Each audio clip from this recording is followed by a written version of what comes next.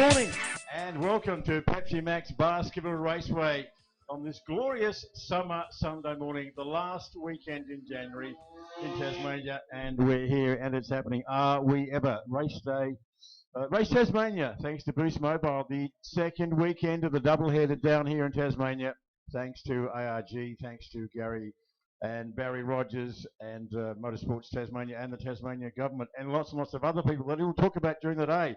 What a fabulous sight to see so many people on the hill already at 9 o'clock on a Sunday morning. There's got to be a song in that, and still people streaming in. My name is David Rose. I'm one of the three guys who'll be hopefully entertaining you throughout today and keeping you informed of the who's who in the zoo and what's happening on and off the track as this wonderful array of motorsport events come our way over the next 6 or 7 hours or so. I'd like to say a very good morning to my great friend of some 40 years and once the voice of Australian V8 supercars, but he's still with us and he's still spruiking. Good morning, Barry Oliver. Good morning, David Rose. Good morning, everybody. David, how good is that? Look at the queue of cars that are lining up to come in. I'm assuming everybody. I'm not sure you're going to airbaz, actually, but it's all a bit weird. Doesn't sound like it. We'll try that one. We'll try it. Well, what I'll do, just for the moment, is say good day to the other part of the triumvirate. Hello, Rosie. It's Andrew Strider. Yeah, and that one's working beautifully. How you going, mate? Look, I'm good. I've had a pretty big 10 days or so, but I'm really enjoying it, and it's great to be back down here at Pepsi Max Basketball Raceway, day number 6. Wow. Of the Boost Mobile Race Tasmania, the final day of school, and we're going to finish it off this afternoon. We're going to have someone 10 grand for winning the Trans Am race. How exciting is that? Exciting is that. It'll be very exciting whoever picks it up, that is for sure. Well, we're getting straight into the racing, starting off with the local categories. We're going straight into improved production, a small-ish field, but a nicely representative field as well. We've got some V8s, we've got some 6s, we've got some 4s, and it's all going on. It's all going on, that is for sure. So away we go. And a dreadful start for Jared House and the big black beauty, the V8 Tirana. He completely bogged it down, and that's played right into the hands of the BMWs. They absolutely love that. So Jared House was off the front row, and we've got BMW. Who would have thought? It's almost like the BMW Cup out there at the moment. They had some great dices yesterday, Barry, and it looks like they're into doing it all again on Sunday. Well, a brilliant start, I have to say, by Phil House in the white BMW, and he's being followed at the moment by Kennedy, and I think we're coming in and out, David, somehow. Yes, sir, we are. Yeah. Anyway, we'll persevere and see what happens. So Jared House, a very poor start off the line and just didn't get the thing to fire at all. So as we look down the back straight, and we can see that Phil House has opened up quite a gap. Here comes Jared House, though, in the big black beauty. And so Phil House leading, Kennedy in the bronze BMW, get a lot of oversteer, Jared House, and then the next one to come through is Dunsmuir, followed by Richardson, then it's Steve Gangel, followed by, which house is that in the orange car now, Andrew Stride? I'm going to go with, it's either Jason House or David House. It'll be one of those. I'm going to go with Jason. The car didn't run yesterday. But I did see Jason House yesterday. He said, I haven't got any cars. I've broken them all. Maybe they fixed one because that is one of the cars he broke last week, or a few days ago at Symmons Plains. So whatever they've done overnight, they've got it here. So that's great news for sunny Sunday. It certainly is. And what confused me is the fact that it never came up on a timing screen. So don't even know whether it's got a Dorian in it at the moment. So Mr. Rose has been outside to check to see if we're going to where. And at this stage, believe it or not, Phil House has got the mighty little BMW cranked right up. Got a handy little gap, actually. It's out to 1.6 seconds back to Kennedy. Jared House sits in third in the Tirana.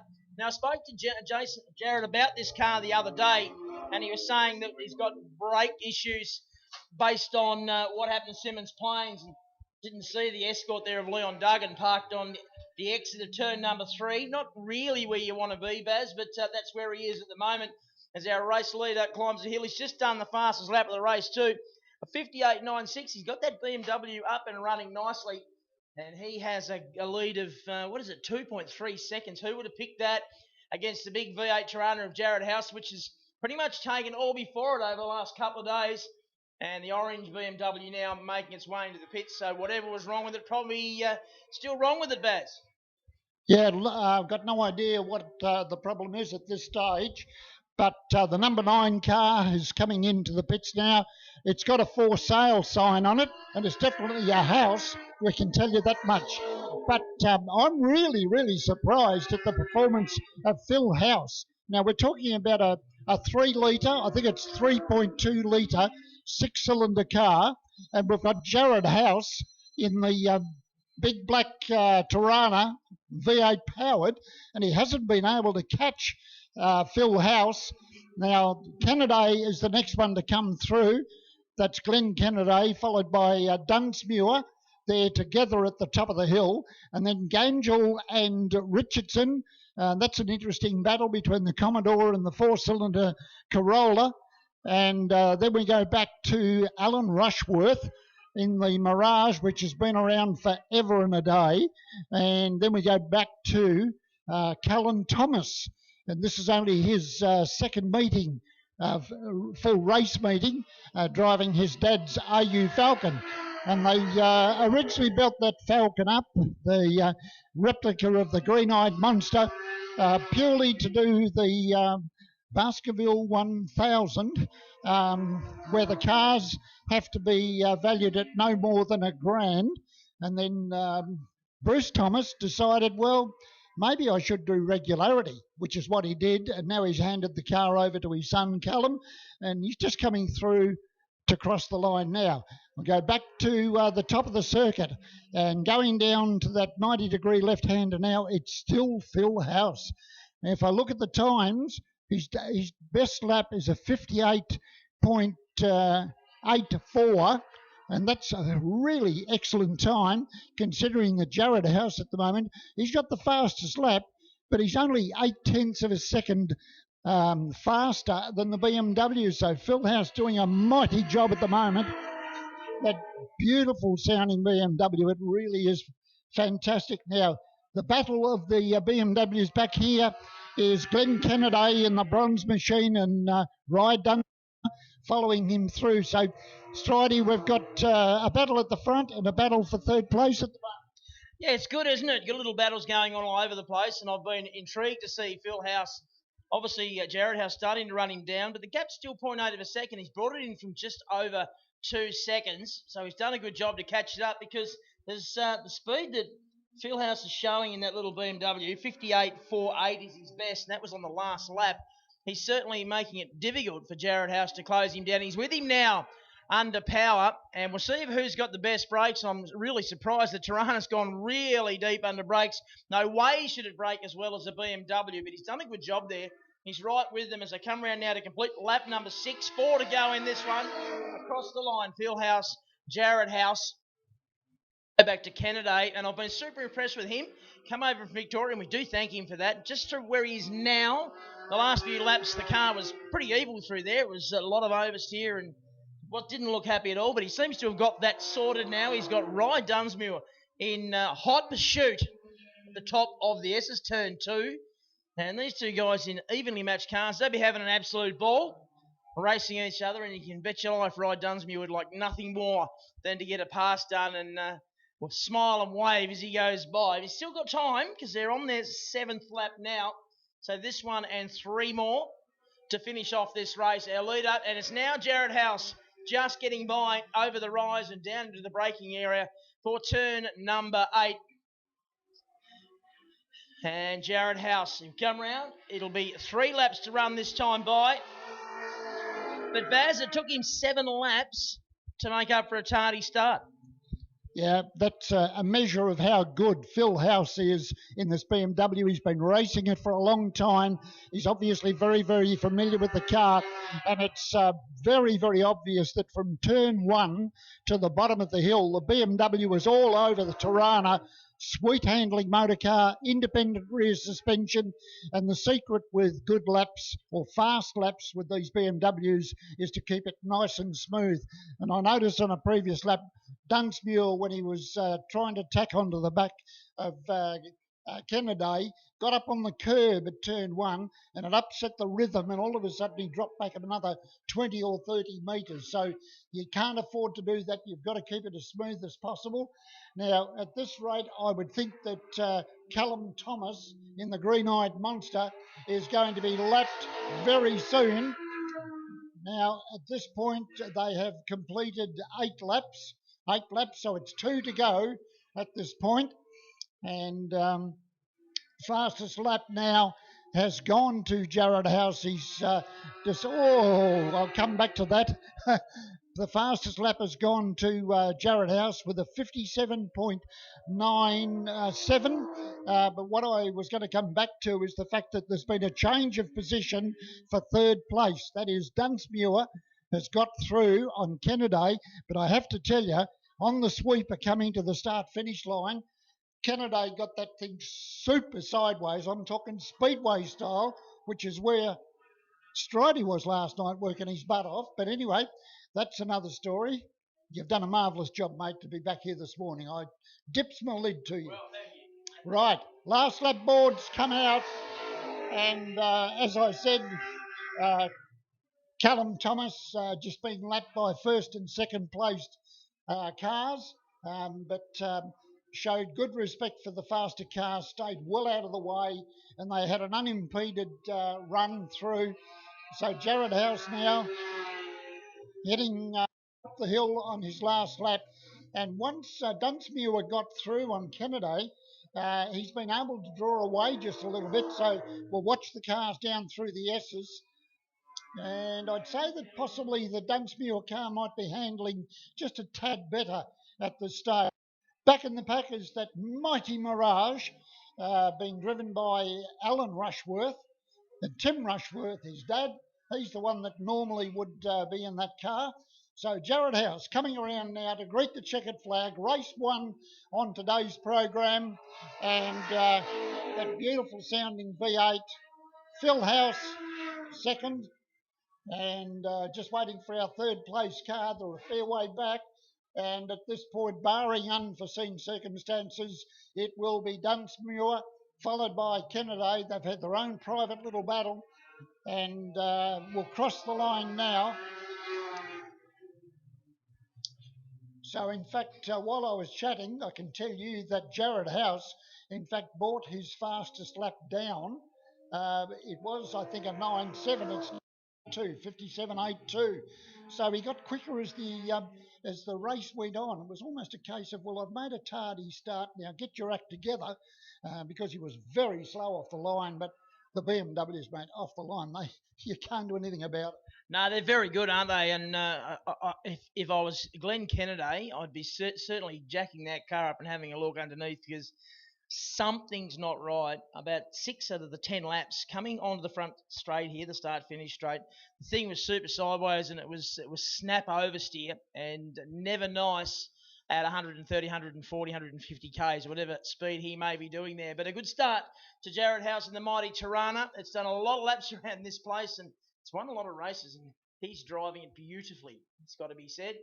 Long way from Smith to here, and he's taking every opportunity to make it worth the trip. And a very good morning to everyone. Great to see so many people coming out to support Pepsi Max Baskerville Raceway and Boost Mobile Race Tasmania, Barry. It's I said yesterday to give birth to a new event like this at a time like this with COVID and all the grief and drama we've got in the world, and then to have it to be as successful as it has been over the last week. It's a testament to the efforts that everybody's put in along the way. Gary and Barry Rogers, the group from ARG, and of course Donald Potter and his crew at MST and the Tasmanian government. It's just a stellar effort from everybody. I have to agree entirely, mate, and I think really it's beyond everybody's expectations. As you quite rightly said, bearing in mind everything that's been happening in the world and still happening, unfortunately. But full marks to everybody concerned, and let's not forget our wonderful officials out there that are enjoying some beautiful weather at the moment. But we thank you for your assistance. They get paid very well, these guys. They get lunch. Yeah. They get lunch and water. And a t-shirt. Yeah, and I think at the end of the day, I think they might even perhaps have a little liquid refreshment as well and a barbecue. So, but no, seriously, we don't have motorsport. I've been saying it for 40 odd years. We don't have motorsport events without officials, and I think we've got some wonderful officials in the state. And when you look back over time, Andrew, there's been a number of Tasmanians that have elevated up the chain to hold very, very senior positions within the organisation of what is now Motorsport Australia, previously CAMS. And, you know, I mean, you look at people like Steve Chopping, is here this morning, and Steve has held a number of major positions and is still very heavily involved at the top level. Our own Garth Wigston, member of the Tasmanian Motorsport Hall of Fame, former racer. You know, the guy was the senior steward for supercars for quite a number of years, and in fact he followed on from Steve Chopping. So the list goes on of people that have actually come from the grassroots, places like Baskerville, Symmons Plains, and become involved. And so while they haven't had the chance to race, they've at least been able to maintain an involvement with the sport. Absolutely, Baz. And I mean, even Sue Ashland, I shouldn't say even Sue Ashland, but Sue Ashland, been recognised nationally for her efforts at some of the supercar meetings around the country. And without people like that, we just don't have motorsport. It just can't happen. And let's not forget Craig Wilson. He's had a little bit to do with motorsport in not only this state, but this country with his innovation being Natsoft. And where would we be without Natsoft? Well, Natsoft commenced at Symmons Plains, and David Rose and I thought it was fantastic to have a screen with the times coming up instantly as they crossed the line. And I go back to 1992, my first year with what was then the Shell Australian Touring Car Championship. I turned up at Oran Park and got up into the commentary box and looked around, and all that was sitting there were two very ancient handheld microphones. And I said to the chap that set them up, when are you going to put the timing screen? And he said, the what? I said, the timing screen. Now, I'd come from Tasmania where we had this fantastic timing system, and at Amaroo, right, we're talking about an Australian Championship round, no timing system in the commentary box, none whatsoever. And what he said to me was, well, if you run out of things to say, do the same as what our guys do. Tell some good jokes. And I almost fell over. And anyway, what we did, well, we've got a moment for the interest of anybody that hasn't heard the story before. Obviously, I wanted to make a good impression, this being my first round as the series commentator. Well, all you had to do was speak, Barry. All you had to do was speak. So what happened was the timing room was immediately below the commentary box, and so we rolled back the lino. Do you remember lino? Lino, that's right. An old term. Yes, and what we did was we removed a section of floorboard, and Noel Southey, who was working for CAMS at that stage, got a length of string, a bulldog clip, and he knelt on the floor and dropped the bulldog clip down into the timing room, and every couple of minutes a lady in the timing room would write down the top 5 times to 2 decimal places.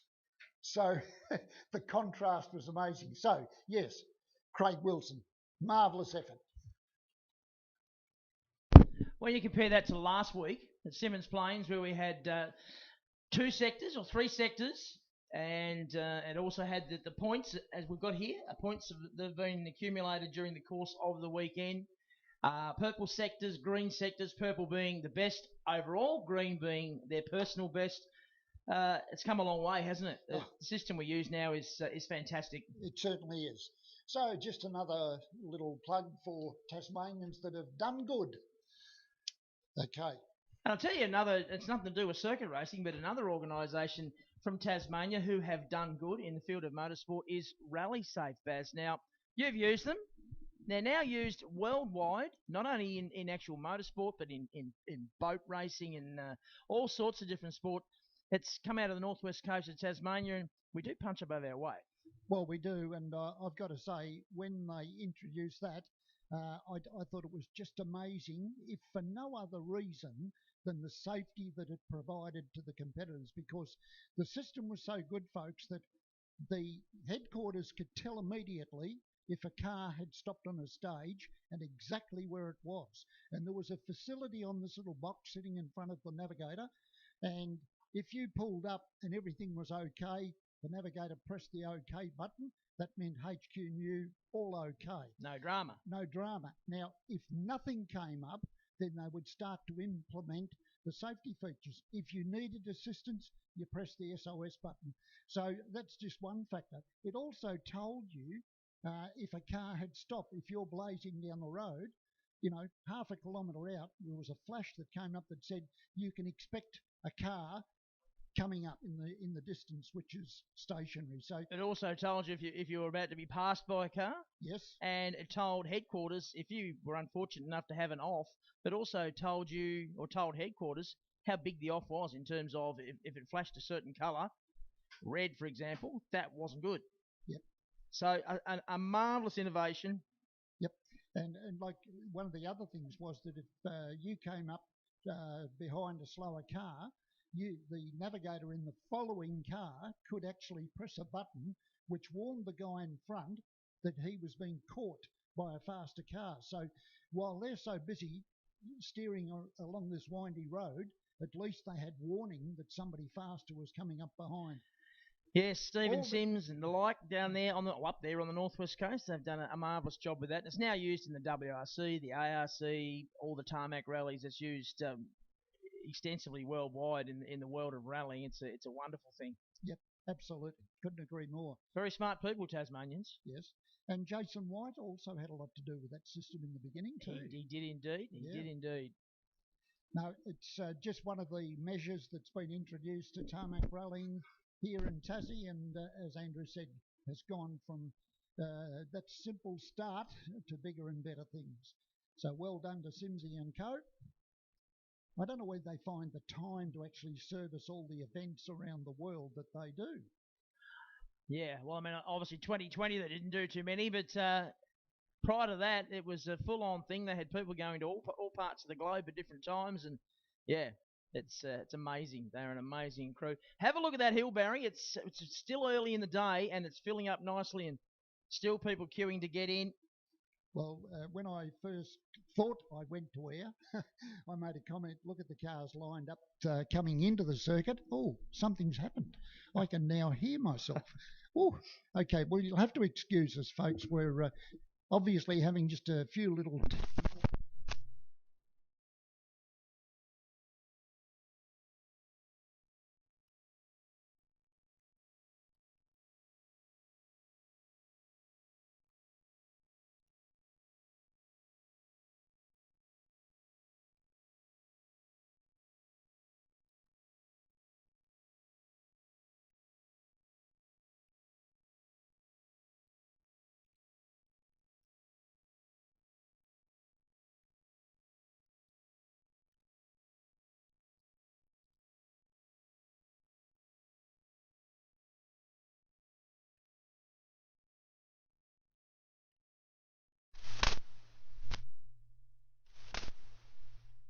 fair amount of experience, and yes, we're talking about...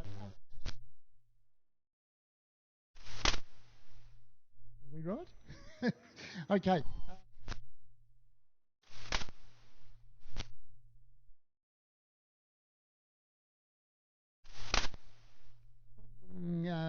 Hyundai champion from 2019.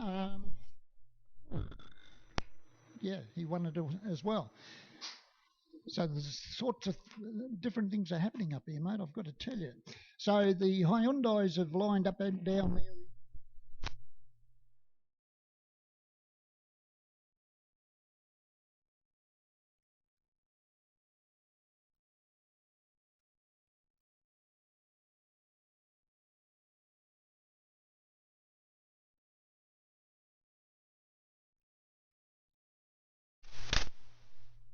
Got this delay at the moment. I'm searching around the circuit. I can see a four-wheel drive up there at what we used to call Holden's corner on the inside, but I don't think that's why we're waiting. They've got rid of the little escort that was parked over there by the S's. So that's out of the way. Maybe it's a time thing. Now, the race was due to start at 9:25, and it's 9:20. My guess is that they're holding on to the official start time in case there's somebody that might be having a drama. So it's not a case of saying, oh, well, we've got them lined up, we might as well put them on the track and away they go. So maybe that's what it's all about. So we're running ahead of schedule. That's really what it boils down to. So the battle will continue as it did at Simmons, as we said. Now, Callum Mitchell went very well yesterday, and one guy that had lots of problems yesterday was Charlie Parker. Now, I don't know whether they've resolved that, but that was an ongoing problem all day for Charlie Parker in the silver grey machine. Now, if he's down there on the grid, I'm not sure. He would be at the back if he is coming out. So not sure what's happened there. Good first up performance yesterday by Campbell Logan, son of Bill Logan.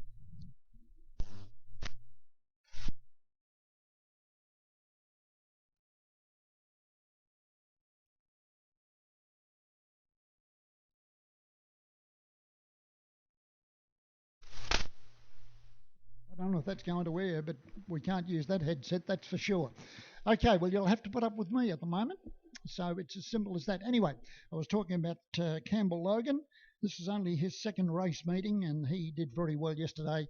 Then had a little bit of an excursion at some point and sort of dropped back through the field, but was consistently up in the top 4 or 5.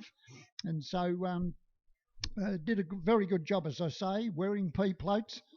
And I think they're all ready to go. So good field, and we've got Ryan Phillips, who is from Victoria. He went well yesterday, and we've also got Zach Hudson in the number 65 car from Queensland. And yesterday we told people about Zach Hudson. Those of you that were here for the improved production nationals would know that Zach Hudson was the guy who gave Ray Hislop a really hard time. So we had the 6-litre Blue Falcon of Ray Hislop, multiple Australian improved production champion, being monstered by Zach Hudson in his RX-7 Mazda. Well, now he's gone from a rear-wheel drive Mazda to a little Hyundai 1600cc, and not a lot of horsepower, basically a standard motor car. And so he's trying to come to grips with that. Callum Bishop was another one that, Callum Mitchell, I mentioned before. He's certainly come on very strongly. And his dad is out there as well, Mark Mitchell, who decided a couple of years ago, well, damn it, I don't think I'm too old. I think I'll get out there and have a go at this Hyundai thing. And then we had a situation where Callum decided, well, I want to have a go. So now we've got father and son competing in the Hyundai series.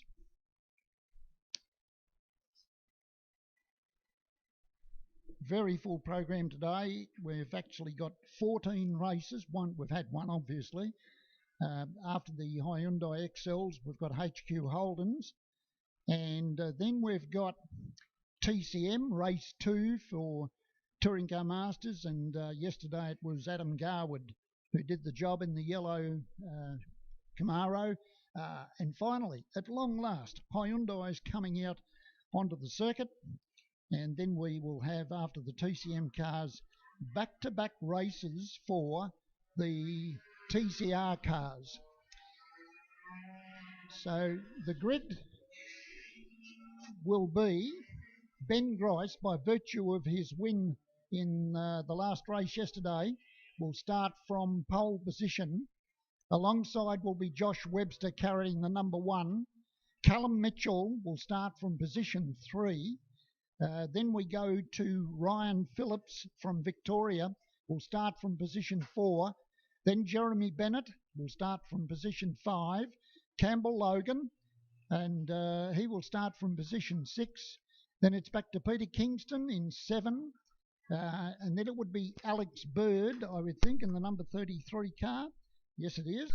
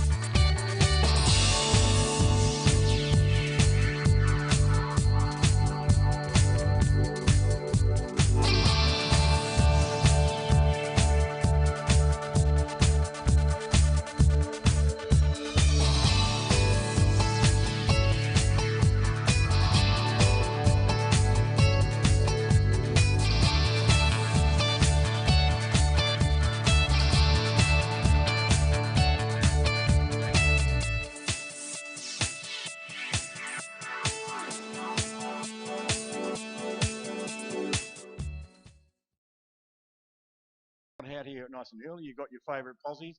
Fantastic. You see all the little easy ups, the marquees in prime positions all the way around the fence. Haven't seen that for a long time. That's as a sight for sore eyes, let me tell you. And wonderful that you've got all your shade organised. There's a few guys out there as well on their sun chairs in the lounges, and they're not worried about shade. But I see they've got the hats on. They've probably slipped and slopped and slapped, which is what we want as well. In this environment, it's going to be that sort of day. Plenty of UV around. We don't want to be like burnt lobsters at the end of the day to go back to work tomorrow, or the day after, in fact, for the southern people. But well done. Great with your structures. We're not expecting any particular wind events today, apparently, according to the forecast. But I have been asked to remind everybody who's put up a marquee that you have it well anchored. They're tied to cars or some anchor, or at least secured in some good fashion, so that should we have a wind event, that it doesn't blow away and injure anybody and cause any dramas. So that would be fantastic as well. And while I'm sounding like your damn father, I'm sorry about that.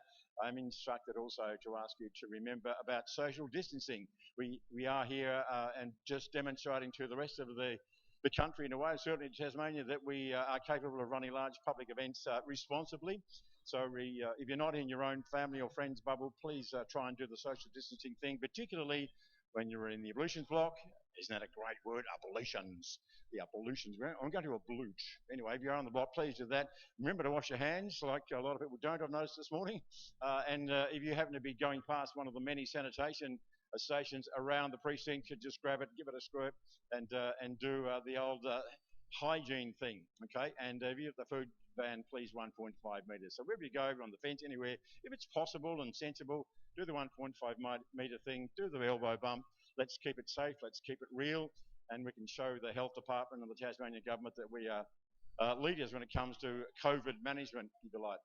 So it was fantastic walking around there. Jimmy Moffat's walking past to enjoying the sunshine down here in Tasmania. I saw the great Donald Elliott just a while ago. What do you reckon, Ryder? It's last, I nearly said it, weekend, I mean, earlier in the week, round one of the double header, the Race Tasmania for Boost Mobile double header was fantastic.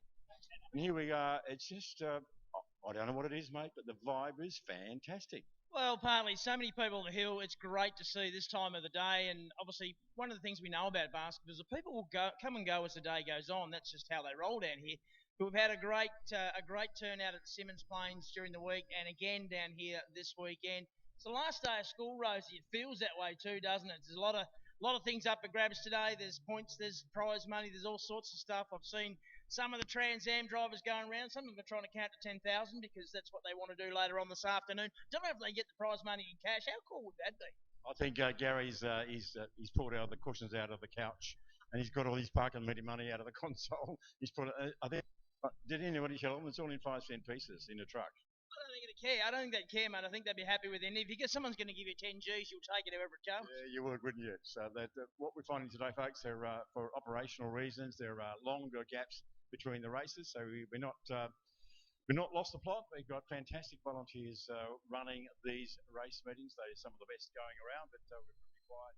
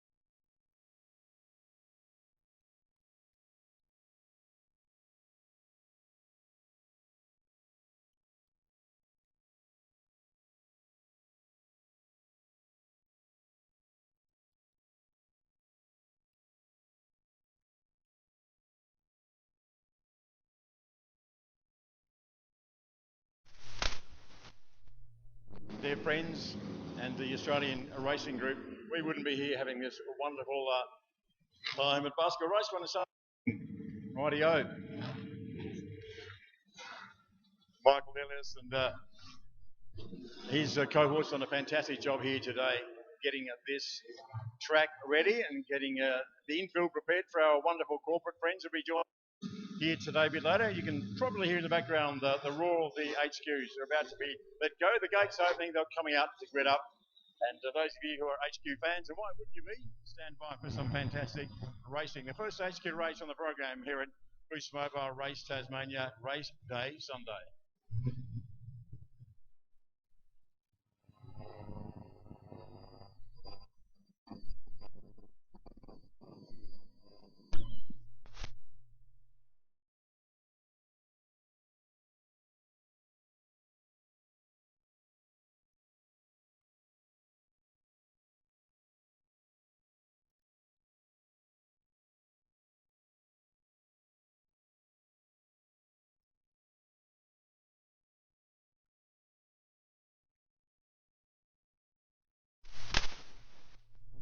Is there. We've got another Madden. There's a heap of Maddens, a heap of address keys and all the rest as they go all the way through. We've got Andrew Bird,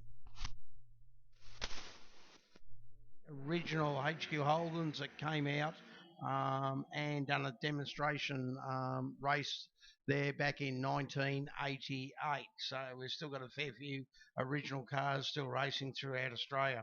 Tony Maloney, the Victorian, Grey, Queensland. Wayne Nicholas, he's the president of Tasmania. And then we've got Madden, Risley and Mark Stricken.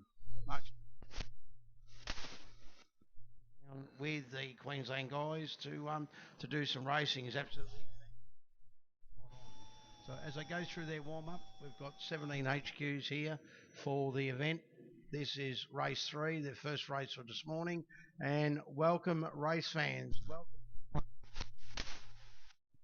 It's absolutely fantastic to see. My name's David Amor. I'm from Victoria, and I'll be doing some commentary here with the other guys as well and making it sound fantastic. Boost Mobile, Gary Rogers, and all the sponsors for this weekend and also last weekend at Simmons Plains. Absolutely brilliant. So thank you very, very much.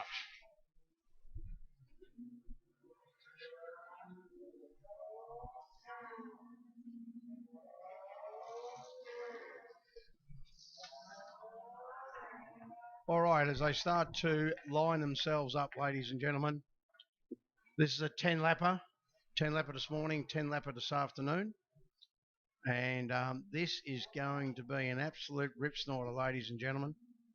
The 45 car had another engine put in it yesterday. The Madden car done a head gasket in qualifying, but was still able to do a quick lap before that happened. And we're ready to rock and roll. Welcome back, mate. As they all just start to line themselves up. Thanks, Dave. The new voice you're hearing is Dave Amor, our friend HQ expert from the Big Island, from Victoria. Had a hand in 15 championship victories for HQs. Nothing he doesn't know about them. It's lovely to have you down here, Dave. And let's go for this first race for HQs on the program. Pretty even start. Lots of wheel spin off the front row.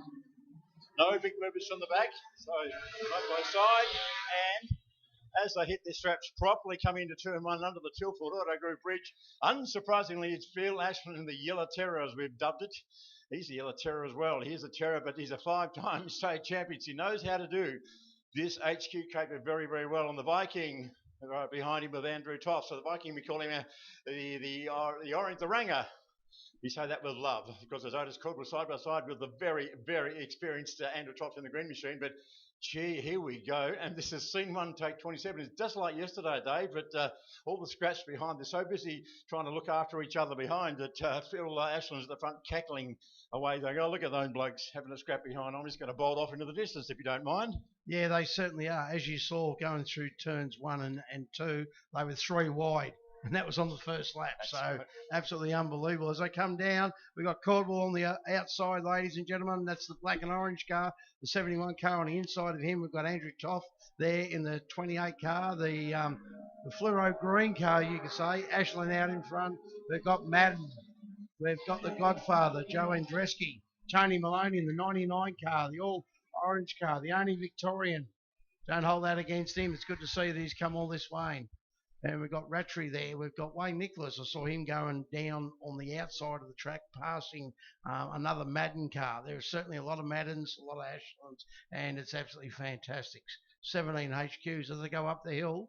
He's certainly got a bit of a gap, and that gap is due to second, third, and fourth fighting themselves out through turns 2 to 5. And a little bit of excellent pace from Grant Mount himself. He's a 5-time Tasmanian HQ champion. Had a hiatus a couple of years ago just to regroup after the untimely death of his brother Shane. So regrouped and came back in grand fashion in the best way you can. In fact, to honour Shane with a win in the championship again last year and a new lap record at Simmons Plains as he was going about securing that new championship. Unsurprisingly, he is the fastest man on the circuit. He's done a 1:12.3, the next best lap timer in the 14s. So just absolutely dominant is Phil Ashland. This is a one-make series. They're quite restricted in the things they can do to their cars, but because they've been in it for so long, the boys at Howell Automotive and the Ashland family, absolute stalwarts of this category, as we mentioned earlier on. And Phil's as good as they come. He's recognised around the country, Dave, I understand, as being one of the best HQ pilots going around. He certainly is. And, you don't take it easy to get the number one. There's a lot of work, a lot of late nights, early mornings, practice days and all the rest. But, ladies and gentlemen, the 34 car, A Bird, he started rear of field yesterday afternoon. He done a head gasket. He got up into 7th last night. This morning, he's gone from 7th to 5th. So he's coming through. Keep an eye on him. That's the 34 car. The blue car is coming back through. So this will be interesting. It will indeed. And you talk about an oldie but a goodie, Dave, because this car is the oldest HQ in captivity. Racing HQ. It was the original first built HQ Holden, 30 plus years ago. And here it is, it's still racing. Of course, it's been fettled and rebuilt and what have you, but it's the same chassis, same car. And Dave was telling me yesterday, it's 6 logbooks into its life. So it's definitely an oldie but a goodie. And so is the pilot, Andrew Bird's an oldie but a goodie. He's not a real old man, but he's not a teenager either. But certainly uses experience to great effect. So climbing his way back up to the field on these progressive grids. And by the way, progressive grids mean that as each successive race rolls out through the day, the start order will be the finishing order of the previous race. That is what's known as a progressive grid. So it didn't play too well into Andy Bird's hands yesterday because he had the mechanical drama and he had to physically fight his way back through the field. But he's doing it in grand fashion, as is our race leader. We are almost 4 laps into this 10-lapper here at Pepsi Max Basketball Raceway. And Phil Ashland in the yellow terrier is the main man. And if he's his nemesis, Andrew Toss, who is vastly experienced men in HQ racing. And the younger guy, the young Turk, if you like, coming through the ranks. The orange hair and the big orange beard and a huge amount of personality and enthusiasm. And, of course, it's the 71 kilo, the Cordwell Excavations Pet Pizza HQ of young Otis Cordwell. Big dust cloud on the back straight there, Dave. That generally means someone stuck a wheel off somewhere. I don't think you've got any dramas because often you look at your spectators, don't you? And there's lots of action in the spectator field. You know, there's something worth looking at. But I think it's just someone getting a bit willing coming onto the main straight. Certainly is. And Andrew Toff, ladies and gentlemen, the last lap, he is closed a 1.4 second lap into, you can physically see there, which is a pufteenth, I would call it. It's 0.2. 0.2 of a second now. Andrew Toff. Has Ashland got an issue and a problem? Or did he make a bit of a mistake? Because here comes Toffee down the back chute. Toffee will pull out and go side by side. Then we've got the big Thunderdome corner, you could say, ladies and gentlemen, coming onto the front straight. No, he goes back in behind there. But he has certainly caught him. And now it's bumper bar to bumper bar. Coming up onto the front straight. Look at the crowd, the cars up there. Absolutely. Thank you very, very much, everyone, for buying a ticket and turning up and watching some fantastic racing, which will be all today. Well, if you listen to the pit chatter and listen to the drivers yesterday morning and wandered around the HQ enclave, and the guys are saying, Rosie, you watch Toffee. He's just got a bit of speed this weekend, and he generally has at basketball. He's been here a long time, been around here many, many times. It suits him. He's good at it, and his car's also strong as well. For a moment there, I thought that maybe Phil was sort of, I've proved my point. I've been way out in front. I'm just going to roll out of it a little bit and come back to the pack. But that's not the case because the fastest guy on the track was Toppy. So he was driving up to Phil Ashland rather than Phil Ashland coming back to him, if you know what I mean. Yep, so Phil was holding station, but Toppy was the fast man, just 1 lap ago. Did the 106.46, and that's, 3/10 faster than Phil. So he's there or thereabouts, and as he's done the last couple of days, we've got Otis just waiting for the crumbs.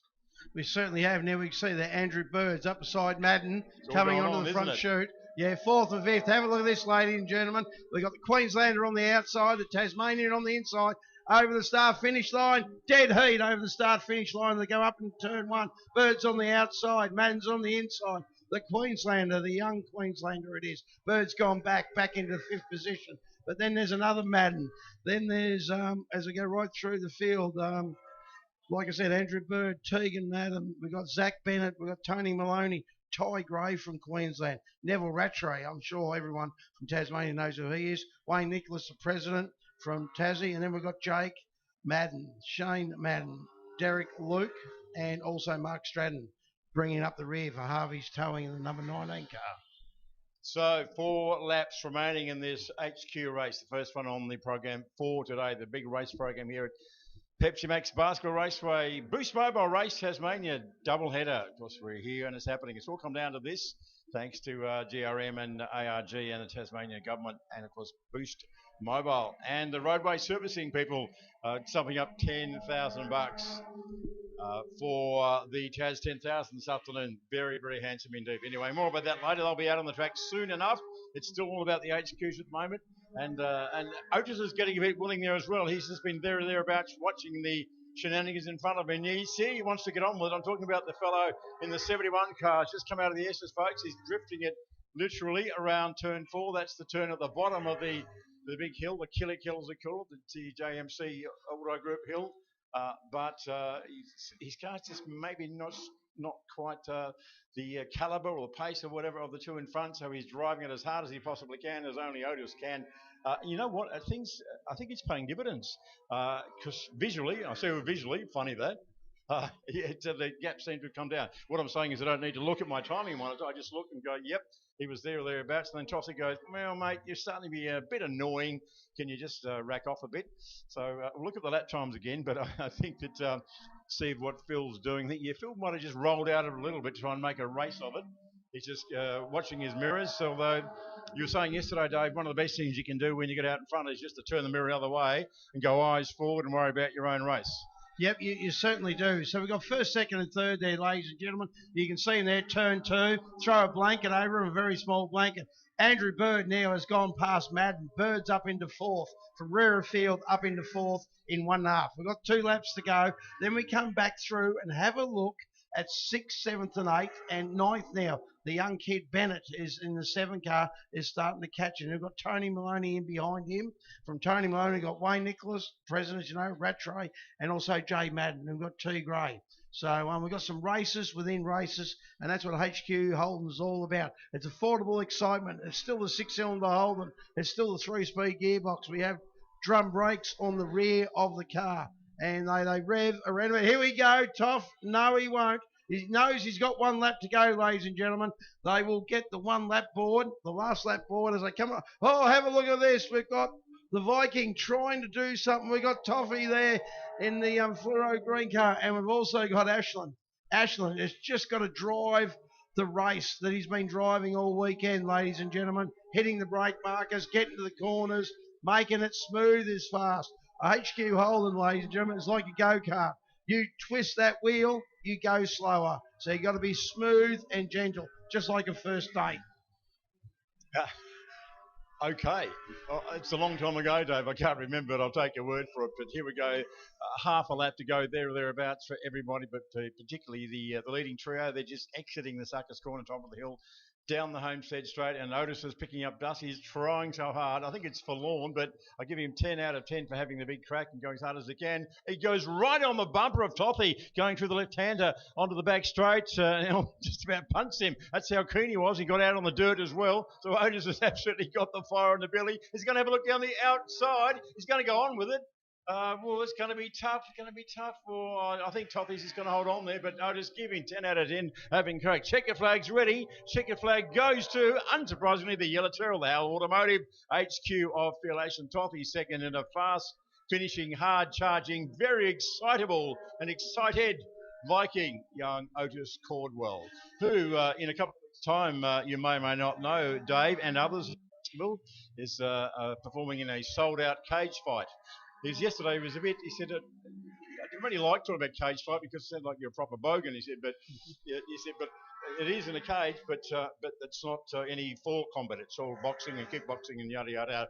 And in his preparations for it, he's lost 15 kilograms as part of his fitness program. Yes, it's a pity that he hasn't still got the bulk, because that would frighten anyone. Yeah, I tell you, yeah. He's certainly turned himself into a matchstick. He's lost 15 kilos, like you said. And ladies and gentlemen, 0.5 between first, second, and third again. That's good, isn't it? Absolutely brilliant. After 10 laps.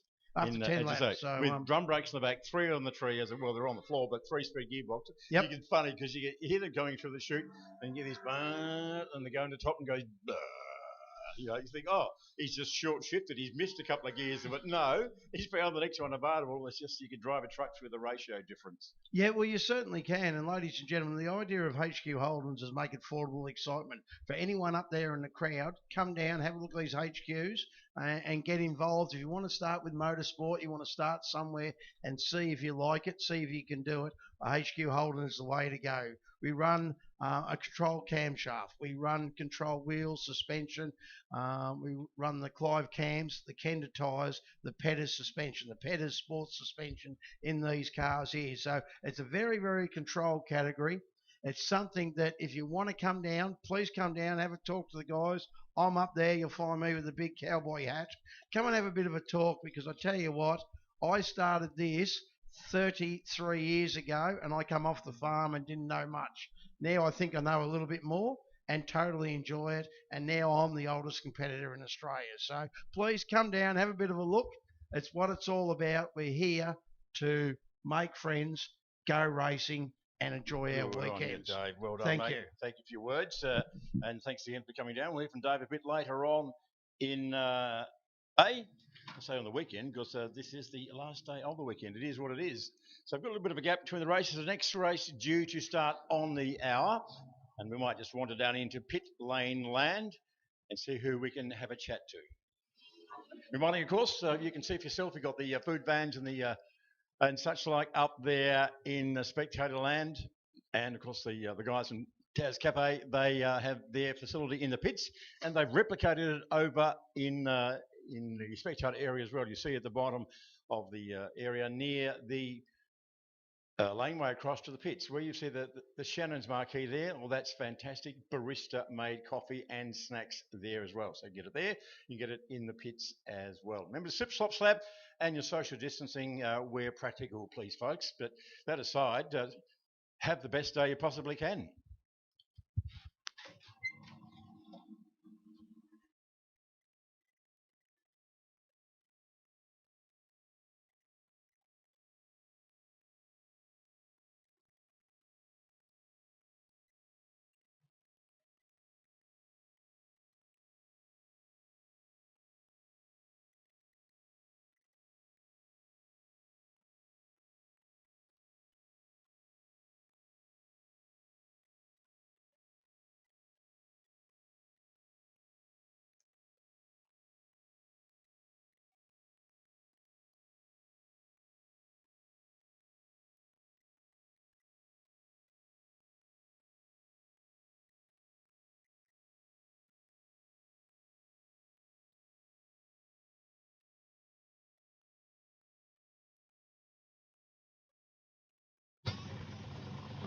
Well, plenty of rumbles down here in the dummy grid area as well, as you'd imagine. You possibly hear the rumbles from the hill. You can possibly hear it through this microphone. But yes, some cars getting organised. We still got, let's see, still got a few minutes to go until I'll be given the go signal from the pit lane, from the dummy grid area, before they head out to do their thing. And I'm just walking past the white line Camaro. The Giraffe Civil Contracting, about $4 million sponsors on the car, as you'd expect. The Austral Bricks, ARB, Hobart, Calf and Young, Adam Garwood. Mate, you're a busy boy. You jumped the chopper, went back up and ran your sprint car at a Trobe last night. Back down the dusty track in the Ute this morning, and you're about to go motor racing. I'm tipping you're a bit weary. Yeah, just a little bit, but yeah, I guess I'm still young, so.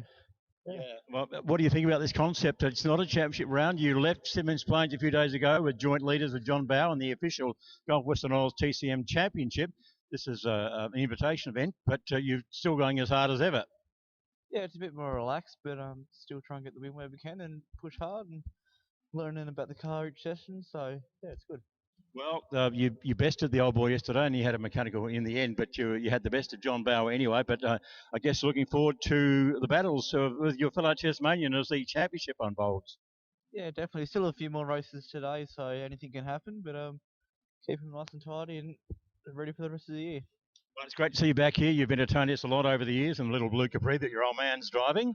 But you're here, and it's happening in the big road. Go well. There he is, Adam Garwood, the 22-year-old mechanic for Launceston, who's going to be a full-time runner. Well, he's going to run the whole championship, is what I'm trying to say, in the Gulf Western Isles TCM Championship. And we talk about the family that plays together, stays together, all that sort of stuff. Well, the car in fact, I'm not going to go to him because the cars are being instructed to go out onto the track. Whoa. Yes, got you, Rosie. That happens. Fantastic to see some TCM cars here, and the word I'm hearing is that looking forward to having a much bigger grid of these cars next year. So hopefully we can have a fullish grid of TCM cars in 2022. We've done a great job, or the organisers have done a great job to get us a decent grid for this year, given the COVID world and everything like that. But it's to be hoped that next season we can have a full grid of cars in not only TCM but TCR and, of course, the fantastic Trans Am cars. They've been turning on amazing action all weekend. We'll see some more of that. $30,000 prize pool, 10 grand to win for the Trans Ams. They don't need any encouragement at the best of times, but certainly with some money up for grabs, they are here to play. TCM cars coming out on track, the oldies but the goodies. They certainly make all the right noises and are very, very quick for an old motor car. Adam Garwood will come round and take up pole position. 12 hours ago, he was sitting in a sprint car up at Latrobe doing his thing on the clay. Now he's out there in the Camaro. He's got to get used to the fact this one's got a clutch and gears. And the sprint car basically sits up like a truck, looking down at the steering wheel. Not in this one, it's in front of him as it would be in a normal car. So a very, very different set of circumstances for him here. And he's going to have his dad alongside him now. On social media, Garwood Motorsport, they did publish the dad versus son war a couple of weeks ago.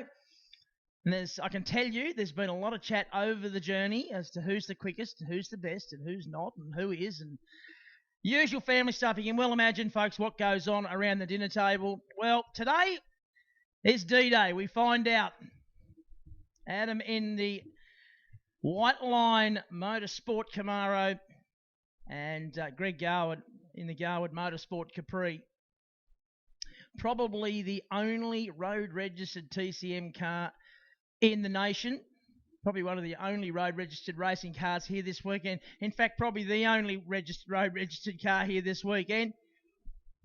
Put the proper tyres back on it, and it's legal for the road.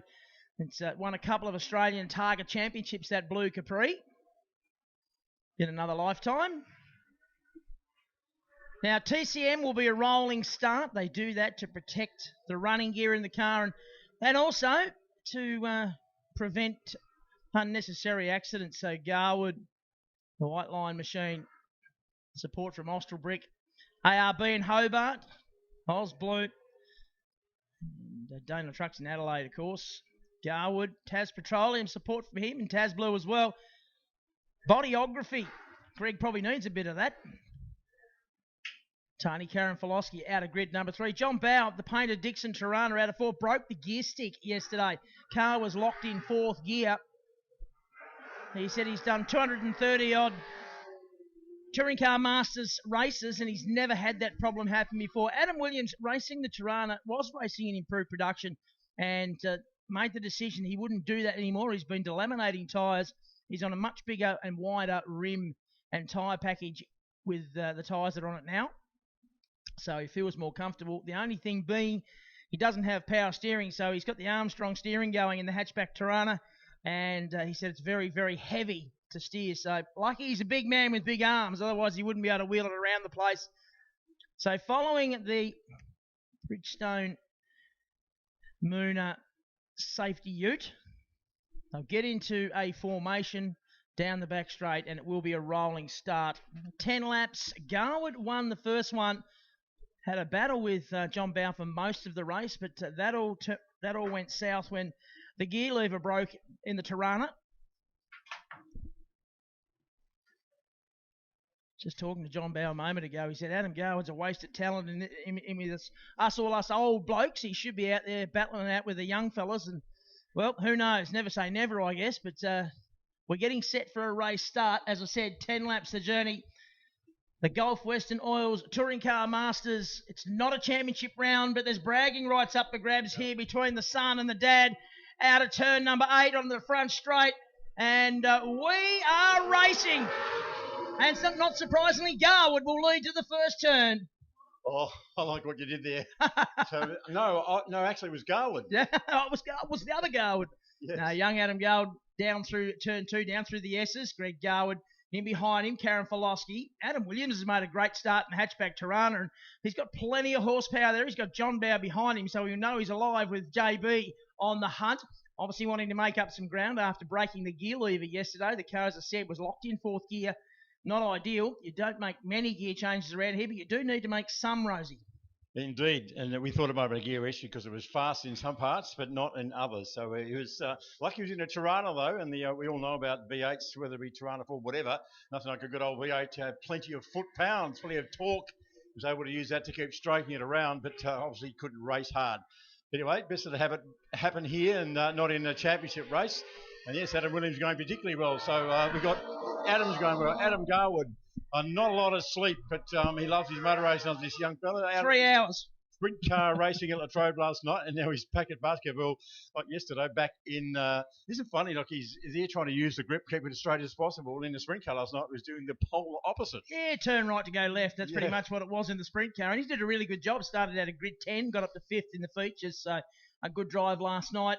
But he was very tired in the truck on the way home, I can assure you of that. He's got a nice little lead, though, 1.2 seconds back to his dad, who's a little weary this morning.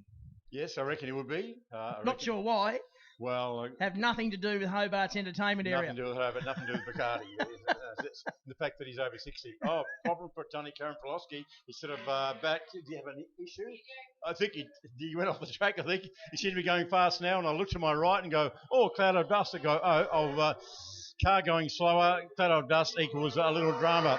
So that means John Bowers got past. He's got clear of Adam Williams. Adam Williams will be liking this competition, though. The Strider told you he's had some dramas over the last week or so with tyres. He's delaminated probably 4 tyres now, so he's gone to a different wheel and tyre package, and hopefully that'll do the business for him. So he would be enjoying just being in this company, though. He would, absolutely. And the thing that he's finding with this wheel and tyre package being a car with no power steering, it's very, very heavy to turn, so he's got the Armstrong steering going, mate. Oh, wow. You see, he's a reasonable sized bloke, but that's a workout, isn't it? He's driving one of these cars on the road without power steering, let alone having those big slick tyres. You haven't do a muscle and turn. But he might be a bit low on the old sleep department. Young Adam hasn't forgotten the right way around basketball. Oh, to be 22 again. Oh, exactly right.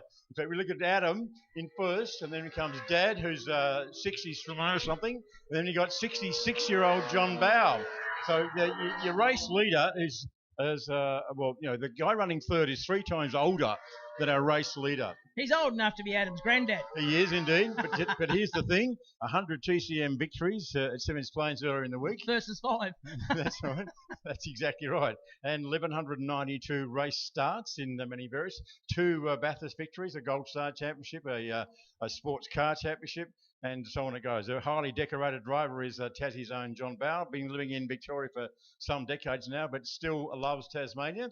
and very happy to come back here. Although this appearance, I think, is his first time here since 12 years, he said to me. We're in the Porsche. He drove a Porsche in Historics. And before that was back, you have to go back to 1988 to the Laser series that was held here. Oh, wow. That's when he made it. That's the last time he drove here before that.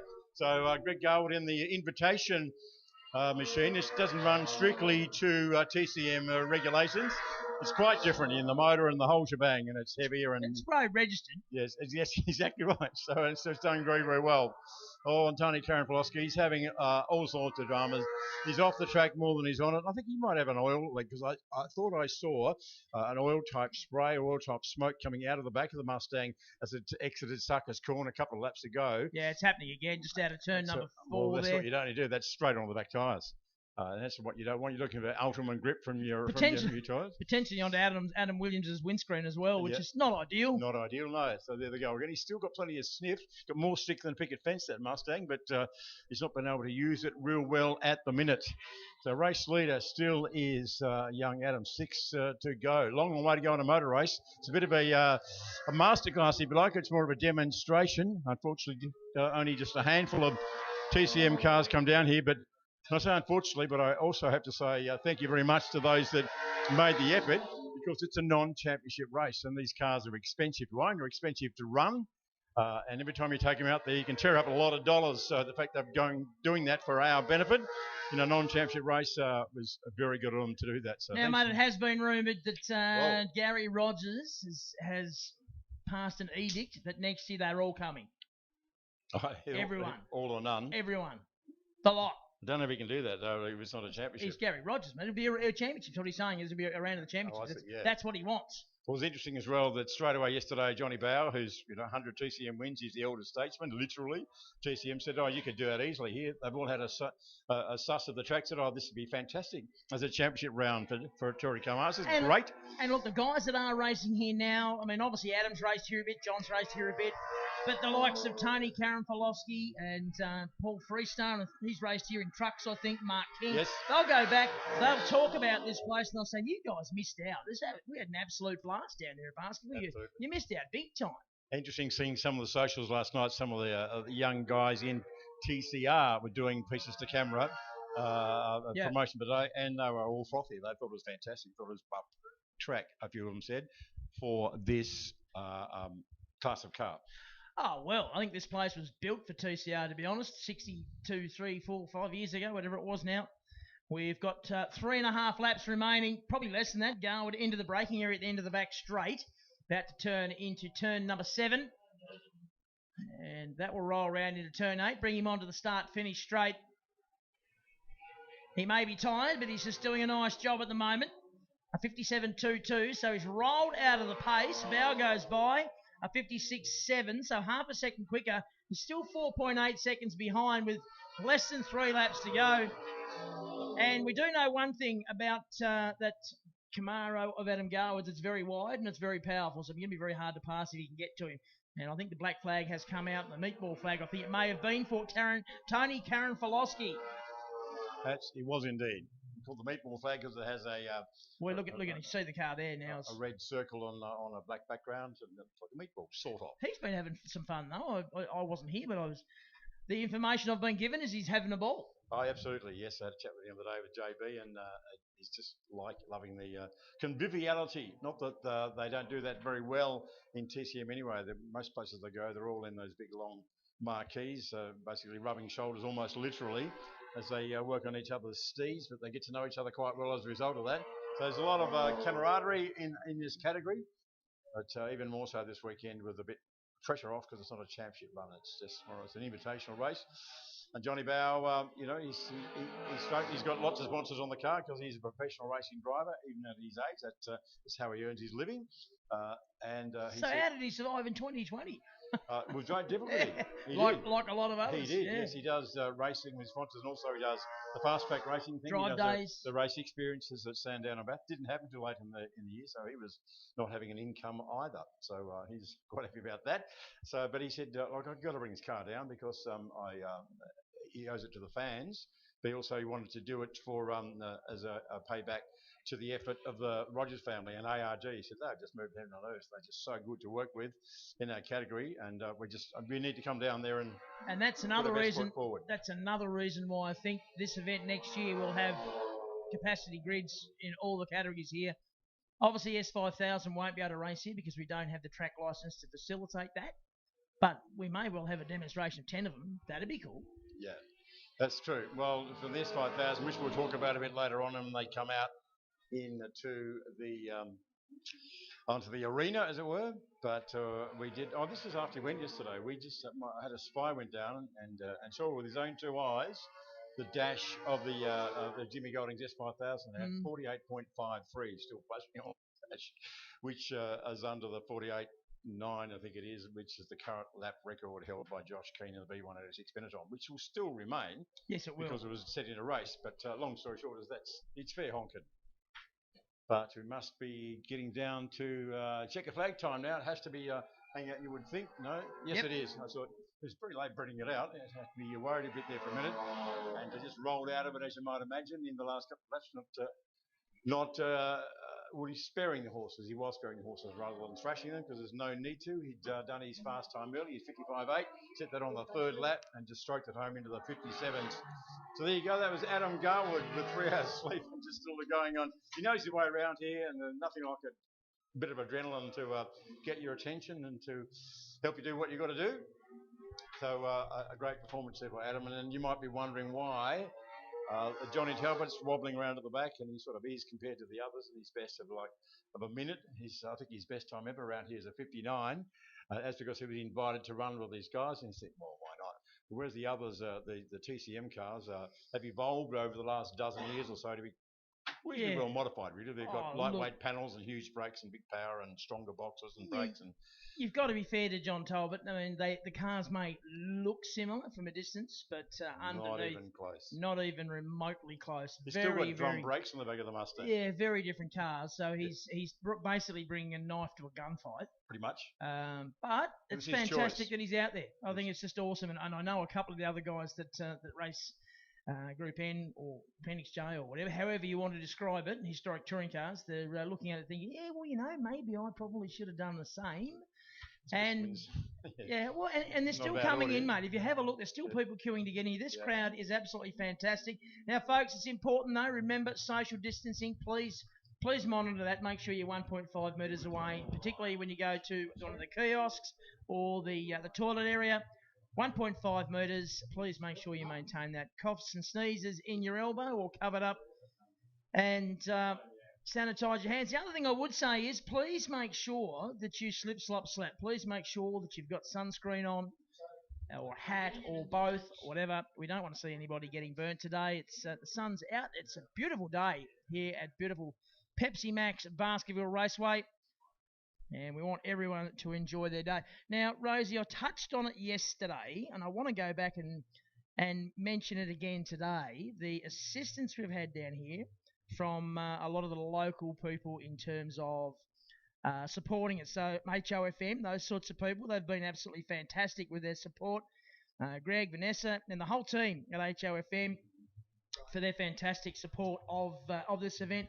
Of course, 7 in Tasmania, Win in Tasmania, ABC, they've all been really supportive of what we're trying to do, what we're trying to achieve. So we do thank them. And Baz, you can't do it without the media. That's not on. That's not on. Now he's on. Hear it. You got me now. I got you now. Ah, well, that's good. That's good. Well, I've had a little wander, mate. I've been listening to you guys and covering the TCM cars, and in a little while we're going to have the TCR cars coming out onto the circuit. Not sure if you've touched on it, but sadly we're going to be one car short this morning. No, Dylan O'Keefe? No, I understand. I was given a message last night that the damage that was sustained, and just to explain that to people who may not have been here yesterday, Dylan O'Keefe had the misfortune to have a breakage in the right rear, which resulted in the rear wheel. You know the old song? You picked a fine time to leave me loose wheel. I can see why you didn't make a living as a singer. Yeah, right. Was that hard to do? Yeah. Was that hard to do? Yeah, it was. It was hard to listen to. Yeah. No, seriously, it's done a bit of damage. So sadly, Dylan O'Keefe is going to be a spectator. What I can tell you, folks, is that even though we only had 6 cars on the track yesterday, we had a ripper race, fantastic race, and we kept making the comment yesterday. It's not the quantity, it's the quality, and we sure as hell got the quality yesterday. Yeah, we had that in spades, that is for sure, and we were witnessing the some of the future, weren't we? Some of the names, young Jordan Cox and Ben Barguana, those sorts of young drivers. Who else was out there? Zach Hudson was another one. Zach Suter. They were really going at it. It was very entertaining racing. I'm looking forward to more of the same, and I do believe that 60-odd years ago, whoever designed this track thought, you know what, in 2021, they're going to bring TCR cars here, and I reckon if we design the track this way, it'll be right for those cars. That was great foresight from 60-odd years ago. This track does suit them. It does, very much so. And when you consider these cars were lapping in the 54-second bracket, now we're talking cars that are 4-cylinder, turbocharged, vary in capacity from sort of 1600 to 2 litre. Front-wheel drive. Front-wheel drive, 350 horsepower max. To do 54s around here is pretty impressive. I mean, yes, they've got slick tyres, and yes, I'm pretty sure they're all paddle shift. They're at least sequential. Yeah, it's 6-speed sequential. Yep.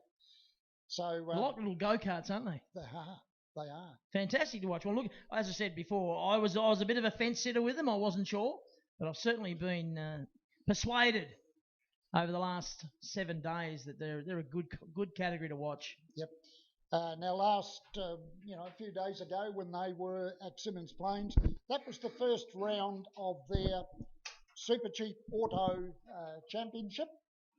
And this meeting down here is different from the point of view that it's an invitation event, so there are no points on offer. That's good. Well, that seemed to work nicely. That was perfect. No hum. That's much nicer. Yeah, we're sorry, folks, we had a little chat amongst ourselves, but we're just having some technical issues and we're trying to resolve them. And if you can hear us in this quiet bit, maybe you can. Sorry about the folks up there in spectator land. We have had a short circuit and a lamp blow, but we have the gurus here. Gurus, yes.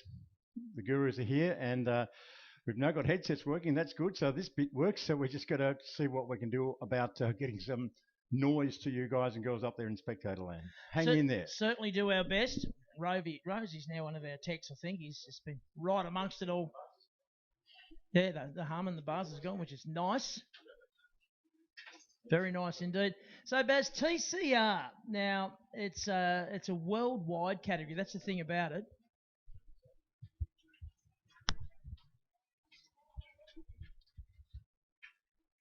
Okay. Quick change. Oh, yes. How good's that? That's perfect. Oh, so it's a worldwide category. Yeah. Basically, what happens is that the manufacturers of what we call the Class C cars, and we're talking about 4-door hatchbacks, 4-door or 2-door hatchbacks, front-wheel drive, maximum capacity 2 litre, turbocharged, as we said before. And the manufacturers don't actually build the race cars. So what they do, you've got people like Volkswagen, Renault, Peugeot, Hyundai, etc., something like 12 or 13 different manufacturers. They decide they want to be part of this TCR. Yeah. And those manufacturers then decide who should build the race cars to a strict set of regulations. So they outsource the building of those cars to companies that specialise in building race cars. And as I say, strict set of regulations. And so the manufacturers per se do not actually build the cars. They don't have manufacturer involvement. Okay, so it's very much up to the outsourced people to build up the cars to that set of regulations. And as I said, 12 to 13 different brands. Now, it's worldwide, as you said, so it's universal. Apart from maybe the odd change in terms of tyre choice, It basically means that if Gary Rogers decided to take his cars to Malaysia to compete in the Malaysian TCR series, he can. Just put it on the boat or in the plane and take it and race it. Well, importantly for me, Barry, now, obviously, as you know, I have a strong involvement with Speedway. Every summer, in a normal world, we see a lot of American sprint car drivers come to Australia and compete with our local drivers in cars they know and understand, because they're the same cars they race in the States. What it means is if the likes of Ben Bargwanna or Jordan Cox or any of those guys think, you know what, I wouldn't mind racing over to Europe and doing some TCR-type racing in Europe or Malaysia, whatever, they can grab their helmet, jump on an aeroplane. They don't have to take a race car. If they've got one over there, it's the same thing. They'll get in the car, and it's something they're familiar with. So you can move all over the world and race a car that you're familiar with, and that's a big help if you want to try and make your mark in Europe. Yep. So, in other words, it's not a category which is unique to Australia. It's worldwide. So, unlike supercars, for example, which is totally unique to here. And yes, they do race in New Zealand, but at the end of the day, it's unique to Australia. Yeah. So this is quite different, and we're talking about a big difference. Now, in the previous edition of Auto Action, which contained the program, by the way, for Simmons Plains, there was a story in there about the Renault that James Moffat drives, and it quoted the price for the car on the track, ready to race, at $206,000. Okay, so think about that for a minute. Okay, if I went to Roland Dane at the beginning of this year and said, look, I know the Commodore's only got one more year to run, but I want you to build me a brand new Commodore on the track ready to race, you're not going to get any change out of maybe $500,000 to $600,000. And then you've got a huge bill to maintain it. So there's a massive difference there. So really, I suppose I've got to make the point that if Gen 3 doesn't work, I think we've got a problem with supercars. That really is going to be the saviour of that category. In the meantime, what are we getting here? Fabulous racing. Oh, well, I mean, the whole program, and I think it shocked everyone in Tasmania, and I'm sure people that were watching last weekend over the weekend and into Monday and Tuesday on the telecast through Channel 7 were pleasantly surprised by what they saw in terms of non-stop action and a whole bunch of really cool categories, and they're not all here. I mean, the GT cars, they're on the ARG program as well, and hopefully we'll see those in Tasmania, because you're talking about your Lamborghinis and all those sorts of exotic cars, Porsches, etc., and they're just awesome to watch. The McLarens, etc., they're just awesome cars to watch and hear, and hopefully we may see them in Tasmania next year. I know Gary and Barry are absolutely determined to make Race Tasmania an ongoing successful event that people want to come to and be involved in, and I'm sure they'll succeed, Baz. Yep, no doubt about it. Now, it says here that we've got Sunday program, and the time is... So this actually is warm-up. And then we've got a shootout. It says warm-up. Yeah. So this is actually a warm-up for these cars. There should be 5 cars out on the circuit if they've all elected to come out. Well, there's only 3 minutes and 40 seconds left. And we've got Aaron Cameron is out there in the Peugeot 308 TCR. And we've got Jordan Cox in the beautiful little Alfa Romeo Giulietta Veloce. And we've got Zach Hudson out there in another Alfa Romeo as Jordan Cox goes across the line to start a flying lap. And we've got Ben Bargwanna. So we've actually got 2 Peugeots, 2 Alphas, and Zach Sutar in the Civic. That's the Civic Type R. He did a good job yesterday, Zach Sutar. Had a Formula Ford, and prior to that he was racing in karts. Big thank you to Liam Kaplis for that information. He let me know. I didn't actually know a lot about Zach Sutar, but I do now. Yeah, well, it was a new name to me, I've got to be honest. But I know he's a good operator, Baz. Yes, he is. He is. So they're just having a bit of a check on the circuit. Now, what will follow is that there will be a shootout, and it'll be based on their Race 2 results. That'll be the order of their shootout. And they got through the shootout very quickly yesterday. and then we will go into their third race, which will be over 10 laps. So a shorter race than what they had yesterday. Now, what they're doing here is they're giving these guys a warm-up. Now, the reason for that, obviously, is to warm up all the mechanicals, but we do know that the tyres take several laps to come up to operating temperature, and they do want these guys to be able to have a bit of a crack. We don't want them out there on tyres that aren't great. As Jordan Cox, the first one to put down a real lap time. Now Barguana goes fast to 56, Sutar 55, so it doesn't take them long. It's a beautiful day out there. The track temp would be quite good, I'd suggest. Quite a bit of heat in the actual bitumen itself. Just having a look see what the temperature tells me. It says it's 20.1 degrees. Sounds about right. It's beautiful. It is. It's superb. Just as well I had a hat on, I have to tell you. Jordan Cox comes to the line. A minute 30 left in this warm-up. And he's the fastest man at this stage in the Alpha. 54.73. That's right, a 54.73. So the body shell of the car is exactly as it's built at the factory. So it's as manufactured. Now, what they do is that because they've got different wheels, i.e. they're wider, they need to attach the flares to accommodate that. So, and then you've got a different front spoiler, if you like, or front bar. You've got the wing on the back, and you've got what we call a diffuser on the car. No, I don't think we do. So really, there's not a lot of modification. So it's not one of these cars where you've all carbon fibre and all the rest of it. The guards and so on for the wheels, I guess that would be. Another fastest lap to Cox, a 54.67. The only other driver in the 54s is Zach Suter, a 54.90. Then Barguana, a 55.1. Hudson, a 55.8. And Cameron, he's only done 3 laps, and the best he managed was a 64.64. So hopefully he'll pick up some speed. He's just done that. Now, this is probably a good opportunity to pick up on what I was talking about yesterday, the fact that the Honda sounds quite different when it goes past us to the other 4 cars, even though... And it's also right-hand drive. Yes, and it's the only one in the field that is. So, checkered flag has come out. So in that little warm-up session, Zach Sutar has had a good run for a 54.21 from Ben Barguana, son of Jason. Well, Cox has just gone faster in, a 53.77 on his last lap of warm-up.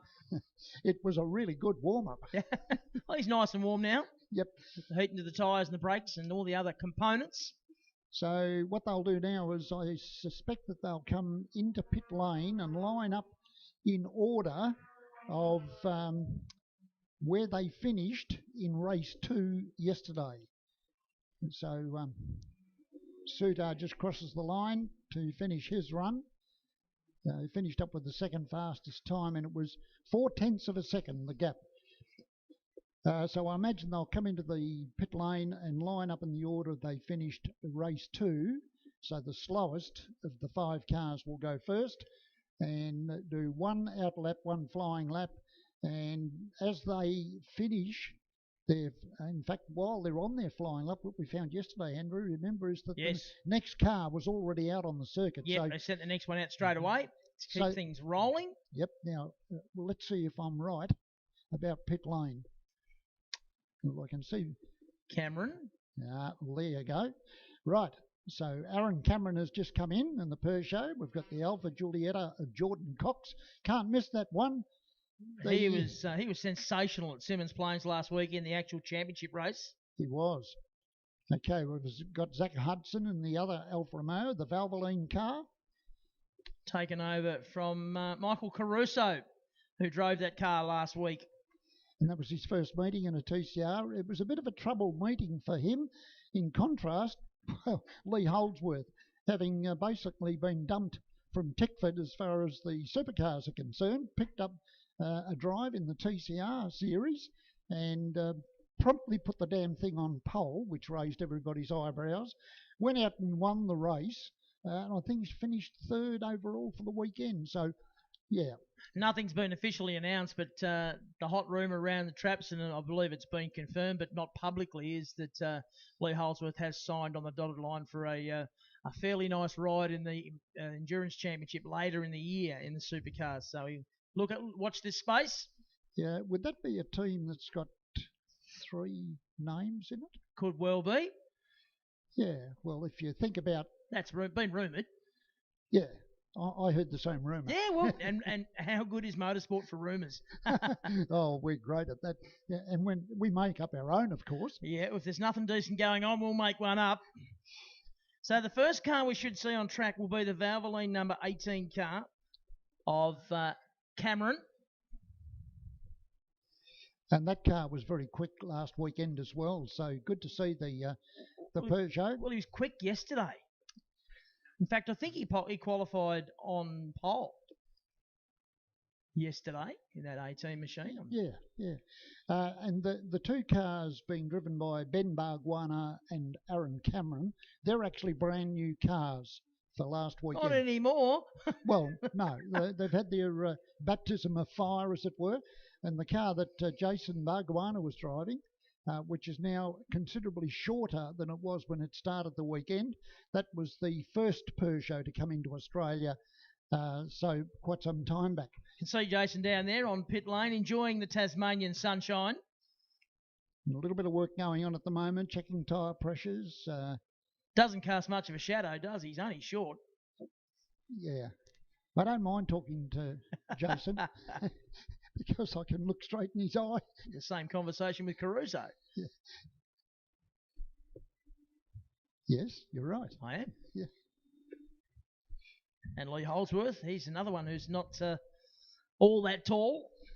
Yeah, well, think about, and I mentioned this yesterday, Jason Bargwanna, 2000, Bathurst 1000, co-driver, Garth Wigston, Tander. Garth Tander, right? So 5'4" and 6'4". Exactly. So there was a little dicky seat that had to go in when Bargs got in the car. So there you go. And Garth Wigston, by the way, did compete at Bathurst. And he did. Fact, he looked a very good chance for pole position back when it was Hardy's Heroes. You remember I do. The shootout? And it was wet. And Garth had a fantastic run in the hatchback. But unfortunately, as David Rose would say, he trod on soap and on the last corner. And yeah. Anyway. David Rose. Yes, indeed. I mean, playing pit pops here, calling paddock pops actually, and wandered down to the paddock area. And unsurprisingly, the king of the kids. And there's so many ways you could go with that, so many places to go. Excuse me, gentlemen. I've just been very rude and barged into a conversation with JB and many of his millions of fans. Yeah, John Bow.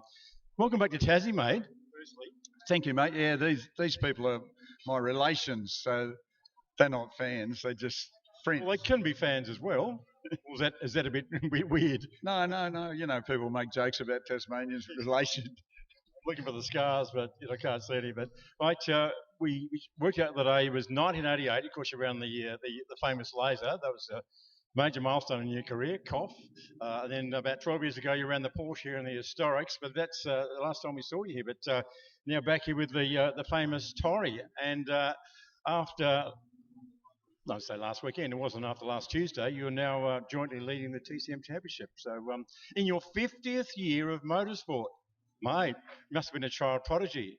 Yeah, I think so. I started quite young, not as young as they do now, but I had my first race at this track in my Formula V. So I remember driving into the circuit with my dad in his ute, and I was feeling, he was driving, I didn't have a license, but I felt like throwing up, vomiting. So I was so nervous, but I don't get nervous anymore, so that's good. Yes, true. It's true. So along the journey, we've had Gold Star Championship, we've had 2 Bathurst victories, we've had Sports Car Championship, we've had 100 TCM wins, and so on it goes. I think it's 1,142 starts, or maybe it's 92. It's a lot. Out of all of those, do you have any favourite memories of races or events or championships? Obviously, you know, at the time when I drove with Dick Johnson and we were fortunate enough to win Bathurst. I sort of took it for granted a bit, but I look back on it now very fondly. So those two, because it's such a big race, they were great things. But any race is a good race, I reckon. I think any day at a racetrack is a good day. And dear old Frank Gardner used to say to me, any day above the grass is a good day. So I try and adopt that attitude. It's terrific to be here. All the people some of the people I haven't seen for 40 years, so it's terrific to catch up with everybody. And it's just a great little circuit. So I hope this can be an annual event. I mean, the people, the ARG people, and Gary and Barry Rogers have done an amazing amount of work. Motorsport Tasmania and the state government's been heavily involved. So for all those people, I think it's awesome, great effort. So was it a hard decision to bring the Torrey down south after the championship round a few days ago? No, not really. I mean, obviously it costs money to race, and but I wanted to show, and the other guys, the TCM blokes, there's not many of them here, but they are, serious, dedicated category people, and they all wanted to support Australian Racing Group. So yeah, it wasn't hard at all. And I'm glad we came, because it's, it's 12 years since I last drove here, but prior to that it was probably another 12 years. I don't reckon I'll make the next 12 years possibly. So just a great place to be.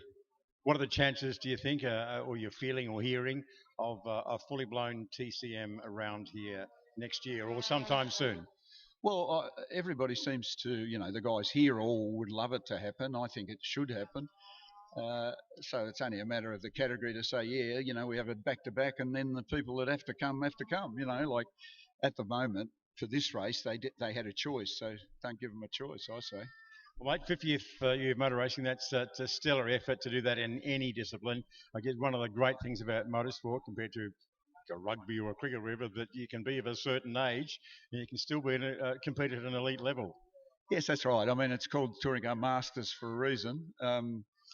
But young Adam, I think we worked out, is about a third my age. So years. I think he needs to, go to S5000 or something like that. I'd like to see him move on to some other category, leave us alone. Because he's too fast. Exactly. Well, it's an awful question to ask. I'm going to ask anyway. Did you have a timeline on your retirement, or are you just going to keep going as long as somebody still keeps giving you money and you still keep winning races? Well, this category is not super expensive like supercars, but it's not cheap either. So obviously all the signs on the car are there for a reason, and it does take quite a lot of work to raise the budget for it, especially the COVID time. The COVID time shut a lot of things down. Way worse off than me, but I don't think so, mate. I don't think I'll retire. I mean, I might have to stop driving sometime, but I've got a friend who's got some historic cars, and I just reckon if I get too slow, I'll get a slow car and I'll just fast in a slow car. Be fast in a slow car. Maybe I'll try and do that. I don't want to. I love motor racing, and I've loved it all my life, and I love the people in it. I come to a track, we went to Symmons Plains on the Saturday, the day before practice started, and I hadn't seen anybody, motorsport people, for like almost a year, and it was just terrific catching up with them, and we all share the same passion mostly. Most of the people in motorsport are good people, the odd ones not, but most of them are, so it's good. It is good. So congratulations again on 50 years of continuous motorsport. It's a stellar effort, and well done on your wins last weekend, and good luck for certainly today, but especially for the remainder of 2021 in the Gulf Western Championship. Yes, thank you very much. It's our next race meeting for these cars is at Bathurst with the supercars, so it's only 4 weeks away. But I think young Adam's going to be very hard to beat this year, which is fine. I mean, I'm fine with that. He's a terrific little driver, and I think he's got a great future ahead of him. Excellent. Always good talking to you, JB. Always good seeing you face to face. Enjoy the rest of your day. Good on you, buddy. Thanks, Rosie. Cheers, mate. Well, thank you, David Rose. It was great to catch up with JB. It certainly was. Terrific. Now, while that was happening, folks, you would have noticed that we've had some cars buzzing around. Okay, the story so far is that Zach Sutar is out there at the moment on his flying lap. Jordan Cox is the fastest at the moment in the Alfa Romeo, and that is a 53.51. Zach Hudson did a 54.70, and he was actually the first car to go out, or he was the first driver to go out. So there's quite a gap there between Cox and Hudson. However, we have to point out that this is the first time that Zach Hudson has been in a TCR car, to our knowledge. Yeah, last weekend he was racing a Hyundai, Yep. which ended up backwards into the wall at the start-finish line and smashed the back window out of it. He's taken over from Michael Caruso, in the Valvoline machine, and doing a very, very tidy job as we see Zach Suter come by, a 54.05. This puts him second. So it's Cox, Suter and Hudson, the top three at the moment. And the gap between Cox and Suter, if you're interested, is 0.54. And then the gap back to Zach Hudson is 0.64. So about a half a second between each of those cars. And we'll just wait and see what the next run is. And down in the left-hander coming around now to cross the line should be Aaron Cameron. He started his flying lap, and the secret of these cars, I would think, is that you've not got to try and keep it nice and smooth. You don't have a huge amount of horsepower to play with. And so he's down at the bottom of the hill now. Aaron Cameron in the Peugeot 308 TCR. Up the top of the hill now. Gets through there nicely. Halfway around the circuit now, as Suter comes back into pit lane, having completed his run. And we'll just wait for him to reappear on the back straight from behind the marquees. And going into the braking area, no dramas there. Comes through very nicely, and the time he's got to beat is a 53.51. Crosses the line now, and second fastest. Second fastest for Aaron Cameron. His time was a 53.62. Not much in it. 0.1 of a second. Yeah, a tenth. A tenth of a second. So just one to go at this stage. And that's Ben Bargwana. So don't you reckon that the old man will be keen to see how young Ben goes? But he and his dad, Ben and his father, have put together this deal with Bursons for this year. I understand it's just for the 1 year, and then it's a case of have a look and see where we go from there.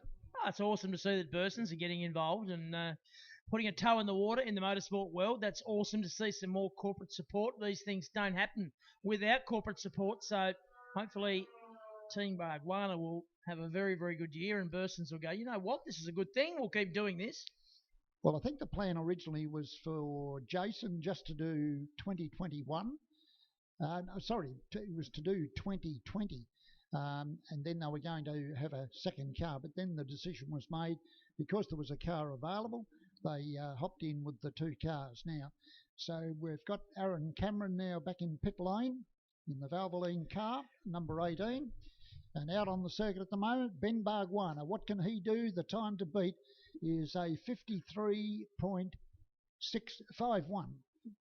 Yeah, 53.5134 to the fourth digit, if you like. He's in the braking area at turn number 7 now, so we're only moments away from finding out if he's been able to surpass the time set by Cox a little earlier on, and he can't, no. A 54.16. Well, I'm a bit surprised, to be honest with you. I thought, based on yesterday, that he may have been a tad quicker. But anyway, it's interesting. There's only a second covering the 5 from Jordan Cox to Zach Hudson, the rookie. Yeah, we were meant to have 8, and of course the James Moffat, Jason Bargwana incident on the last lap of the last race at Symmons Plains took 2 cars out, and obviously Dylan O'Keefe yesterday, who was doing a terrific job, it must be said, they broke a hub, the right-hand side of the car coming onto the start-finish straight. The car snapped sideways, went across the pit entry road, sideways. How it didn't go over, Baz, I don't know. Backwards through the ploughed area, took out 3 or 4 of our little corflute signs, and just touched the fence enough to crack a tail light. I actually thought he was going to be in the fence hard and it would have been a destroyed race car. But no, very, very fortunate there. That had potential to be really nasty. Got away with it. A number of times I've seen people hit that pit access road sideways and have major issues. There's been a lot of them over the years. They certainly have. We should put up a, what do they call it? The row of champions or something? Yeah. Okay, now, what's going to happen now, folks, is that based on that shootout, those 5 cars will come out in a few moments for their third race of the weekend, which will be over 10 laps. So that's the situation.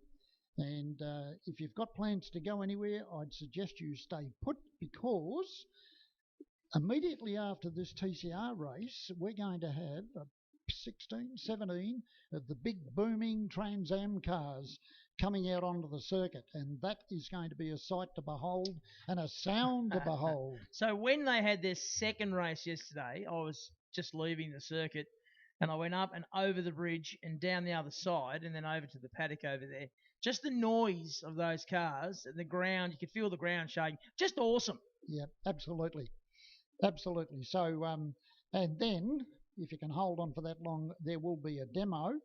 And of the S5000s?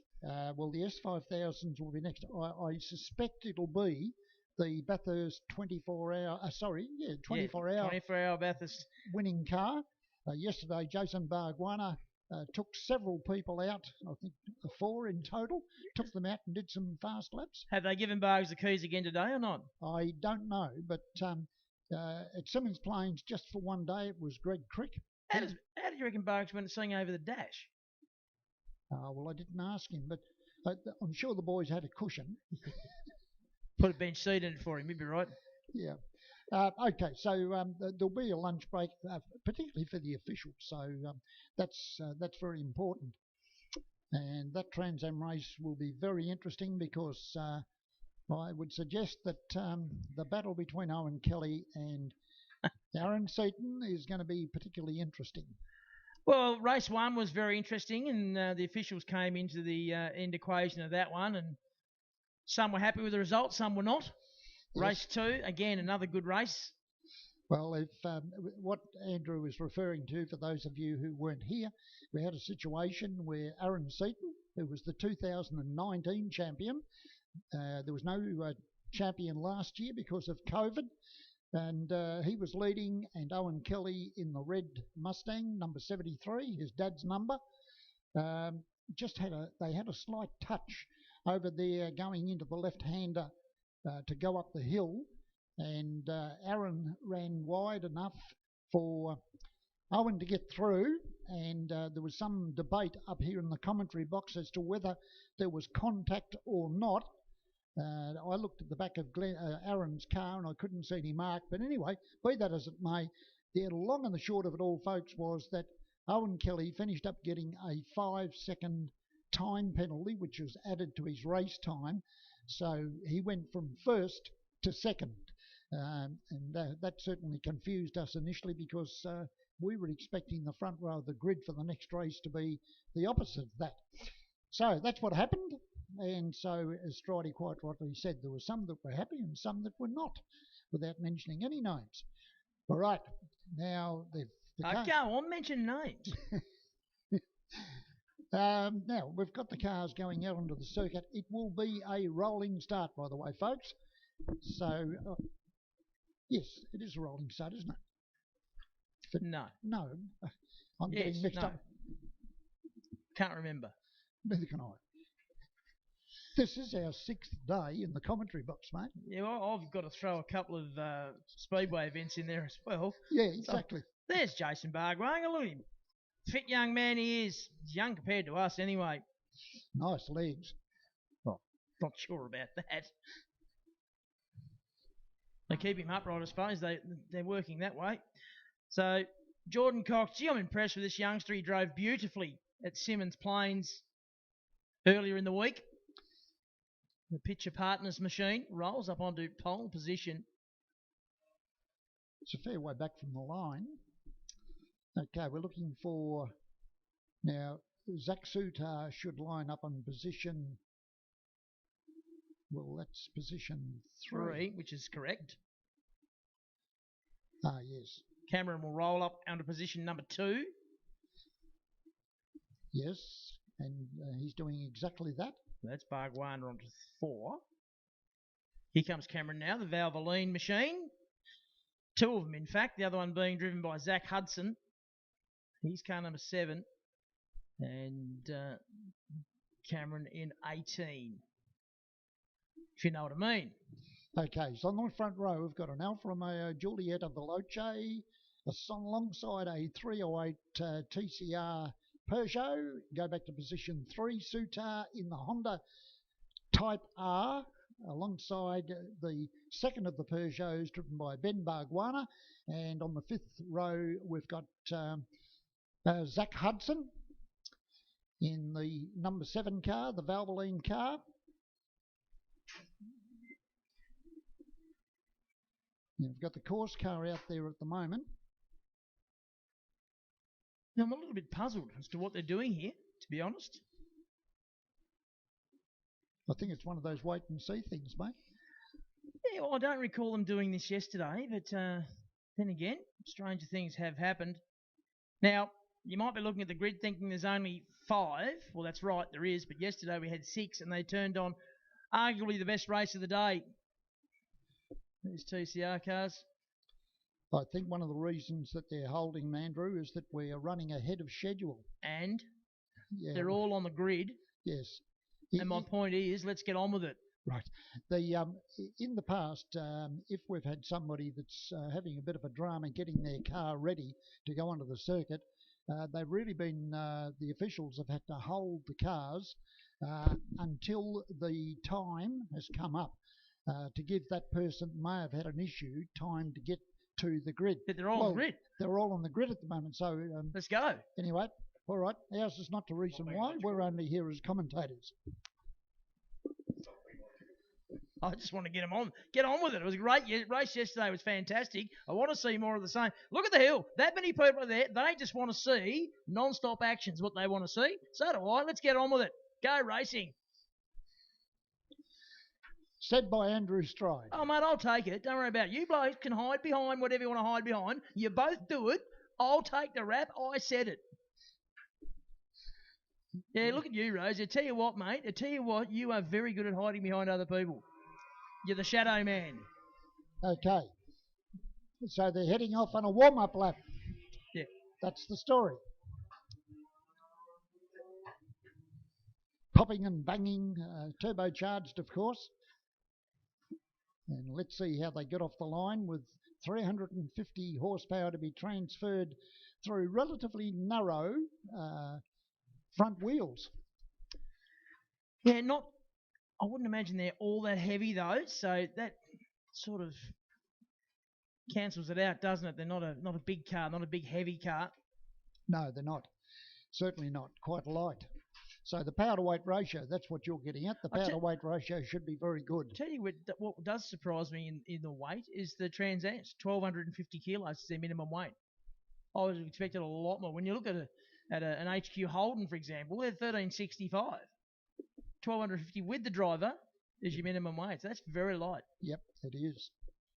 It is. What's a supercar? 1,370 or something? Yes. Yeah, 1,370. Correct. All right, so they're coming around now to line up, and Jordan Cox is just sort of pausing for a moment as he comes past the official vehicles. And so we can confirm, of course, it is a standing start. Don't know what made me think it might have been a rolling start, but anyway, I guess, well, we've got 2 categories that have got rolling starts. We've got TCM and we've got the Trans Am cars. They have rolling starts, so... I'm a big fan of the rolling starts. It's just so easy on the transmissions and the drivetrain, and a lot less chance of a car stalled and a big impact from behind.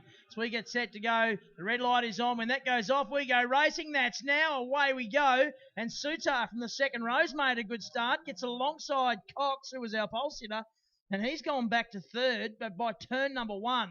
So he's going to have to do a lot of work. Might be fourth by turn number 2. He's on the outside as they work through turn 2. And Cox, he's made what would you consider a tardy start in this one. It's Cameron out of turn number 4 up the hill for the very first time. Bargwanna's behind him. And also there is Sutar up the hill.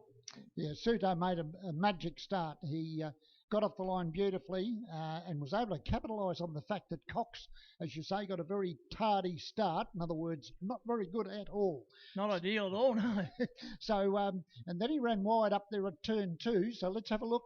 At the moment, we've got a great battle, though, between the Honda and the Peugeot, folks. That's what it is. And Zach Sutar has taken the lead in the Honda Type R, followed by Cameron in the Peugeot.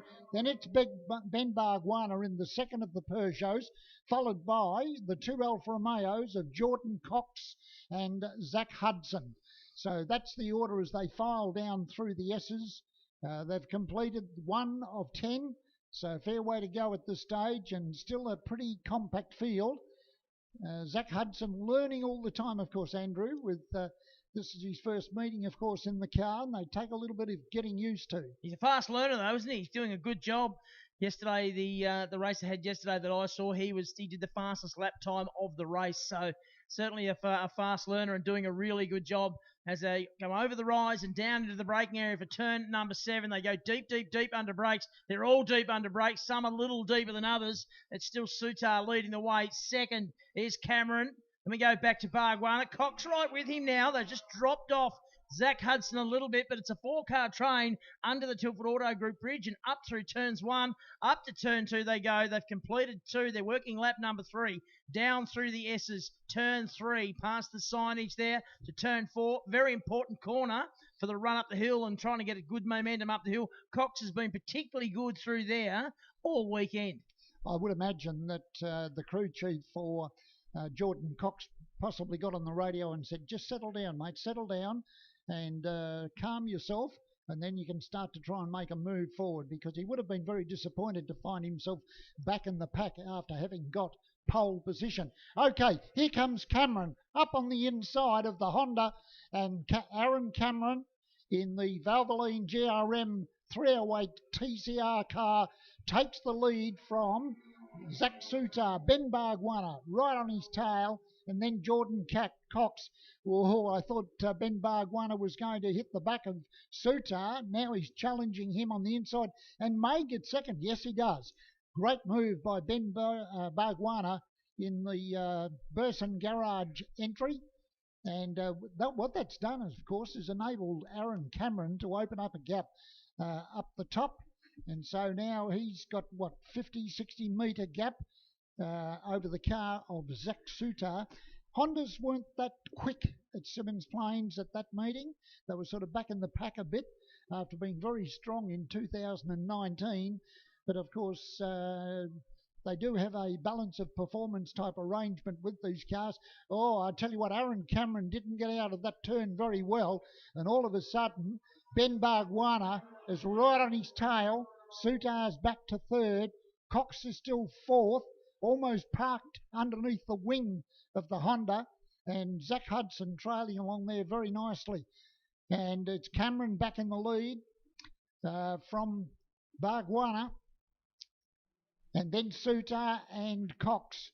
The fastest lap has gone to... It's a lap record to Sutar. Yep, 54.11. So new lap record to Sutar in the Honda Type R. Yeah, currently working lap number 5. So be half race distance at the conclusion of this lap. And this is where it all started to unfold last time round. The last race they had was a battle in 5. It's pretty close to a battle in 5 this time. Zach Hudson still in the game as they come round. Bargwanna is your leader. Cameron is second. Then it's Sutar. Then it's Cox. Then it's Hudson. Under the bridge into turn number 1. And that lap, they're all in the 55-3, 55-4 type bracket. You've got to lead 2. Just got a couple of car lengths now on Sutar as they work down through turns 3, round through to 4, and then up the hill. So important to get some momentum off this particular corner to get some speed up the hill. And look at Cameron looking for a run.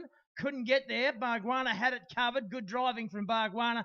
Certainly aware of where his rivals are on the track. Down the hill, the off-camber Calvin's corner leads onto the back straight. Again, really important to carry plenty of momentum onto the back straight, over the rise, and Cameron now sweeps past back into the lead. Under brakes, there's also Sutar now buying up into second place, so he gets through. Cox buys into this as well now.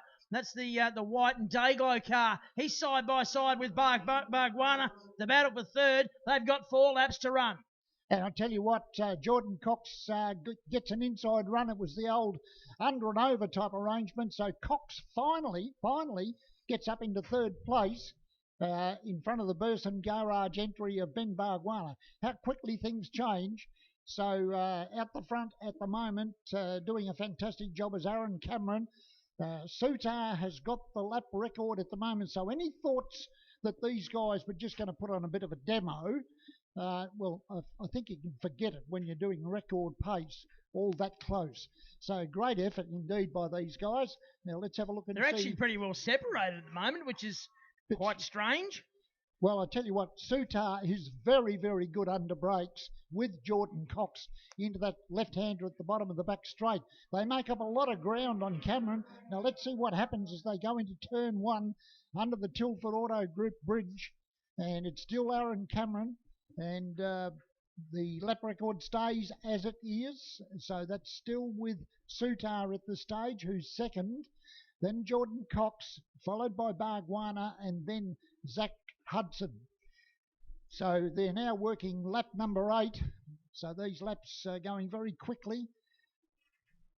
And they've dropped off, looks like they've dropped off Bargwana a little bit at the moment. Yeah, you got to remember, these are 54-second laps. I mean, those that have raced here would know how hard that is to do. So they come over the rise, and Cox just starting to get racy back in third, trying to get onto the back of the car of Sutar under brakes, the only right-hand drive car in the field. The Honda currently sitting in second. They're right with Cameron now, so our top 3 have bunched up. Bargwana's a couple of car lengths back as they've got 2 laps to go under the Tilford Auto Group bridge, up through turns 1 and up to 2. Cameron. Then it's Sutar. Cox still sitting in third. Bargwana. And they haven't dropped off Zach Hudson. He's still there, just back a couple of car lengths. But he's getting better and better all the time. Bargwana now looking for a run on Cox up the hill. Got the inside run. He was able to pull that really tight through that turn and still get drive and side by side over the top. Great racing for the battle for third. And you can see just a little bit of a battle there. They lost touch with the second place car. They did. So Cameron at the moment coming under fire from Sutar. Now, Cameron is not getting out of the final turn very well. There goes Sutar straight past under brakes. Now, that time Cameron got out okay, and he's got Cox right on his tail. And all of a sudden, Zach Hudson has got through on Ben Bargwana. He has. They're on their last lap too, Baz, so it's all down to now. Up to turn number 2. Cameron back to the lead. Good move at turn 2. It's not a place we see a lot of pacing, but they've found it. They're able to do that here this weekend. So they work their way through turn 4 up the hill. Cameron, Sutar, Cox. And then it's looks like it might be Bargwana back in front of O'Keefe. Down to Calvin's for the final time. Hudson. Yeah, O'Keefe's in the pits with us. It's all right, mate. Yeah, it's been a big day. It has. Okay, now what's going to happen down here at the moment? Aaron Cameron has got the advantage. He's got a gap on Sutar. Now, how does he get out of here? Pretty good this time. And Aaron Cameron, is he going to get the checkered flag? He certainly is, from Zach Sutar, followed by Jordan Cox, then Ben Bargwana and Zach Hudson. That's how they finished. Fastest lap, new lap record went to Sutar, a 54.1172. So yeah, obviously not hanging about. Well, the lap record was set yesterday because it's the first time we've actually had a race at this track for these cars. But to go under a day in the first race is a good sign for later in the day. It certainly is. And all 5 cars, in fact, did 54s. And in fact, the gap, so 54.11, and the slowest car was Zach Hudson with a 54.36. Okay, a quarter of a second in terms of the driver's fastest laps over the 5 cars. Yeah, good stuff. Yeah. They are very close. Imagine what it'd be like with 20 of them. Exactly. Be just awesome. Hopefully we see that in the near future. Well, Baz, you know what that means, don't you? Trans Am. I spoke with Sam Walter this morning, and Sam confirmed that this will only, he's not going any further with Trans Am as much as you'd like to. So it's really just the two meetings, the one at Simmons and this one. Yep. So he's really enjoyed driving the car. Hasn't been in a race car for 6 years, I think. Yeah, 5 or 6, very, very similar to Owen Kelly, the time out of the driving seat, and how good's Owen Kelly been. Other Tasmanians, Tim Shaw, I believe Tim will continue on and do the rest of the championship. Brad Chick, now interesting one, Brad Chick. He was going to run his Commodore in improved production, had an engine problem with that car, so he leased to drive in the number 34 car. He's having a really good time, and I said to him yesterday, I said, mate, what are you going to do? You gonna buy one of these things or lease one of these things and do some more? And he just looked at me with a smile on his face and said, I don't know what to do. So who knows? We may see Brad Chick in one. Interestingly, a former motor vehicle dealer from the Northwest Coast, who we've seen race in Aussie race cars and in Porsches, and every now and then he steals a drive in his old man Celica. He's been crewing on the Owen Kelly car for 2 weekends. Watching, learning, watching, and, mate, I tell you what, I don't reckon he'd take much persuasion. I'm talking about Adam Gowns, of course. He's been snooping around since they got here, and we've got one D Rose somewhere down there. Maybe. No? I thought I heard something. Yeah, he's just having a seniors moment. Cars coming out on track. Let's see, Tim Shaw, the Parrick property machine, coming out onto the track. So what you're about to see now, folks, will be a real tussle between Aaron Seaton in the car number 1, carrying number 1 by virtue of the fact that he won the series in 2019. They had just the one single round at the beginning of 2020, which was in Adelaide with the supercars. And on that occasion, Aaron Seaton started 3 races and won all 3. So that's a measure of the guy's talent, that he was able to back up his 2019 title and come out swinging very well in 2021. Sadly, of course, that was the end of the season for all the categories. So, Baz, what I find interesting here, Aaron Seaton, of course, his main man, his engineer in his ear or whatever, there's none other than Glenn Seaton, who incidentally doesn't look any older. I don't know what's going on there. He's Peter Pan, I think. He just doesn't look any older. Owen Kelly, his crew chief, Marcus Ambrose. So they've both got a pretty good crew chief going on there. Absolutely. Rosie. Yeah, but just a bit of scene setting from the pit lane. Tell you what, yeah, it's just a sight to sore eyes for a bloke that's been around as long as I have. Yeah, I look to my right, just socially distanced to my right, and there's the two-time Australian Touring Car champion Marcus Ambrose. Here, Fetley, of course, the 73 car, and just 2 minutes from him is the great Glenn Seaton, also a Touring Car champion. So we have got the heavy hitters in town, there's no doubt about it, and of course they've got the 2 main runners on the front row of the grid, and they're on the radios for both these young fellas. Yeah, it adds to what I was just saying. So our front row on pole, Aaron Seaton next to him, Owen Kelly.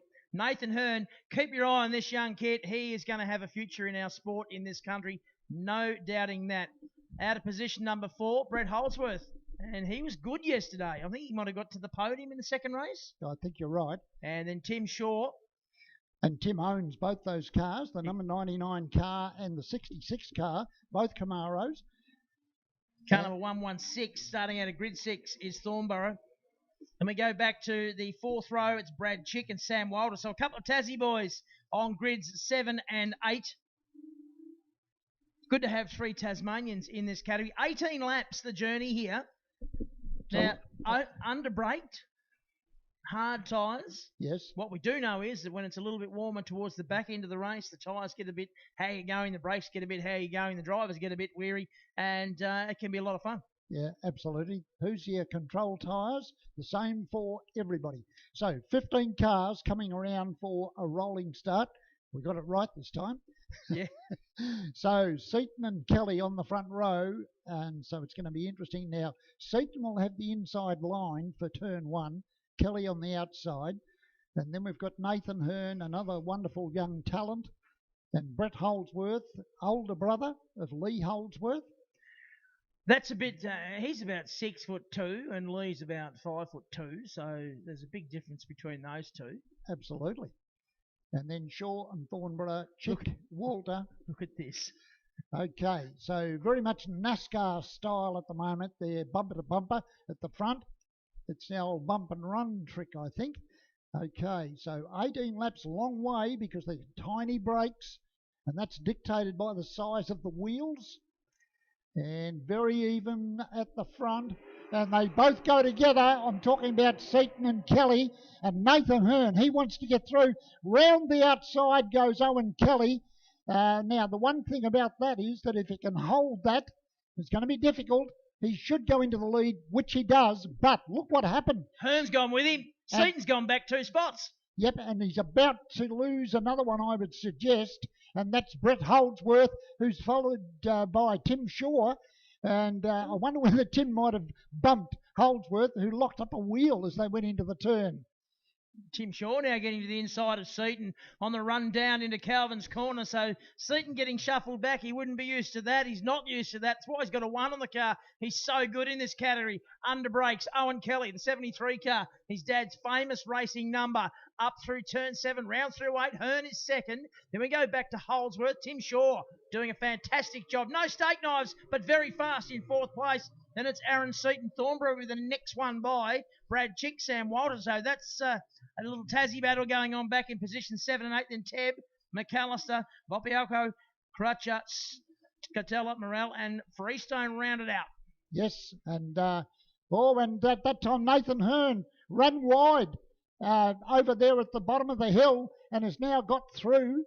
Has been passed by Brett Holdsworth. So Holdsworth now moves up to second. Hearn's gone back to third. Then it's Tim Shaw. And Aaron Seaton still in 5th position, which is where he was at the completion of the previous lap. So he's got some work to do. Now, I reckon that Marcus Ambrose is on the radio at the moment and giving Owen a bit of info and saying, OK, mate, you've got a nice lead over Brett Holdsworth at the moment. Tim Shaw's up to third. He's got through on Hearn.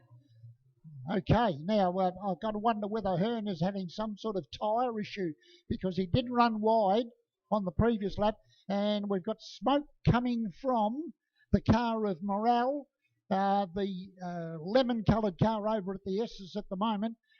Now, and Seaton still hasn't been able to do anything about Nathan Hearn. He's got Eaton Thornborough behind him, and then there's a gap back to Bradley Chick and Sam Walter and Aaron Tebb. Just not used to seeing Aaron Seaton back in 5th place. We're still got plenty of laps to go. 16 laps to run in this one. To be 15 when they cross the line this time. And the gap first to second last time by was 1.2 seconds. We'll keep an eye on that. So they work their way round to the start line. It's Owen Kelly, your leader. Brett Holdsworth the second. Tim Shaw is third. Then it's Hearn, Seaton, Thornborough. Gap back then to Brad Chick, Sam Walter, who's having a great race. Brad Chick behind him, so they've swapped positions. Then it's Tebb.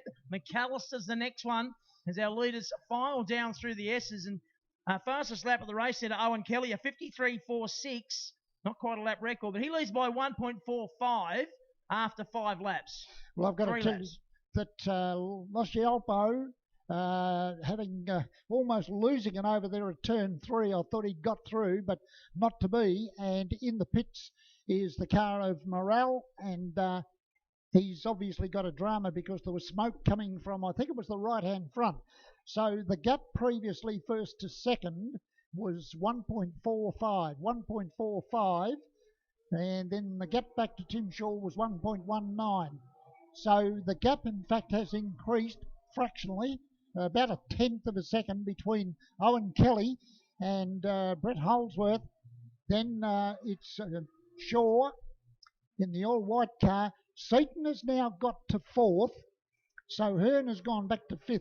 Yeah, I'm convinced that Hearn is having a tyre issue, because I think that's why maybe he ran so wide previously over there at turn 4. Well, it's interesting on that lap. Holdsworth did his fastest lap. Shaw did his fastest lap. Seaton did his fastest lap. Thornborough and Walter all did their fastest lap. Owen Kelly didn't, because I think he's been told to just conserve and control the race from the front.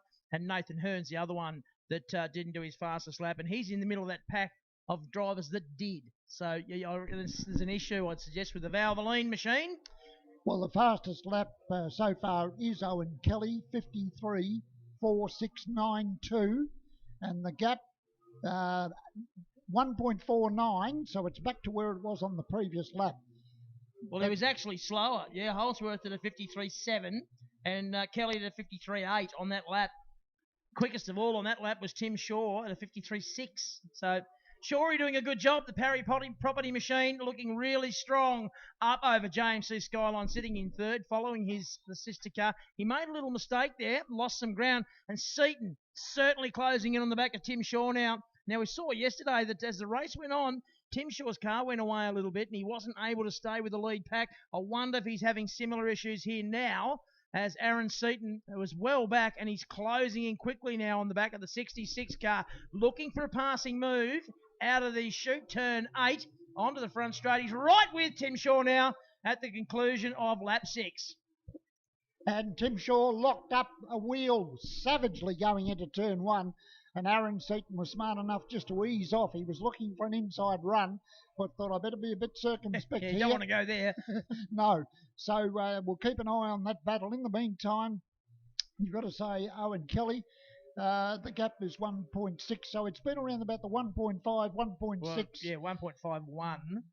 And on that lap, Holdsworth did his fastest lap. He's only, what is he? He's two 100ths away, yeah. So there's nothing much between those two cars. So Kelly driving beautifully at the moment.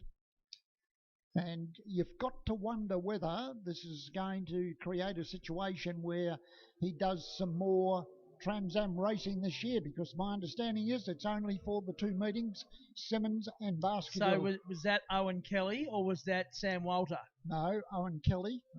As far as I know, he's only doing the two meetings. Right. And that was the same for Sam Walter. Right, now they're up the hill and they are on lap 8 of 18. There's still plenty of time, 10 laps to run. Now, the end of this one.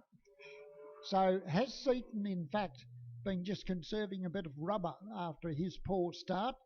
I don't know, but he's now, let's have a look. Aaron Seaton at the moment is 4.66 seconds away from Owen Kelly. That's the gap first to fourth.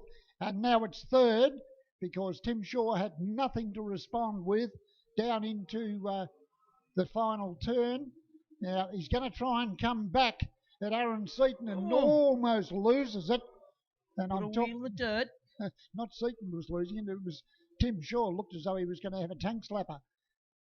So the gap, by the way, at the front, yeah, it's about the 1.59. It's the same pretty much. So you've got to say Owen is pretty much controlling it at the moment. First and second were separated by 7/100ths of a second on that lap. So they're similar times, almost identical times on lap 8. The gap 1.59 between our leader, Owen Kelly, and Brett Holdsworth in the 99 machine. Now, a few laps ago, we were talking about Bradley Chick and Sam Walter in the same breath. Yep. But once he got past, Sam Walter has just taken off. Now, he's behind Thornborough, obviously, but I think you'll find that Sam Walter is making up time on Thornborough. Well, here he is. We'll have a look. And it was 2.9. And it's 3. So about the same. About the same. So it's the old story, maybe. He's reached a point where he sort of hit the brick wall. Good battle going on between 93, and that's the car of Teb from Chick and Loscialpo, who were almost lost it over at the S's, and they're locked together now in turn 2. Contact there, and yeah. Maybe a bit more there too. And around goes Chick in turn 3, facing the wrong way, and that's not what you want. Yeah, now I think there may have been a touch. Bit hard to tell because we're looking straight on at the cars, but certainly Bradley Chick, the car stepped out and had trouble trying to control it going into turn 3. Holdsworth does his fastest lap, and Seaton now does the fastest lap of the race at 53.32 on lap 10. Well, maybe what I said about the tyres, in fact, is starting to come true. We've got to look at the gap, though, back to third place, and it's actually 5 seconds. So that's gone out. That's actually gone out, yes. Part of that may be the fact that he had to pass Tim Shaw. I'm going to suggest, though, Baz, with 8 laps to go, 5 seconds, he's no chance. Unless Owen Kelly makes a mistake or has an issue with the car. Hard to see Seaton, A, catching him, but then being able to effect a pass. Yep, true. Brad Chick got going again, the 35, across the 34, crosses the line now. Here comes our race leader. Now, the gap was 1.66 across the line last time. That's 1.64, so Holdsworth just chipping away. And it's 4.6, so 4/10 to the good that time for Seaton at the end of lap 11. There's 7 laps to run. Seaton's certainly closing in, but I think it's going to be a little bit too late to get him anywhere near our race leader. Now, Seaton's won the first 2. Kelly's been second twice, and at this stage anyway, looks like Seaton may get a win, and who knows, Brett Holdsworth may get second, which might give Seaton a third. Points are going to be pretty even as they work through this program. Well, if they were to finish in this order, in this race, we can say that Aaron Seaton, in third place at the moment, would finish up with 174, with a big race to come, and Kelly would only be 2 points behind. Yep. That's at the end of this race if they stay in this order, but that's a big if in motorsport. It certainly is. Kelly crosses the line at 12 laps completed, 6 to go, and the gap is now 4.26 back to Seaton, so he is closing, but not quickly enough to be able to influence the lead of this race. Sam Walter doing a nice job back in P7. So I think it's pretty much situation stay as it is. I reckon it'll be status quo. Is that the term? Yes, it That'll is. do. We'll use it. Sounds good to me. Yep. As the 777 car goes across the line, that's Scrutella. And that little group of 3 has now been sort of broken up, as it were. So they're on lap 13 at the moment. And blue flag being waved at Bradley Chick, who, smart driving, recognised that he had a fast coming car of Owen Kelly and moved over to the left. And he's now got Brett Holdsworth closing in on him. I would imagine that Brad will recognise the fact that he's got a faster car, which is what Paul Freestone's doing at the moment. He has slowed right up to let the first and second place cars go through. That's experience, isn't it? Yep, certainly is. And Holdsworth is now safely through. But I think you'll find the gap has shuffled a little bit because of that 2 slower cars that they had to pass. We'll get a read in a moment. Seaton's certainly starting to close in, but as I say, probably a little too late for him. They'll have 4 to go at the conclusion of this one. Kelly closes the lap out. A 54.06, a 54.3 for Holdsworth, a 54.1 for Seaton on that particular lap. The gap, first to second is 2.03. Second to third is 2.09. Yep. Pretty separated, our lead 3. Yep, certainly have. So I can't see any battles that might change results at this stage. But anything can happen. Look what happened to Owen Kelly last week with a tyre situation. Yeah, that was cruel. Yep. Very, very cruel. So we'll lead up off the end of the back straight. It is Owen Kelly, car number 73. The masculine body on this particular car crosses the line to complete lap 15. There is 3 to run. The gap is 2.15. The overall gap to Seaton is 4 seconds. So he's closed in, but not by a lot. Tim Shaw, I actually thought Nathan Hearn was closing in on the back of Tim Shaw, but that seems to have stabilised a little bit. Let's have a look at those 2 on that lap. In fact, Hearn was half a second quicker, a 54.3 versus a 54.8. So we'll keep an eye on the battle for 4th and 5th between Tim Shaw and Nathan Hearn, because Hearn is definitely closing. He certainly is. So it's Camaro versus Dodge. That's the way it is, up the top of the hill at the moment.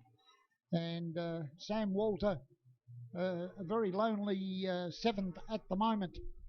Look for our race leader, and Owen Kelly in the red machine, the Mustang, coming through now to complete lap 16. 2 to go. And the gap now is 2.2. And yes, Seaton has closed up on Holdsworth, but it's still 1.4 seconds. Now, that could be interesting, that battle for second, Andrew, because I think Owen is safe at the moment. But only 2 laps to go, or a lap and a half to go, Baz. So, yeah, I don't know. It's a big ask to A, get to him and then get by. How much tyre and brake is he using to do it? I mean, that last lap he did a 53.55. Got to be using some tyre and brake to do those lap times late in the race, Baz. Yeah, absolutely. He was, in fact, half a second faster than, this is Aaron Seaton, faster than Brett Holdsworth. Well, have a look at the gap next time by. The gap between Holdsworth and Seaton last time was 1.36 seconds. So here comes our leader. Last lap, 17 completed, 1 to go. Holdsworth, and the gap was 1.3, it's 0.76. So he's not quite close enough, but this is the last lap. He's going to do it. This is his only opportunity. Hearn right on the rear bar of Shaw as they work up into turn number 1. He was almost touching the back of the Shaw machine. And look at Seaton. He's starting to attack now over at turn number 4. The race is lit up late in the race. It's the very last lap. Mind you, if you're going to make a move, here goes Hearn. He gets through on Shaw. Tim gave him racing room. Good driving there. Sam Walter starting to close up as well. But we'll look at the battle for second place down into Calvin's corner. This is probably going to be critical when it comes towards points, towards the final a bit later on. The win is going to go to Owen Kelly. Has Aaron Seaton got anything for Holdsworth? Holdsworth done a lot of racing over the years in Commodore Cup and the like. It's checkered flag time. Well, Seaton's got right on the tail, but it's not going to be enough. And Brett Holdsworth scampers across the line just in front of Aaron Seaton. So Seaton is going to be ruining that very bad start. That really is what it boils down to. The result could have been different. Second will go to Holdsworth. Seaton in for third. Tim Shaw gets home in fourth. Good job for Tim Shaw. Thornborough into fifth. Hearn was sixth. So Thornborough got through on Hearn in the closing stages because Hearn was right on the back of Tim Shaw challenging for fourth, and somehow Thornborough's got in between them in that closing lap. Yep. Sam Walter was seventh, then Tebb, Crutcher, McAllister, Losialpo, Scatella, Chick, Freestone, and we lost Morel early on in that one. Well, just reflecting back on what I said, it wasn't so much the start that was a problem for Seaton.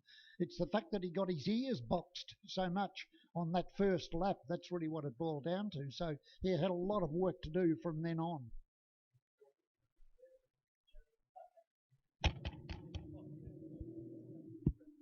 David Rose.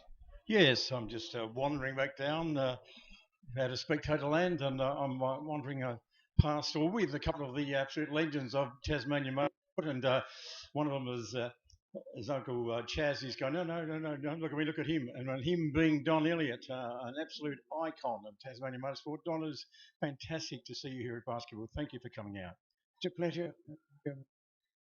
You've seen a lot here over the over 50 or 60 years. You were one of the original competitors here at the beginning of basketball, and of course your fantastic years with Rob and Tony Edmondson, and of course Mark McLaughlin, and a succession of cars, and they've done their thing. They're now family men. Some of them are grandparents and so on. You've watched all that, and you're now here and watching the current crop. What do you think about that race? You're on the hill watching the Trans Am just then. Absolutely wonderful. It's just, I can't explain it. It's just so good. Trouble is with me, David, I'm running out of time. Well, now, how many years young are you now, Don? I'm 85. So, you've got another 20 years yet, mate. But you've, as I say, stellar career from when you first raced. You were an owner of the track at one part. So, even though you've been there, done that, and you've presided over some fantastic moments in Australian motorsport, not just Tasmanian, but you seem like you genuinely enjoy that race. Do you still get a thrill out of seeing these V8 cars go quickly around basketball? I certainly do. I've always loved motorsport all my life, and nothing's changed. Well, that's great to see, and it's wonderful to see here, Don. And I know I'm sounding patronising, but I don't care. What you've done for Tasmania sport over the decades has been phenomenal, and I thank you again for that. Thank you very much, David. Johnny, former racer, former race team owner, and for one time part owner of the basketball racetrack. It's wonderful to see legends like him coming out. I think I'm very dangerous on the edge of feedback here, boys, so I'll throw back to you. Okay, David, thank you very much for that. And just to add to your comments with Don Elliott, suffice to say that Don has been inducted into the Tasmanian Motorsport Hall of Fame, and justifiably so. And David gave you a quick précis of what Don has done for the circuit, and behind the scenes did an awful lot just to keep this circuit open, by the way. We can go back to a period of time when it was looking like we were going to lose this facility. And through the agency of Ralph Bottomley, Don Elliott and the late Ian Harrington, they got together and did a lot of work to ensure that this place remained open. And that has been followed in latter years by people like Peter Killick and the Basketball Foundation. So got to bear in mind that this is the oldest continuously running motor circuit in Australia. So opened in 1958, and I said yesterday, I think from memory, the fastest car here on that occasion in 1958, there was no such thing as Armco railing or fences of any description, I can tell you. The fastest car was a DB3S Aston Martin sports car, which at the time I thought was the best looking sports car I'd ever seen in my life. And if you wanted to buy one now, well, unless you've got a minimum 5 mil, probably twice that, you won't be able to get one. So how about that? Back then you could probably buy them for peanuts. Yeah, most likely. Different numbers, but you could say the same about Monaros and Tiranas and Falcons and the like, you know, $1,800 to buy one, and now if you want to buy one, it's best part of $500,000, that type of thing. If only we knew then what we know now, Baz. Yes. With these cars. Well, I think, Mr. Stride, we should have a break because the officials, I think, are being fed at this point. It's important we do that, feed our officials. I don't know whether D. Rose is running around going to do a few interviews during the lunch break or what he's doing. He's probably just swanning with the corporate people or whatever he's doing. Yeah. He hasn't done much work. He spent most of his day walking around the pitch talking to people. Yeah. Don't know where he is. Now, D. Rose, he snuck out without his carer. That's what he's done. So, you good people on Spectator Hill, please keep in mind the social distancing and all the rules around that. We are very fortunate in motorsport. We are the only sport getting around at the moment that has the level 3 permission, and that allows us up to 5,000 spectators. In fact, Donald Potter's coming up, so I might have a chat to him because he's been probably the busiest man in Tasmania over the last little while. I did say to Donald yesterday I wanted to have a chat to him today, so he's just walked into the commentary box. I love it when someone does their ass. It doesn't happen often, but it's happened now. And Donald, it's nice to be able to see you just sit down for a moment and not answer your phone or talk to someone or have your attention diverted to something else. How are you feeling? Oh, absolutely buggered, Copper. That's me. I'm losing my voice again, about the third time this week. But now, don't you cry while you're here either. No, I know you're prone to that. Public speaking makes me cry. Yes, I know. Mate, I said it at Simmons Plains the other day, and it was only the other day. It feels like a month ago, but it was only the other day. On behalf of all the motorsport-loving people of Tasmania, a massive thank you and congratulations to you, the team at MST, team at ARG, Barry and Gary Rogers, Channel 7, Tasmanian Government. You guys have pretty much achieved the impossible. You've built an iconic event in 2 weeks, or run it over 2 weeks, at a time when most events have been cancelled. So, mate, congratulations. No, thanks, mate. It is a team effort, and you've got to start off with Gary and Barry, of course, the amount of effort they've put in to actually make that, the commitment they've done to get here. I reckon a lot of people would have pulled the pin back in December. because of the uncertainty. There was so much uncertainty and so many people that we couldn't get out of states, and cars that were already being Well, travelled. even 2 weeks ago, I mean, things fired up in New South Wales again and Queensland, and we didn't know if we were going to get cars here. And you were talking about cricket and football type bubbles and this and that, A nightmare, a completely nightmare. And I must admit, after this event, I'll have a lot of sleep because I've lost a lot of worryings and whether we could actually have it. And even the Thursday night before the event, we were unsure whether it was definitely going to go ahead, and it was very scary because all our freight and all the cars and most of the personnel was already here in Simmons Plains. So we actually, to go ahead and keep being positive that it was definitely going to go ahead, the commitment for Gary and Barry Rogers was actually huge. So I do have to thank also to the Events Tasmania. They've been a huge support of us. Then of course they've got to work within the health department. COVID guidelines set down by public health. But they've helped us hugely try to understand it. And the biggest big thing about the whole thing is none of us understand it. We've never been here before. No. It's new, completely new. No one knows that you can't go and get a book and go, right, this is how we got to do it from here on in. That's right. The rules keep rolling through, the changes, and every state's different with what they're allowed to do. So well, the goalposts keep moving, don't they? Oh, hugely, yeah. And if they stayed the same and everybody was on the same level playing field, we'd be fine. But it's different. One of the things I don't understand is the virus is the same whether you're in Tasmania, Queensland, South Australia. It doesn't matter where you are. The virus is the virus. It doesn't change. It is what it is. But the rules in each state vary a lot. There's a lot of health departments. So. Yeah, but I don't understand why we just don't. And I'm only a very simple man, but I don't get why we haven't got one set of rules that are the same whether you're in South Australia, Queensland, New South Wales, wherever you are in Australia. Don't understand why we haven't got one set of rules. We've got about 6. Fully agree. And I just don't get it. I've actually thought that actually I'm going to see there's a couple of guys wandering around here at the moment from the Events Tasmania. Might be able to tell us. No, I'm actually going to put my bill in because I think I've worked for the government for a few months now. But no, it's a new world. I don't believe we're going to be out of it for quite some time. So we have to learn to adapt. And I think I'm very fortunate that a lot of our volunteers, and which is Motorsport's run on with volunteers, have adapted to be able to the COVID rules and regulations. The public on the hill here, all those cars up there, there is social distancing on that hill because they're parked in cars. They're not in a stadium. Well, cars can't catch COVID. No, they can't, and they're a bubble. Each car's a bubble. So it is. We're fortunate that we've got 140 odd acres of ground here at Basketball Raceway, and it's we're as safe as we'll ever be. But that you might go and shake hands, which you're not supposed to be doing these days. And my dad taught me to shake hands when I was a kid. And we all had that as youngsters growing. It was very impolite not to do that. Yep. It's hard habit to break. It is very much. And it's funny, I only spoke to a lady yesterday who put her elbow out. And I said, no, I don't put my elbow out because that's what I used to do in football. you put your elbow out to knock them over. So please take this in the nicest possible way. Yeah. But you don't strike me as being a footballer. You're just too nice. I'm talking primary school, high school. You're too nice a bloke to play footy. Now, mate, you touched on Gary and Barry Rogers, and I've been watching them, and they're running around, and they're at a million miles an hour everywhere.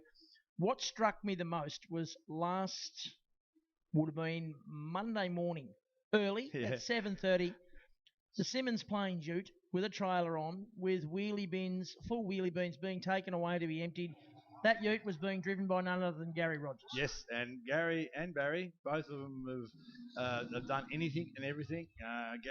Barry was actually on the stop-go here yesterday. I saw a sign. He was standing there with the stop-go sign to let people in and out of the pits. There's no structure to Gary and Barry. They will do whatever it is to make this event happen. And if it is driving a ute, they'll do it. Apparently, Rosie wants to interrupt. Apparently, he does. He's just a shocker like that. You're not a very nice person. I know. He still hasn't learnt. I'm just ever so slightly. Sorry to interrupt the great man, especially not a good career move to interrupt the general manager, but I want to talk to a guy who's a bit hard to pin down, but don't make the most of it. It's an old mate of mine from a long time ago, and he's down here in Tasmania. Last weekend, media megastar. 4 days later, he's a Brolly Dolly for the 73 team.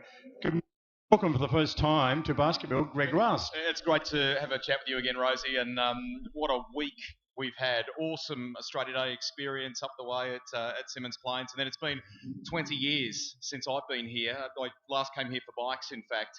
So a great reminder of what a classic, wonderful racetrack this is, not just from a competitive point.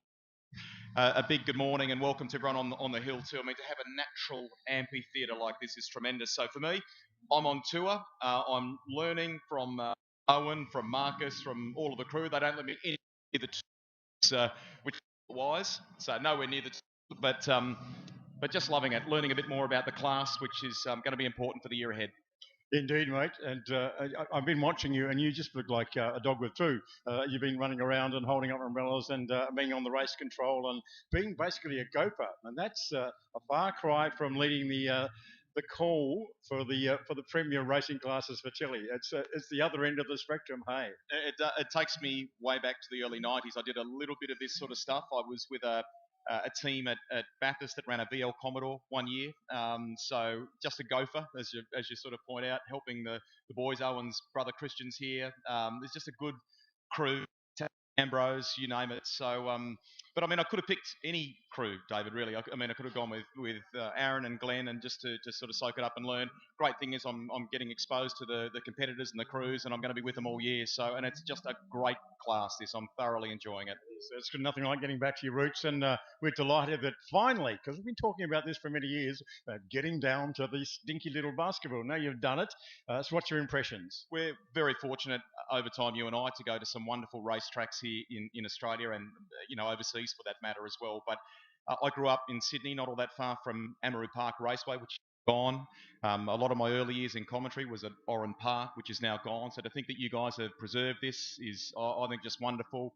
And the character of the track is what's really impressive for me. I haven't done a full lap yet. Like to do that at some point. Walked a little bit of it the other day, but it's just magic. I can only, imagine for a moment what it is like for Hearn, Seaton, Kelly and co that are out there, actually Holdsworth for that matter, all doing the business. Just so much fun. It is indeed. Delighted to have you here as a mate and as a media professional. Enjoy the rest of the day, Greg Russ. Thanks to you and to Baz and to everyone here. Enjoy the rest of your weekend. Great event. Cheers. Yeah, thanks, Rosie, and thanks, Rusty. Now, it's been a cast of thousands here, mate. We've had some pretty famous people here over the last week, and we were just talking while they were talking. You must be looking forward to a couple of days off. Yeah. Well, we get all this crew and all these trucks and trailers and everything out of here by tomorrow night, most likely, and then I've got a few meetings on Tuesday. So yeah, hopefully Wednesday, Thursday, I might have a couple of days. But I've got things happening next weekend. Anyway. There's a lady downstairs I'll introduce you to later. Her name's Chris. Yep. Yeah, she's a really nice lady. I actually probably need a couple of helpers to come when I do see her, because I haven't seen her. She is my wife. She's gonna belt you like you would believe. She certainly is. So yeah, I do need some help with reintroducing. So now, what I do want to do, I want to talk to you about next year. What can you tell me? Well, yeah, definitely. Again, Gary and Barry. We can't say enough about them, but the Gary and Barry are very positive that we're coming back next year. How that looks, how that is going to be is very interesting. Hopefully, we'll be bigger and better. We'd love to turn this into a true motorsport festival.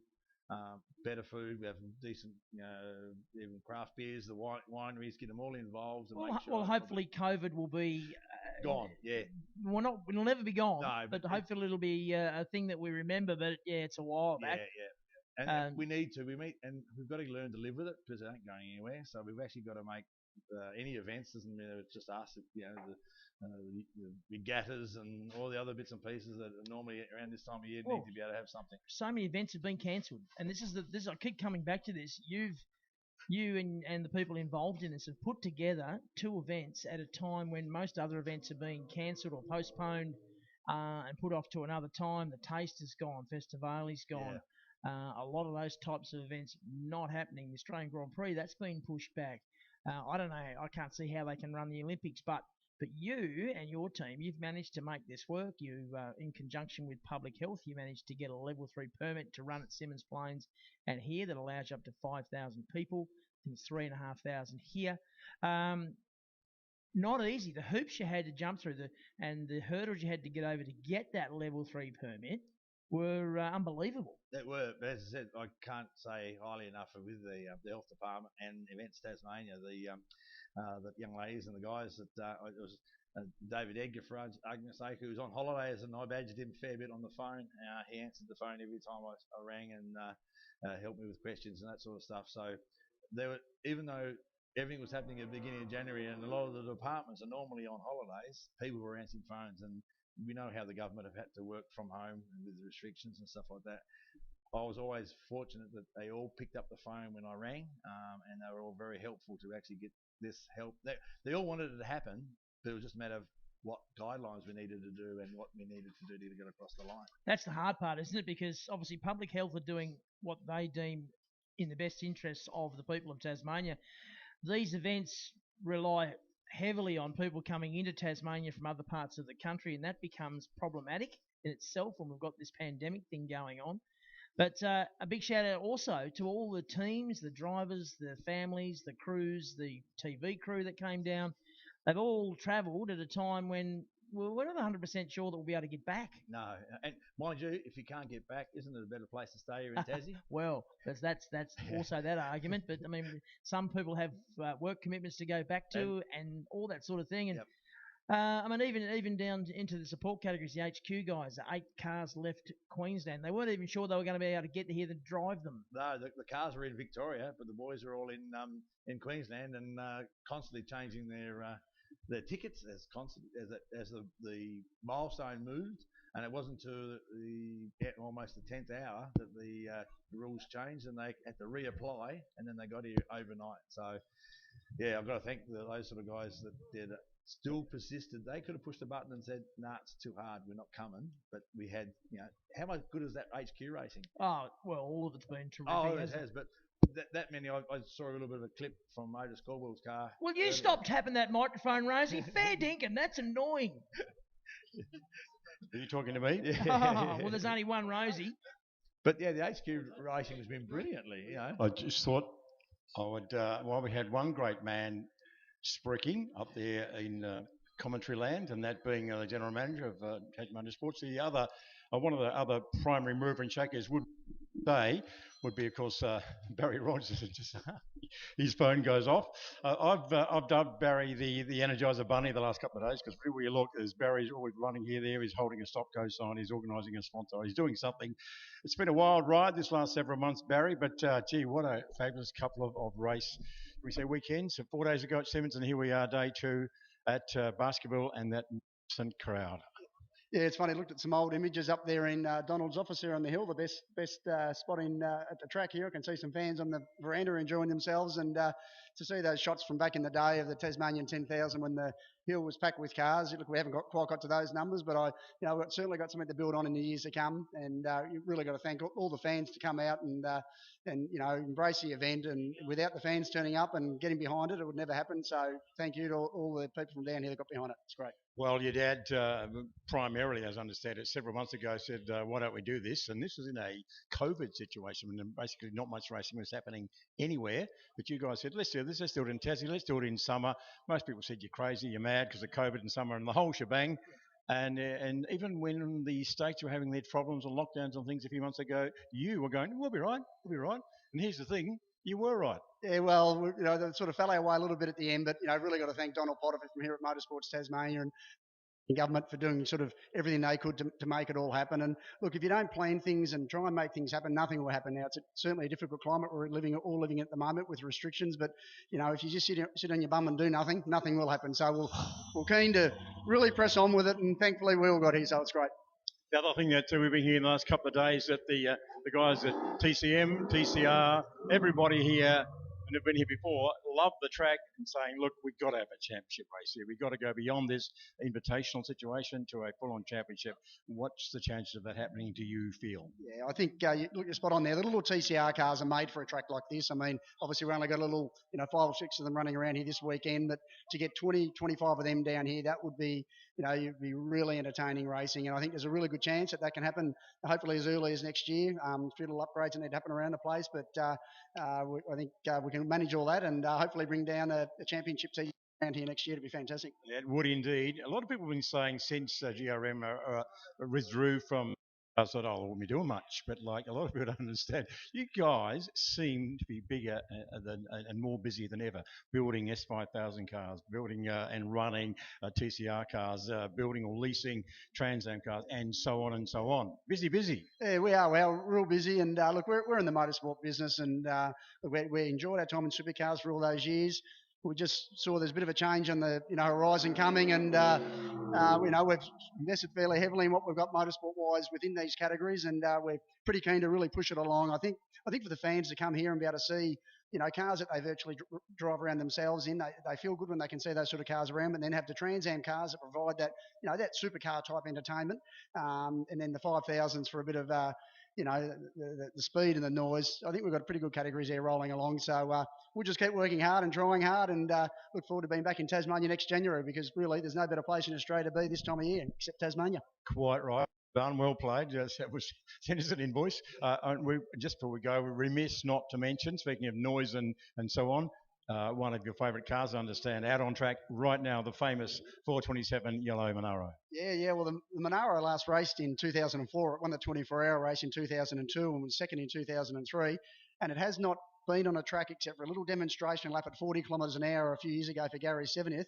But it's the first time it's sort of race around a track, if you call it that, since for 16, 17 years. So Gypsy, our engine builder, standing right behind me here. He's watching nervously each lap goes by, but the valve springs have all hung in there, and some of the lucky locals have enjoyed a hot lap in it. And thanks to Roadways. Roadways have been a great supporter of the event we've done over the last 2 weeks, and some of their customers and employees are having a bit of a run around in it now. So yeah, it's great. Race like a cat coming out of a fish shop as young Bugs, who drove for you guys 40 years ago to win Bathurst. Yeah, Bugs is he's really behind the wheel there. I was a bit concerned of one of the passengers that got out a lap or so ago. He looked a bit sick when he got out. So anyway, I hope he gets a bit of lunch down. He's feeling all right soon. It's all good. And again, to you and Gary and ARG and all your partners, well done. Thank you so much. No problems, and thanks everybody here. Thank you. Well, there you go, everybody. That's Barry Rogers, son of the great Gary Rogers, and they have been very, very busy, along with Donald, over the last month or two. And look, it's if I was Sean Seamer, I've said it a lot of times privately, I will say it publicly. If I was Sean Seamer, I reckon I'd be a touch nervous, because this show is just—it's like a rock rolling down a hill. It's gaining momentum. Yeah, and that is the thing that the boys, the ARG group, Gary Rogers Motorsports, they actually are on the way somewhere, and I do honestly believe that we're in the ground floor with them, and hopefully we've got this for many, many years to come. Well, if we can run this show at this time of the year, we're always going to be round one. Yes. And however many different categories you bring here, it's going to be round one of their championship every year. Now, if anyone who's got any interest at all in winning a championship, it's fairly important that you're at round one. Yeah, you got to start somewhere, and round one's the best place to start. It start. certainly helps to start at round one, doesn't it? It certainly does. If you've got any interest in winning a championship. Yep. So that would mean that a lot of the main players will always come here, and we'll get the best of the best here for this show going forward. And I reckon that's down to you, because you've been saying to me for 3 or 4 years you wanted to have a big show here and you wanted to have it in January. At one stage, you even said things like New Year's Day, and I said to you, oh, no, that's a really bad idea, because that follows New Year's Eve. That's a shocking idea. I do understand that. We've had a few promoters that have actually wanted to kick the year off with something in Tassie, and it's just, wherever it works, it will work. I'm always keen to put a motorsport event on whenever we can find one, but I think we've got 7 Australian championships this year. That's in Tassie. I don't know when the last time we had 7. So we've got Nationals. 7 national Australian championships. Yeah, 4 here last weekend. Yep. And obviously supercars yep. in April. Yep. Superbikes in November. And we've also got the Australian Carnacross Championships, which will have 4 tracks at Simmons Plains in November as well. I don't know of that many Australian championships in Tassie in one year. Yeah. For many, many years. So it's absolutely brilliant. And Australia, Australia Running Championship. Australia. Yeah. And it's nice to see the Australians come to Tassie, and that's the big part about it. Bringing the big main games to Tasmania. And if you do get a moment, and I don't know how much time you had to go out and talk to some of the competitors, they're all having a wonderful time. Just before I come up here, I was actually talking to Marcus Ambrose, and Yeah, okay. and you know him and what he's doing, and you know as a grease monkey for Owen Kelly, and his daughter down there, Angela Black. She's been changing tyres and all that sort of stuff. Young How Tabitha? brilliant's that? I mean, That's awesome. that's great. You know, so you said before, a cast of thousands. You walk through here and see these, you know, the main game people. There's a lot of people in the background of these teams that are in the A game. Yep. That are helping these teams Well, out. Nick Percat was an interested spectator at Simmons Plains last week. Yep. So some named people around the place. Yep, and you see people pop up and you go, oh, yeah, this is really unusual. Coming to a local race meeting for this. So we've got some really good support by a lot of different people, and I think this will go a lot wider than where it is currently. And we can only hope that Gary and Barry will just keep plugging away with it, and we'll be well and truly. Let's hope so. Rosie, you're back again? Yes, indeed. And down Good again, having a chat with the young man we had a yarn to yesterday. He hasn't put his helmet on just yet, so make it a bit easier for him. Welcome back to Tassie, and hello again, James Golding. G'day, how are you? Yeah, good, mate. Well, you've had the great privilege, not just this weekend, but in previous times, of driving this fabulous S5000 jigger. But you're one of the two guys, you and Nathan, charged with doing the demonstration laps around Basketball, and we don't have any timing. But a little bird told me, rightly or wrongly, that on the data on the dash yesterday was a 48.53. Is this true or false, or are you able to offer no comment?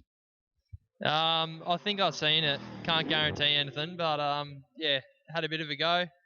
Awesome track around here. Really enjoyable to drive around. Yeah, the cars are quick, so you can get a quick lap time pretty easy. Just to put in perspective for the folks in spectator land, the lap record's a high 48, I think it's 48.9, something like that. So unofficially over the lap record, but it just becomes a track record, if you like, because lap records can only be set in a race. But what it does, of course, James, do is just demonstrate just how quick this car is in the scheme of things. Now, you've done a lot of occasion these. What's the best? Apart from the fact they're fast, are they brutal? Are they hard to drive? Are they challenging, or are they just bulk fun? All of those really, but they are difficult cars to drive. You know, they are open wheelers, but they're still pretty heavy for what they are. So it takes a bit of manhandling to get it around the track quick. The steering's really heavy. You got to press the brake really hard, all that sort of thing. So I like driving that kind of car. Makes it difficult and makes for good racing. Is there a part of the track that you find a little bit puckering, a little bit challenging? Maybe through the chute, or maybe. I want to ask you first about what we call Sucker's Corner, the left hand at the top of the hill. How did you find out the first time we went through there at speed? Yeah, can suck you in pretty easy, but it's you just got to get used to it. Know your turning point because it's a blind corner, and once you get that, it's not too bad. The aero is working a bit through there, so the car's relatively stable. The most difficult corner I think is probably the last corner and coming onto the main straight. Because it's a bit bumpy? Yeah, just the bumps tend to unsettle a little bit on exit. So driving around them, trying to keep it straight and start the lap good. What would be your braking point approximately in terms of metres on the back straight? I'd say we're pretty close to 100 metres. There's a fair bit left in it though. Yeah, I don't want to dirty the car just doing demos. No, I guess that'd be part of the brief for the weekend. Go out and have fun, James. Go as quick as you can. But if you bend it, you're in a bit of strife. That's it. Spot on. There you go. Thanks, mate. Enjoy your drive. There's several thousand people here at Baskerville, men and women, who would love to be in your position, like to be pulling on the driving suit like James is now, and heading out onto the famed Baskerville racetrack to cut some record pace laps in this fabulous S5000. We'll just keep it going for a moment, if you don't mind, guys. A bit of parity for Nathan Hearn. We thought he was a busy boy last week, or last weekend, a few days ago at Simmons Plains in the first of the doubleheader, in running both Trans Am and S5000 duties. And I'll just quickly get him before he brings the helmet on. Mate, it's a hard one. You come out of a Trans Am race into a totally different race car. Yeah, look, it is. But, you know, they got the similarities as well. Around this track, it's actually pretty weird to think that these things, you know, the brake zone's the exact same as a Trans Am, and they sort of handle at low speed the same as a Trans Am. You know, Trans Am's got plenty of power, not much grip, and with these things without the aero, they've got not much grip, but they still have 560 horsepower. So awesome cars to drive. You know, it's great to have the opportunity to drive both cars, and yeah, look, I mean, around this track, they're pretty loose and they're good. Well, hopefully they're exciting to watch, but they're definitely good to drive. Indeed, and mate, you've sprung onto the national scene. A lot of people didn't know who Nathan Holden was, but after the lead up to Bathurst, particularly last year, you were in the news for all the right/wrong reasons. But you've shown Gary Rogers' faith in you by having a strong run at Bathurst, but also your fantastic runs in the Trans Am as well. Yeah, exactly. I mean, it's pretty big for a bloke from Lismore. You know, I've started in go-karts and worked the way up like 90% of the blokes have. But yeah, you know, I haven't gone through the genuine pathway, Super 3, Super 2, or we haven't had the budget to do any of that. And, you know, it's sort of all happened at once with COVID. I'm probably one of the rare people who can say thank you to COVID. And it was probably the reason why I've got this gig at the moment. And it's definitely the reason I had the gig with the Bathurst 1000 last year. I was meant to be. But yeah, look, I mean, well, absolutely stoked that Gary and Barry still believe in me and want to give me an opportunity. It's great to have, you know, people I've looked up to since I was a kid believing in me and supporting me through my career. And, you know, fingers crossed we can get a few more good results in the S5000. Me and Jimmy working together pretty hard and hopefully get the GRM cars 1 and 2 by season end. Well done, mate. Good luck to you both. Cheers. Have a good day today. Thanks, Rosie. We'll take a little break while we go down to Channel 7.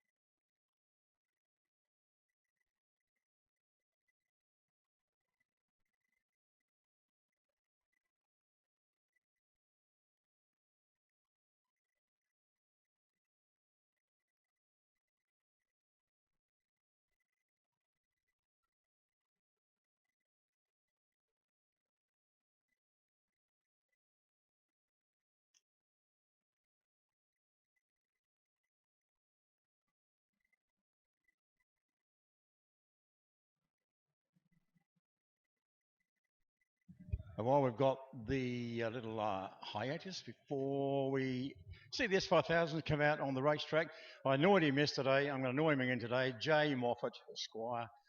There he goes. He thought he got away with it, but like that bloody Rosie is everywhere. He's everywhere.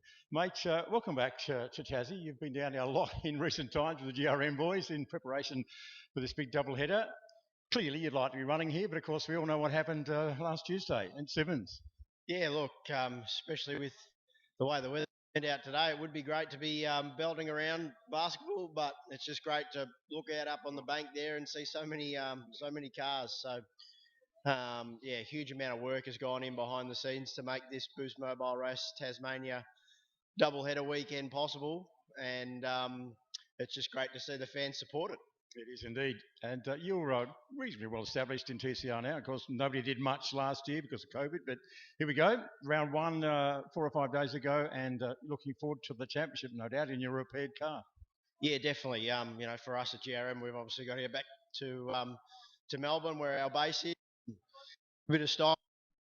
Obviously, yeah, a couple of damaged cars from last weekend, which wasn't ideal, but yeah, we'll get back to base and I guess reload. Phillip Island's not too far away for us, so 19th to 21st of February, so only a few weeks away, and yeah, we'll get stuck into it back there. Any news on the car co-drive in the year? I'll be co-driving, but yeah, beyond that, not really too much more to add. All right, that's worth asking. Good on you, Moff. Thanks, buddy. Enjoy the day.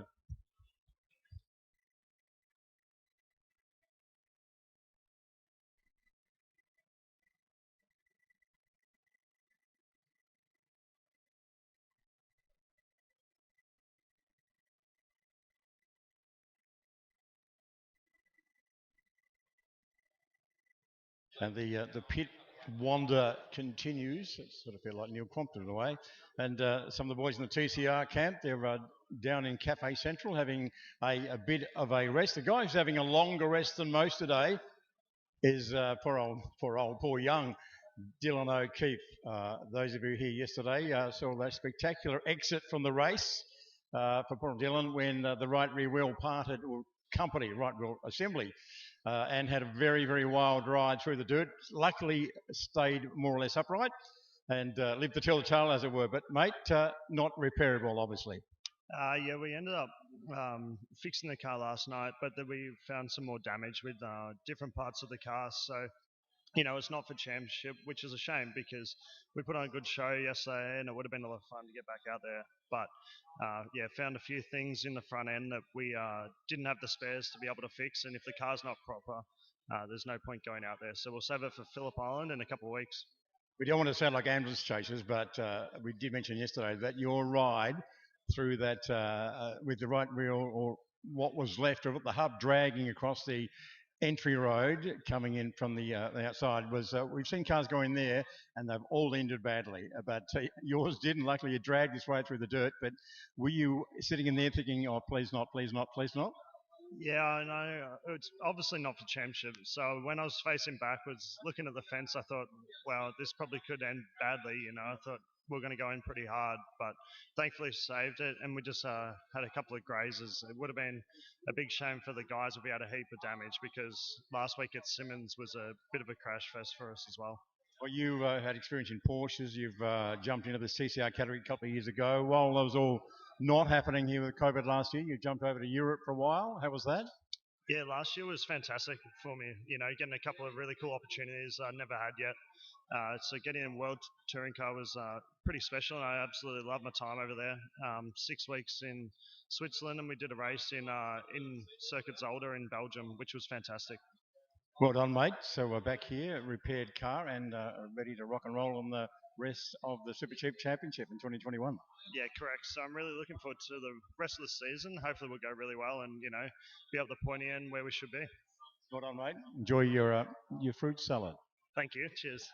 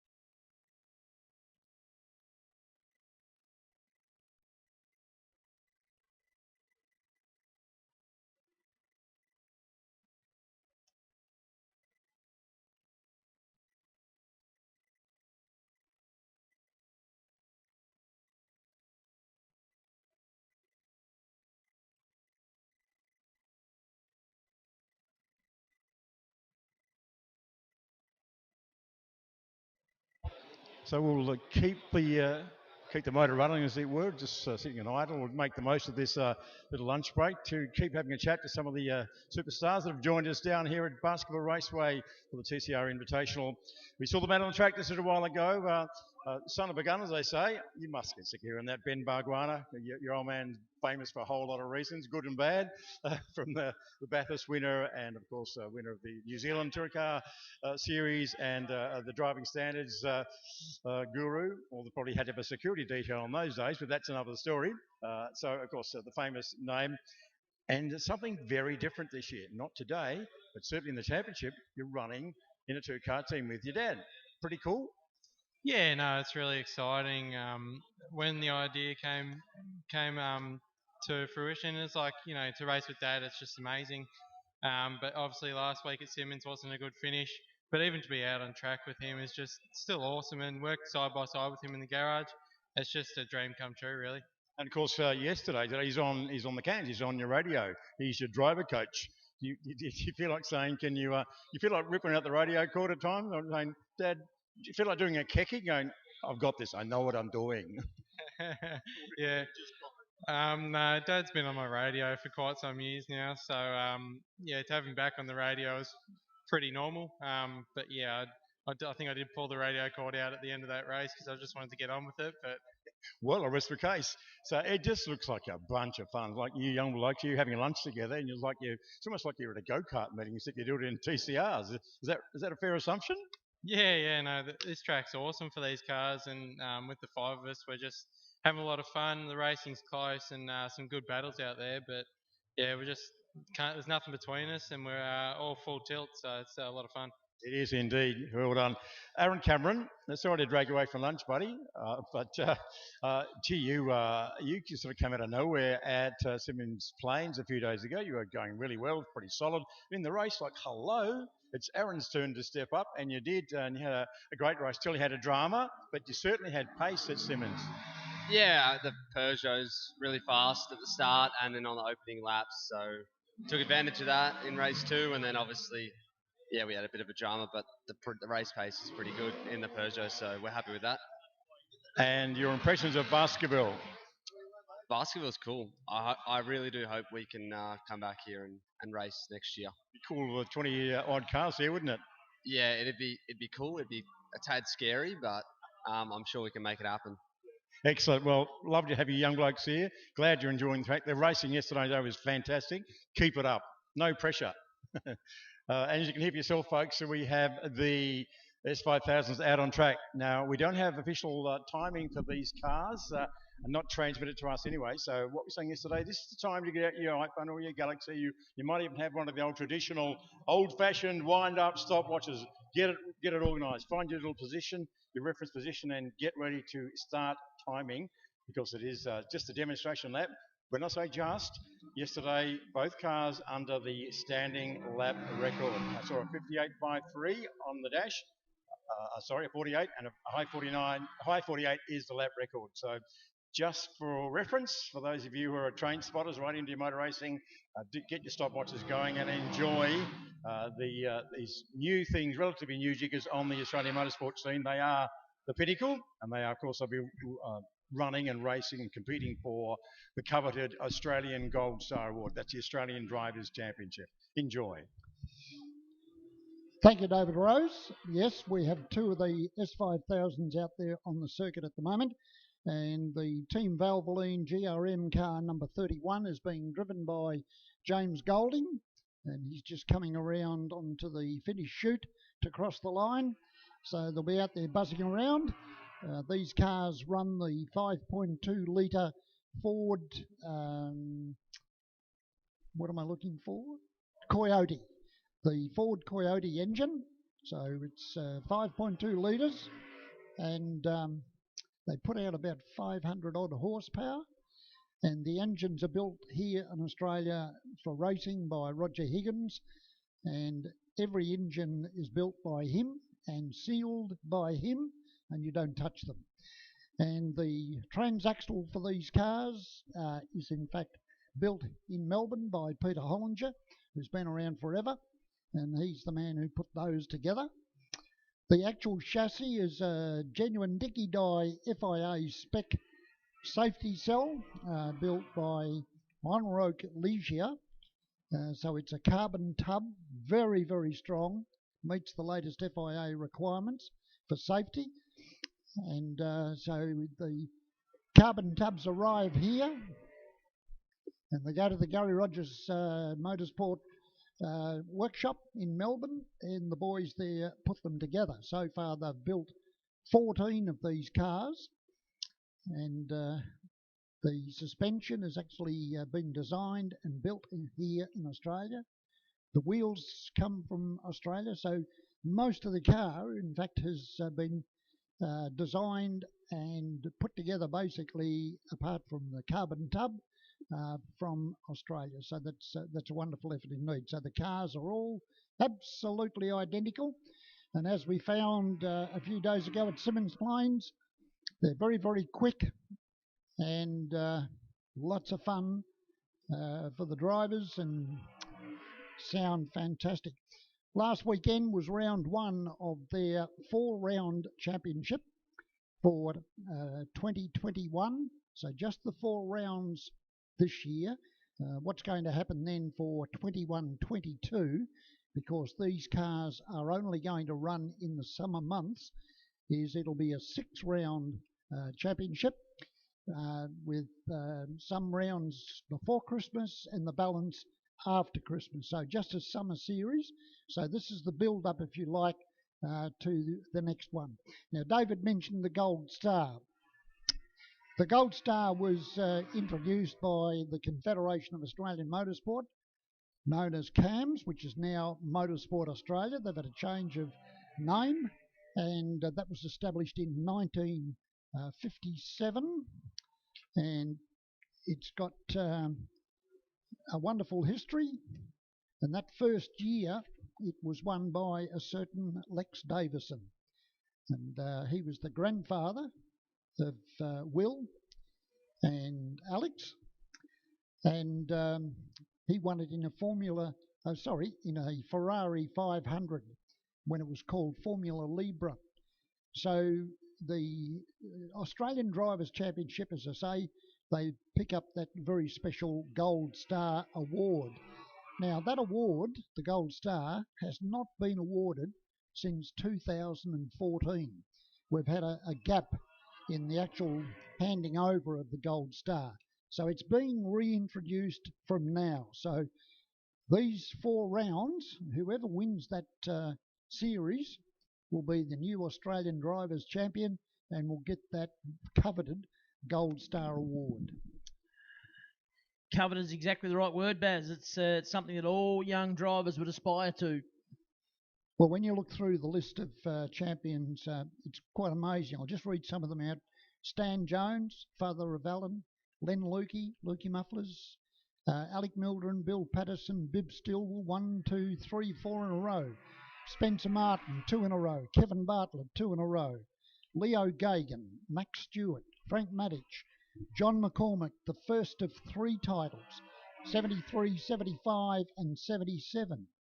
Max Stewart again, Graham McRae, Johnny Walker, not our Johnny Walker, Johnny Walker from Adelaide, Alfredo Costanzo, 4 years running, and John Bow, 84 and 85.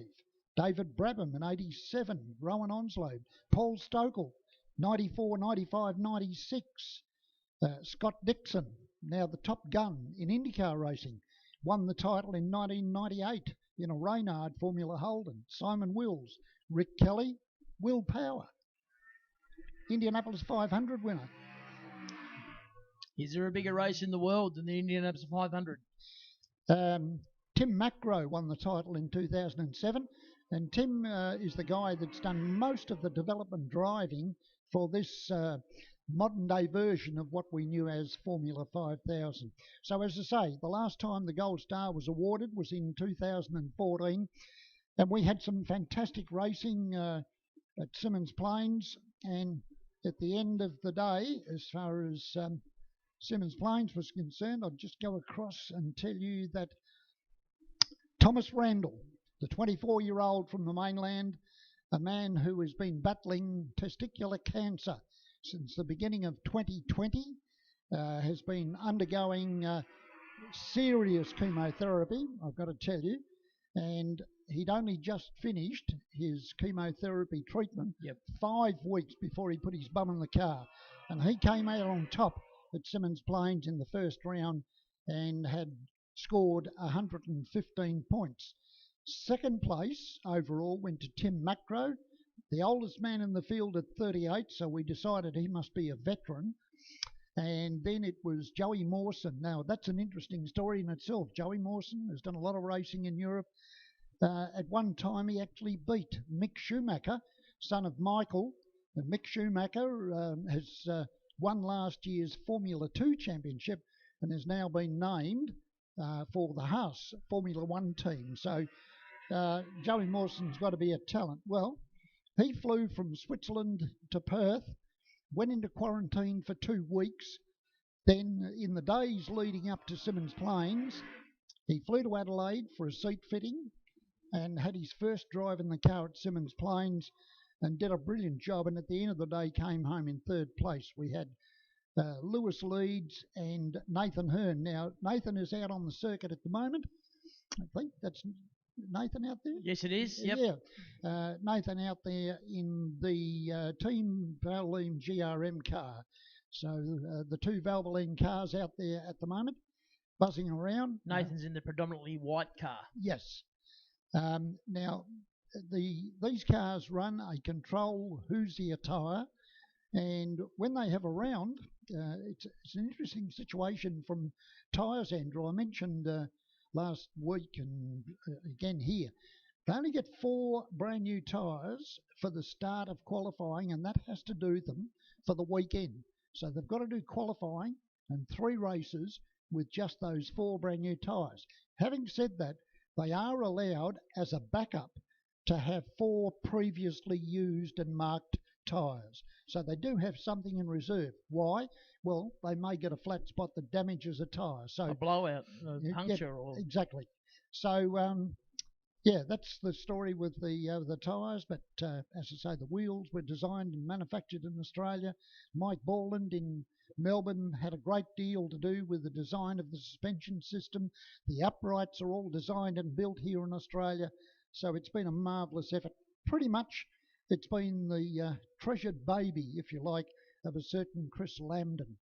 And Chris Lambden, former racer himself in supercarts and touring cars, raced at Bathurst a number of times, was the editor of Motorsport News, a fortnightly magazine. Very good too. It was.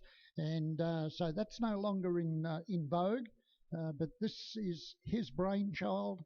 It started 6 years ago. He came up with this idea, and in fact, I've got a note here, I'm pretty sure, about the actual, what they were looking for. So, it says, here were some of the essentials. This is what Chris had down. Had to be modern, internationally accepted carbon fibre race car to meet modern safety standards. That was number 1. Number 2, had to have a V8 engine. And in brackets he says, well, this is Australia, so we love our V8 engines. Had to be economically achievable within the Australian motorsport economy. Had to potentially be mostly manufacturable in Australia. And I've got to say that they have met that those 4 criteria that Chris actually set. There was some competition for Chris's concept. Early in the piece, it looked as though we had an opposition group that were going to do their own thing. But anyway, finally it was resolved. And what we've now got is S5000, a modern day version of Formula 5000. And they're a wonderful thing. Oh, absolutely. First thing that struck me when I saw them, Baz, I thought they looked very long. They're a long car. I didn't expect them to be that long in the actual body, but they are. The wheelbase is very long in them. Yep, exactly. But they obviously work. Yeah, they're a good thing. Absolutely a great thing. All right, now let's have a look and see what we've got on the program now. We've had the demo, so it should be improved production coming out for... No, TCM.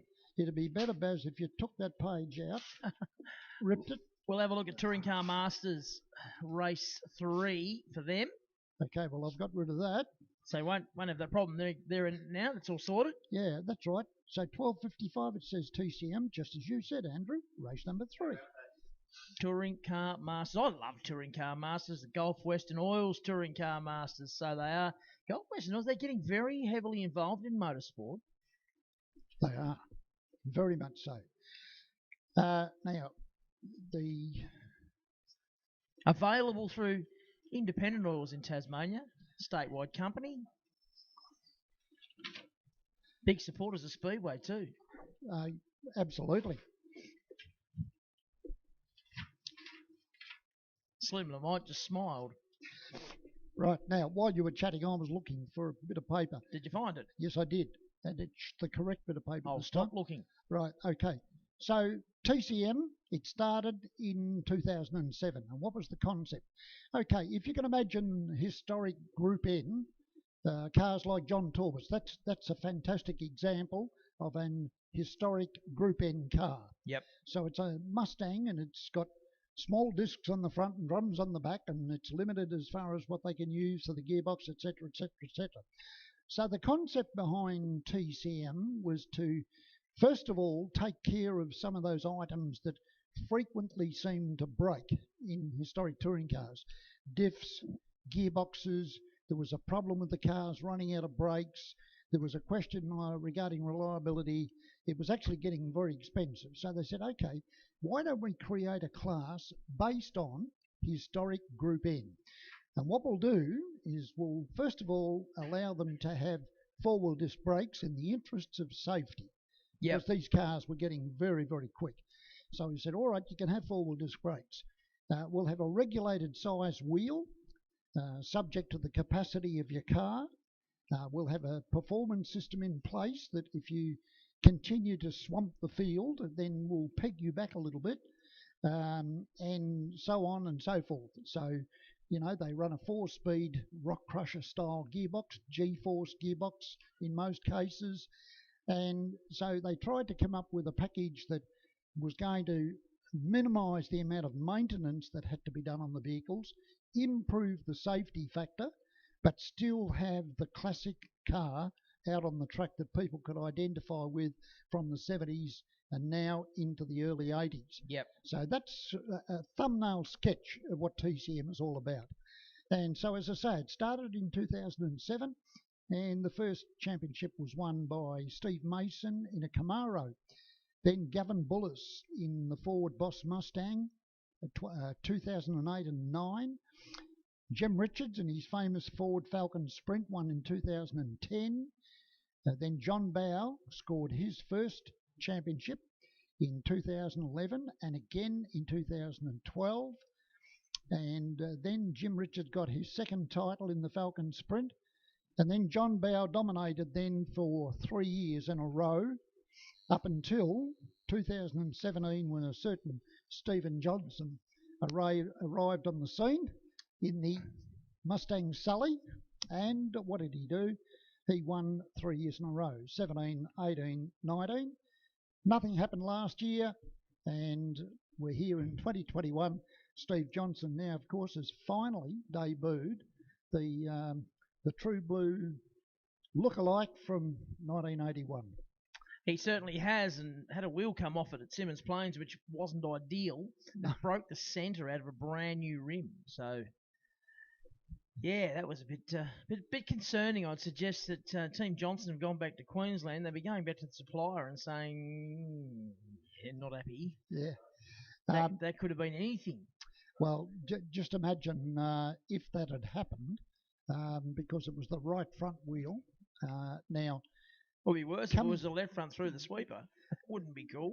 Well, that's right. But I was going to say in this case, imagine that car fully cranked up coming through the sweeper onto the start-finish line, where they're really doing what, maybe 160k.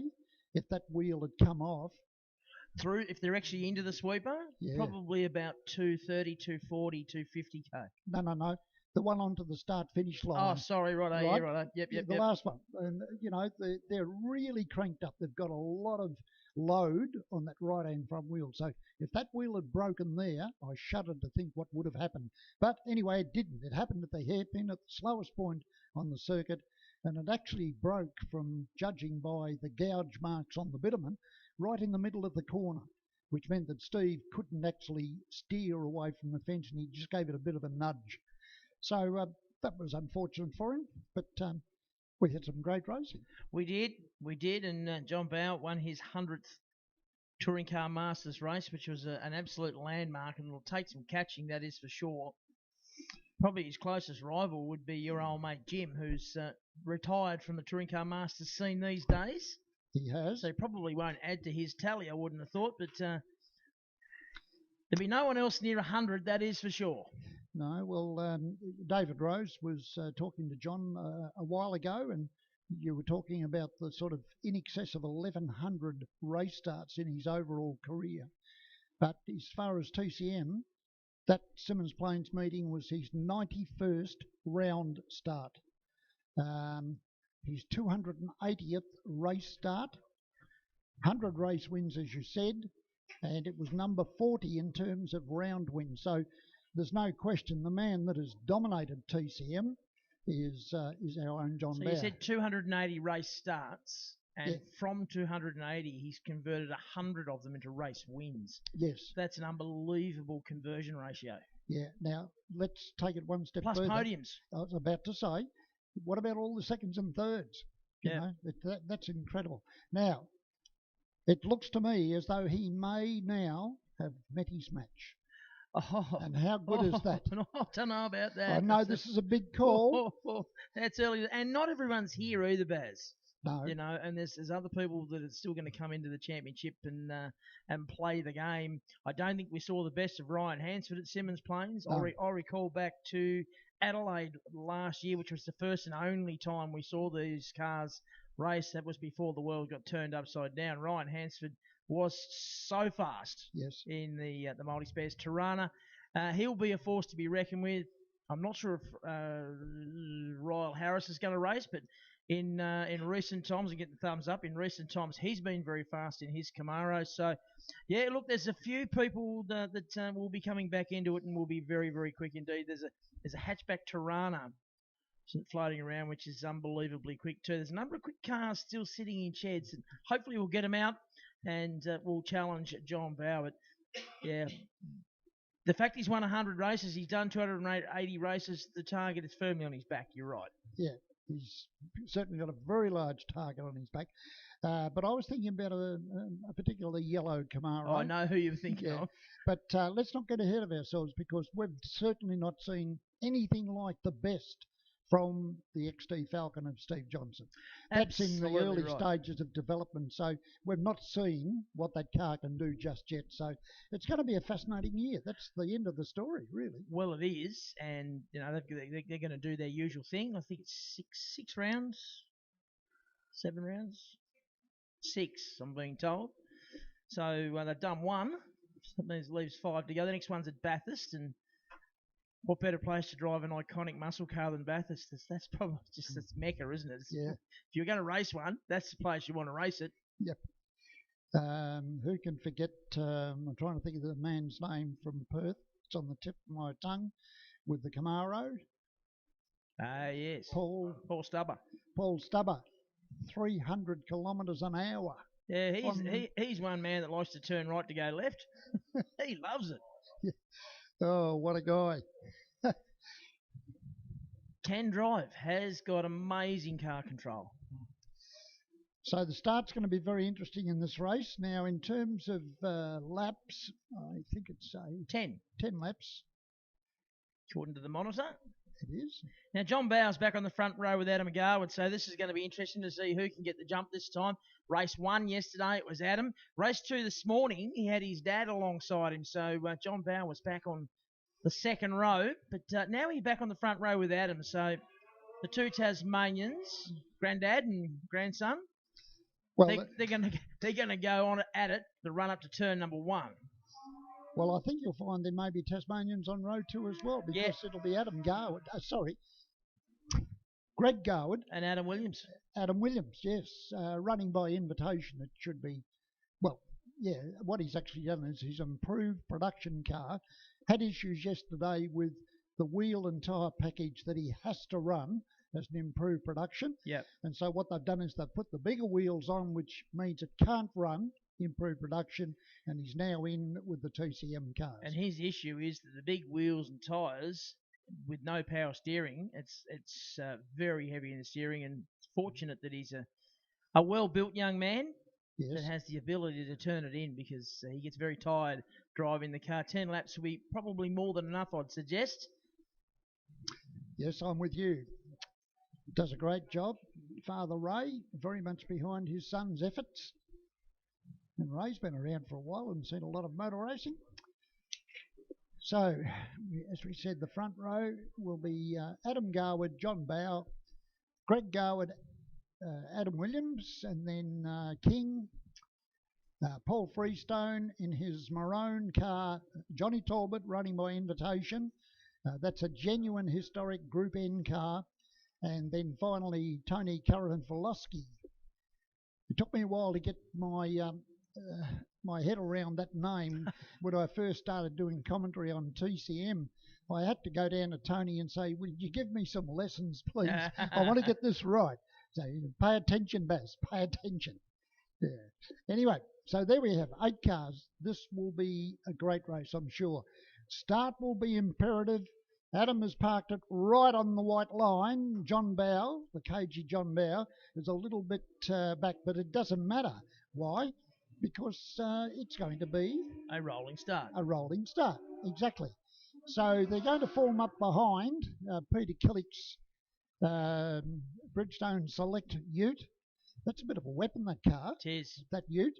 So don't be deceived. I don't know about you, Baz. I'm a huge fan of rolling starts. I just think we don't utilise them enough in motorsport. Yeah, I think maybe you're right, but there's something about tradition, mate. Oh, there is, and I'm not saying get rid of the standing start completely, but I just think we could probably utilise the rolling start a bit more. The thing is, the rolling start basically has been implemented to try and save the drive lines, because and start line accidents. Yep. These cars are developing a lot of horsepower, much more than when they were running in historic. Yep. So Which serious horsepower. comes back to what we're saying about John Talbot and his Mustang. He's taking a knife to a gunfight. I mean, he's out there having fun, and fantastic that he's come to join the team, but he hasn't got anywhere near the horsepower, hasn't got anywhere near the braking capacity or suspension componentry that the other cars out there have got. Exactly. All right. Now, it's not a round of the Gulf Western Oil's TCM Championship. It's a standalone event this weekend. So they're forming up very nicely at the moment, very even at the front. Now, who's going to get the jump? And looks like Adam may. John Bow goes with him, and Adam will have the inside run. Bow is likely to come back under him. No, he couldn't do it.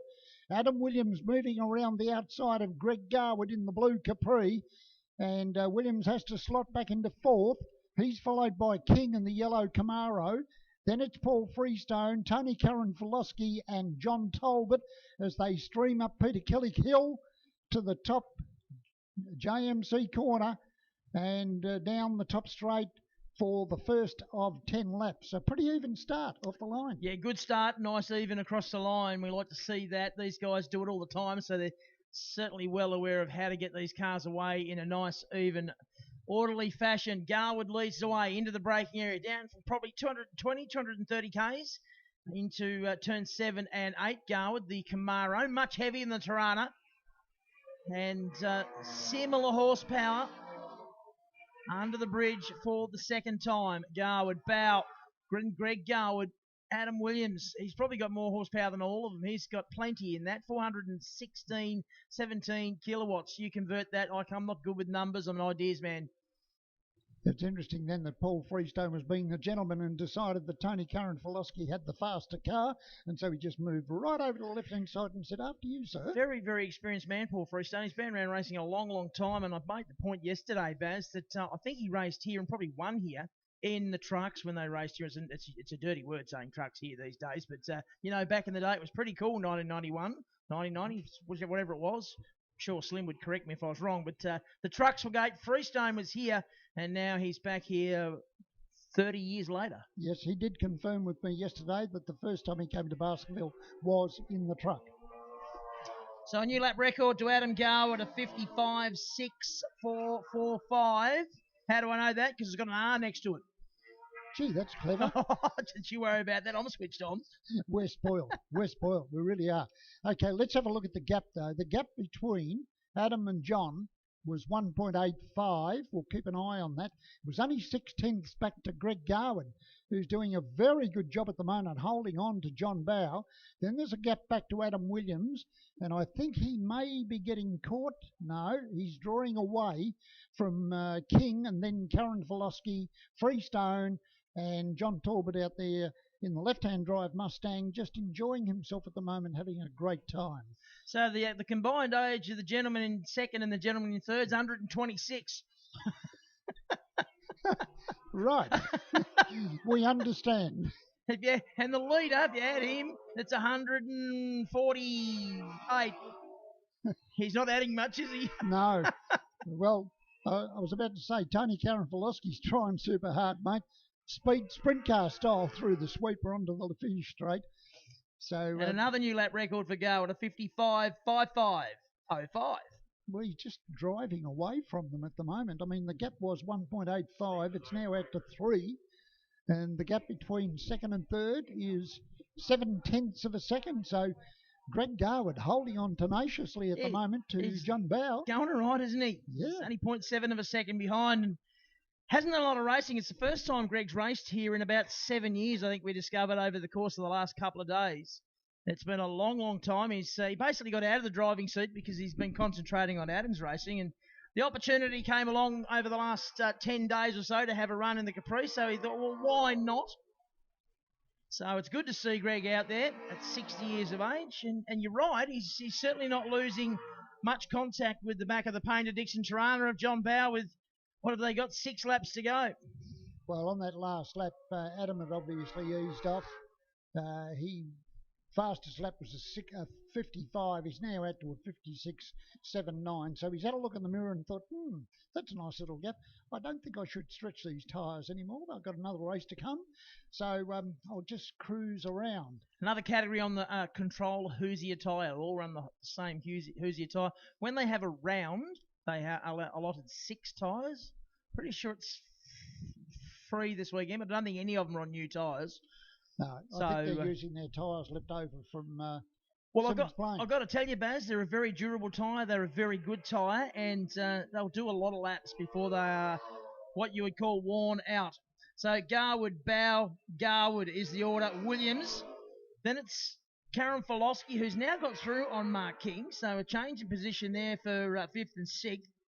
Mark King, as I said yesterday, coming back from an enforced layoff due to a shoulder injury.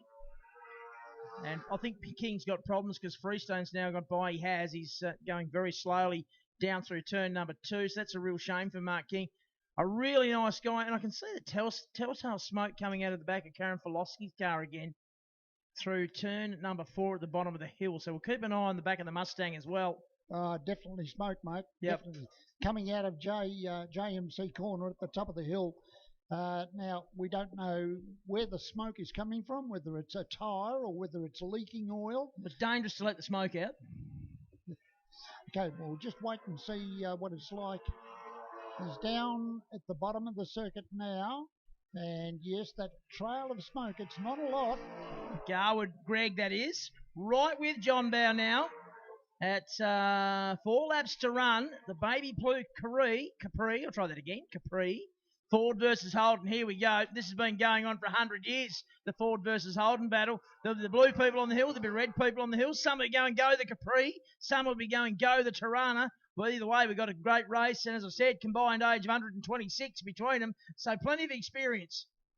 Certainly is. Now, I've just been watching the Karanfilowski car, and let's see what happens. Yeah, it just seems on the exit of 2 corners in particular, turn 4 and turn 5. Yeah. Right, now, back to the battle for second. Oh, I think Greg's got the bit between the teeth. He's decided, I want to knock off this bloke. He must have put his teeth back in then, has he? Oh, and he's lost it. Big time, and he's got away with it. Huge lose by Greg Garwood. Well, Greg, if you're a man who buys Tats Lotto tickets, don't buy one because you've just used all your luck in one go. If John Bowe was looking in the mirror, he'd be saying, where's he gone? Wow, that was one ginormous lose. I just had the circulation cut off my left arm by Isabel. Greg's soon-to-be daughter-in-law, and that was a big moment. I'm sure Greg will go, no, that was nothing. Well, he was very lucky that I don't know that he even touched the arm coat. I think did. It's got a broken right headlight that happened last weekend. I think it may have just touched that. Right. But certainly that had the potential to be a massive, massive impact. So John Bauer's actually closed in. It was 2.01. It's now 1.64. 2 laps to go. But we do know, we've said it a million times, it's an oldest saying in motor racing, catching is one thing, passing is another. So they work down through the S's. But John Bauer, I tell you what, he might be 66, but he's got the bit between the teeth. He's definitely closing in on the back of the Camaro of Garwood. But there was some famous old English commentator used to say, catching them is one thing, but getting past is another. That'd be Murray Walker. Yes. It would be. The man who said the car at the front is what was the saying? The 2 cars at the front of the pack are exactly the same, except for the one in second place, which is unique. Yes. That's right, isn't it? Have I got that right, Slim? So 9 laps completed now. So 1 to go. And the gap was 1.64. It's now 1.42.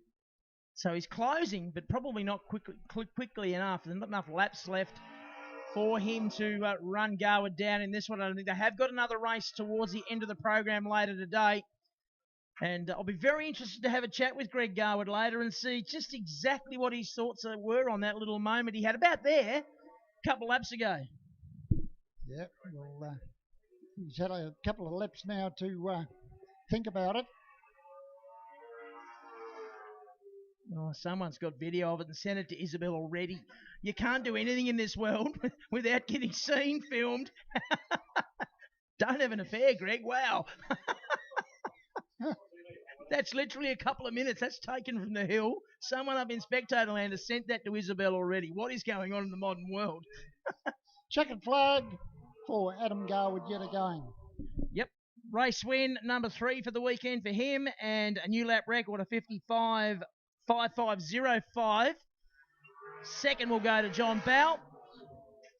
Third will be Adam Williams. Good job from him. Tony Karanfilowski will be next.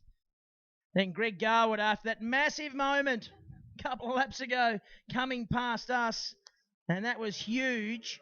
Paul Freestone, Mark King, after slowing dramatically, got himself back motivated again towards the end of the race. And John Talbot, really good that John's come to have a run. We do love that car. We reckon it's probably one of, if not the best sounding V8s getting about. Our officials looking over the fence to see what, if anything, Greg Garwood hit. No, he's not actually sure he did hit. If he did, it was just the smallest of love taps on the wall. There's a saying called kissed on there. Yep, there is. And the blokes up there in the spectator will know exactly what I mean, and that was a classic case. Well, I've got to say, if he don't buy a ticket, Greg, Tassolo, because you won't win, because you've used up every ounce of luck. Right. In fact, get someone else to drive home and don't go outside for a week, because you have no luck left.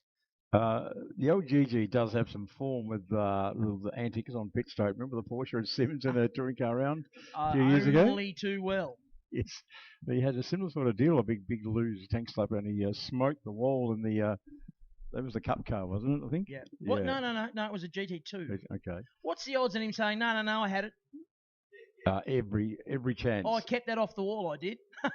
Now, to be honest, and and I hate to blow smoke, especially GG, as much as I like it, but it wasn't bad.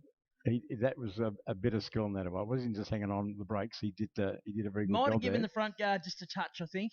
When you get in that situation, you just jump on. What did Frank Gard used to say? When it's forlorn or it's beyond hope, you don't be a hero. You just jump on the brakes as hard as you possibly can and have the crash at the lowest possible speed. Yep. So when that was never going to be held, and it went very quickly. Did he stick a wheel off, or did it just snap?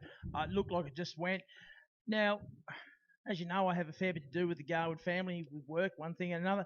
One thing I've heard Greg say to Adam, from the time Adam first started when he was 14, one thing he says it all the time: when you get into a position and you're having a moment, never give up.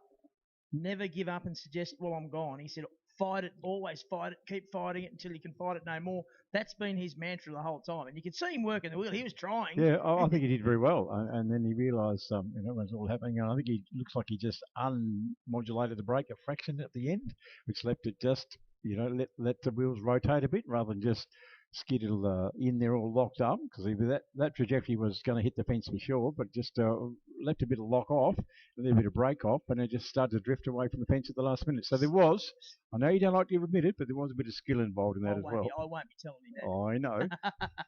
Not a chance. That would have been probably 150, 160. 150, yeah, about that in that car, yeah.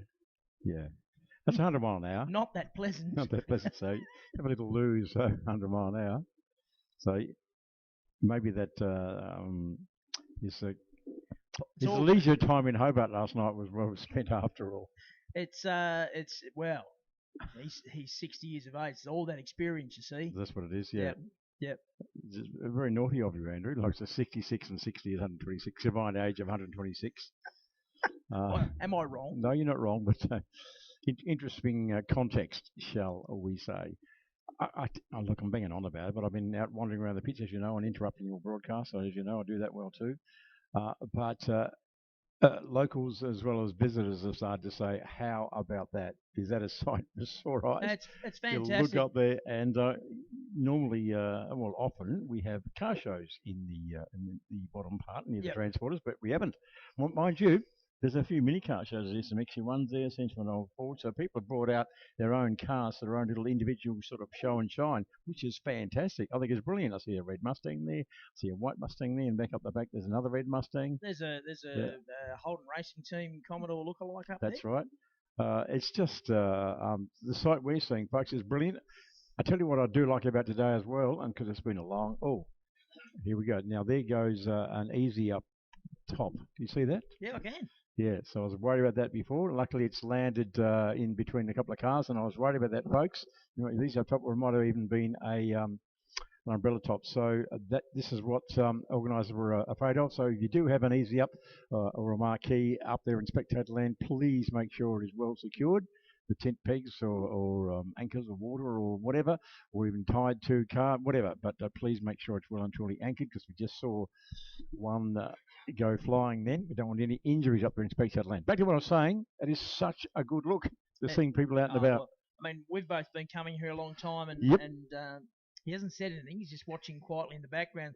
Slim Lamont, he's been coming here a long, long time, and we all keep looking up there and just smiling. It's fantastic to see so many people out here at Baskerville Raceway enjoying the action, and at a time, as I've said it a few times now, at a time when a lot of events are being cancelled, we've been able to put this on, and it's just sensational. The other thing I like as well is today we have friends, as in spectators, punters, people up in spectator land, down here in the pits.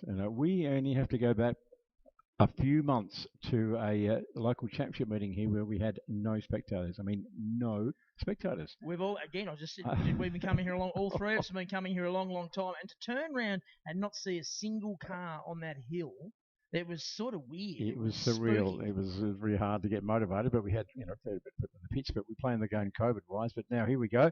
And it was a bit disappointing because we had restrictions at Simmons Plains earlier in the week because of COVID. But now that the fact that we were allowed to have some people in the pit, and it just adds to the atmosphere to have mums and dads and kids, and they're getting autographs and getting selfies down there with Marcus and so on. And it's just brilliant to have punters, as you say. He's been retired for a little while, but he's still a very popular young man, isn't he? Oh, yeah, he's in great demand there. I call him a young man because he's young compared Tell to me what us. else that I've noticed, and I just love it.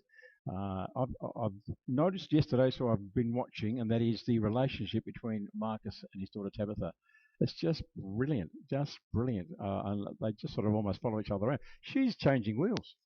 Changing wheels, and she's doing tire pressures, and she's doing real mechanic type stuff, and she was doing the timing there, and clearly their rapport is fabulous. You can just tell this wonderful father-daughter relationship, and she is right into it. I haven't been to a cart meeting in recent times, but the word I'm getting is that she's half a steerer as well. Well, she's going to a race meeting in Victoria next weekend with the cart, with the Marcus Ambrose Motorsport man. So it's a big thing. And they were telling me that it's not something that Marcus has forced her into in the slightest. It's something she's chosen to do. So, well, mind you, she grew up with her dad being a NASCAR superstar and is at the racetrack every weekend. And yet literally. He's got no interest to race anything. No. I said to him, have you had a go in Owen's car? Because it's not the same, but it's sort of similar in a way to what he was racing in the States. And he's gone, no. He said, I'm not interested. No. Not interested in the slightest. So I said to him, do you reckon you'll ever race again? He said, I don't know the answer to that. If I feel the urge to race something, I might do. He said, I've got zero interest in racing at a professional or semi-professional level. If I do something, it'll just be for fun.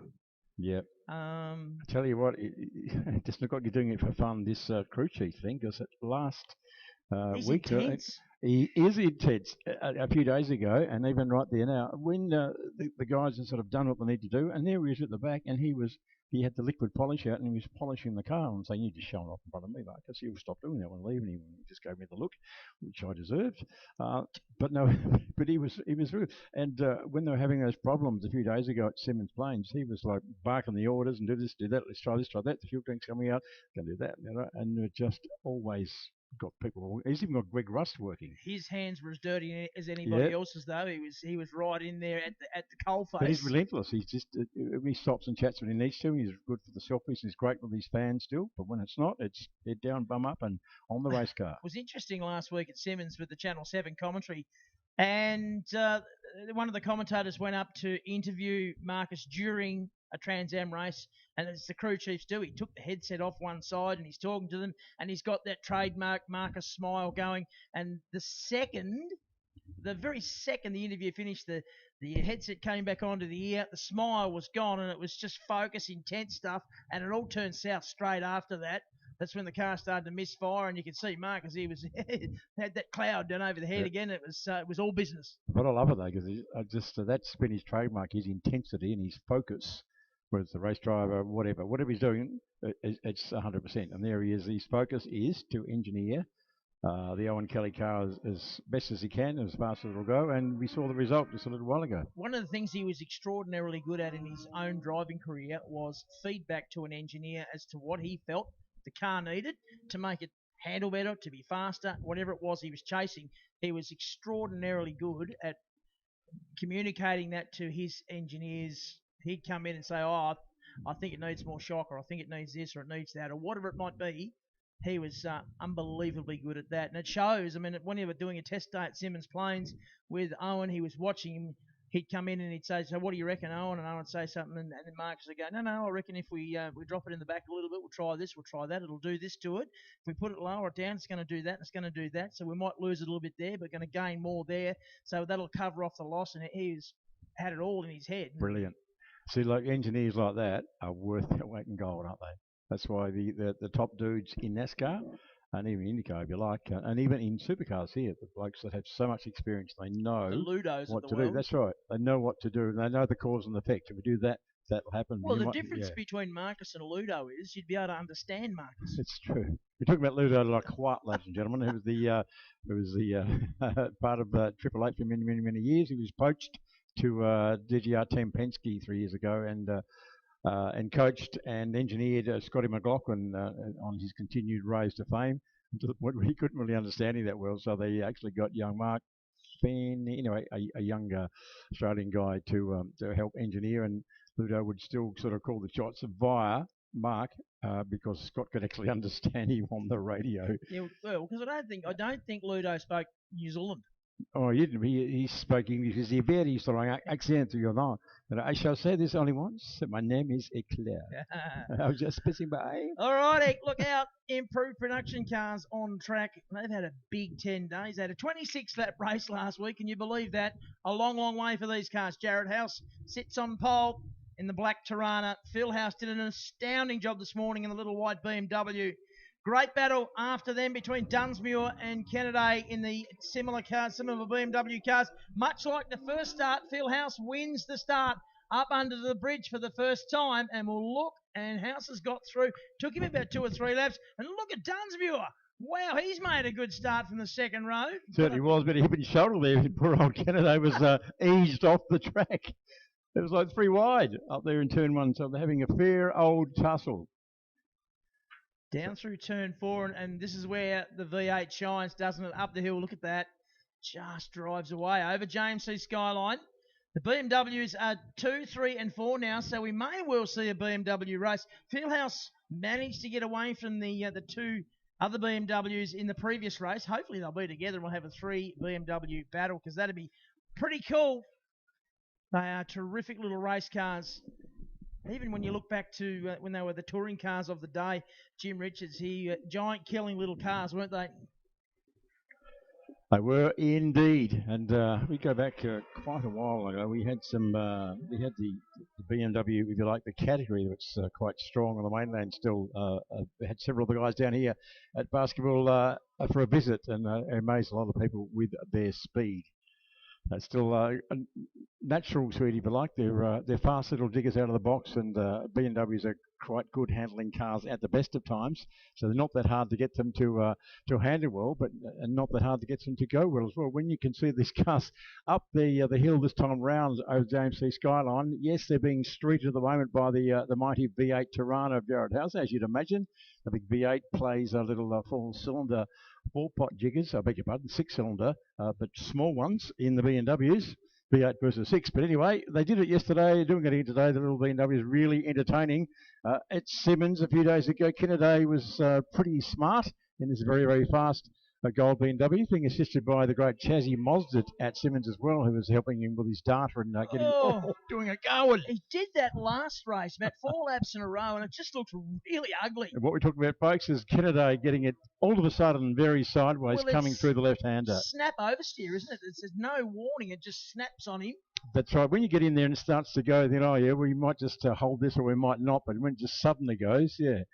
He should go and talk to G. Garwood. They can compare notes. Except that in that situation, that ended much better for Kennedy and his little gold jigger compared to Uncle Greg just 15 minutes ago or so. So as we suspected, is that BMW race within a race. The trio, mighty trio down the Homestead Straight. They're now on the main straight as just more as a masterclass or just a bit of a demo, if you like, for old Jared House, because not too many guys to play with, and his main protagonist was Adam Williams, who's put on some different wheels and tyres and gone off to play with the TCM boys.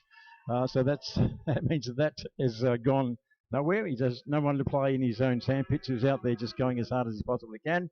Did his fastest lap of the race just at the end of the 58.042. He has gone harder than that before, but why go and cane the machinery mercilessly when you don't really need to, because he doesn't need to flog it stupidly just to stay in front, because he's doing it quite easily.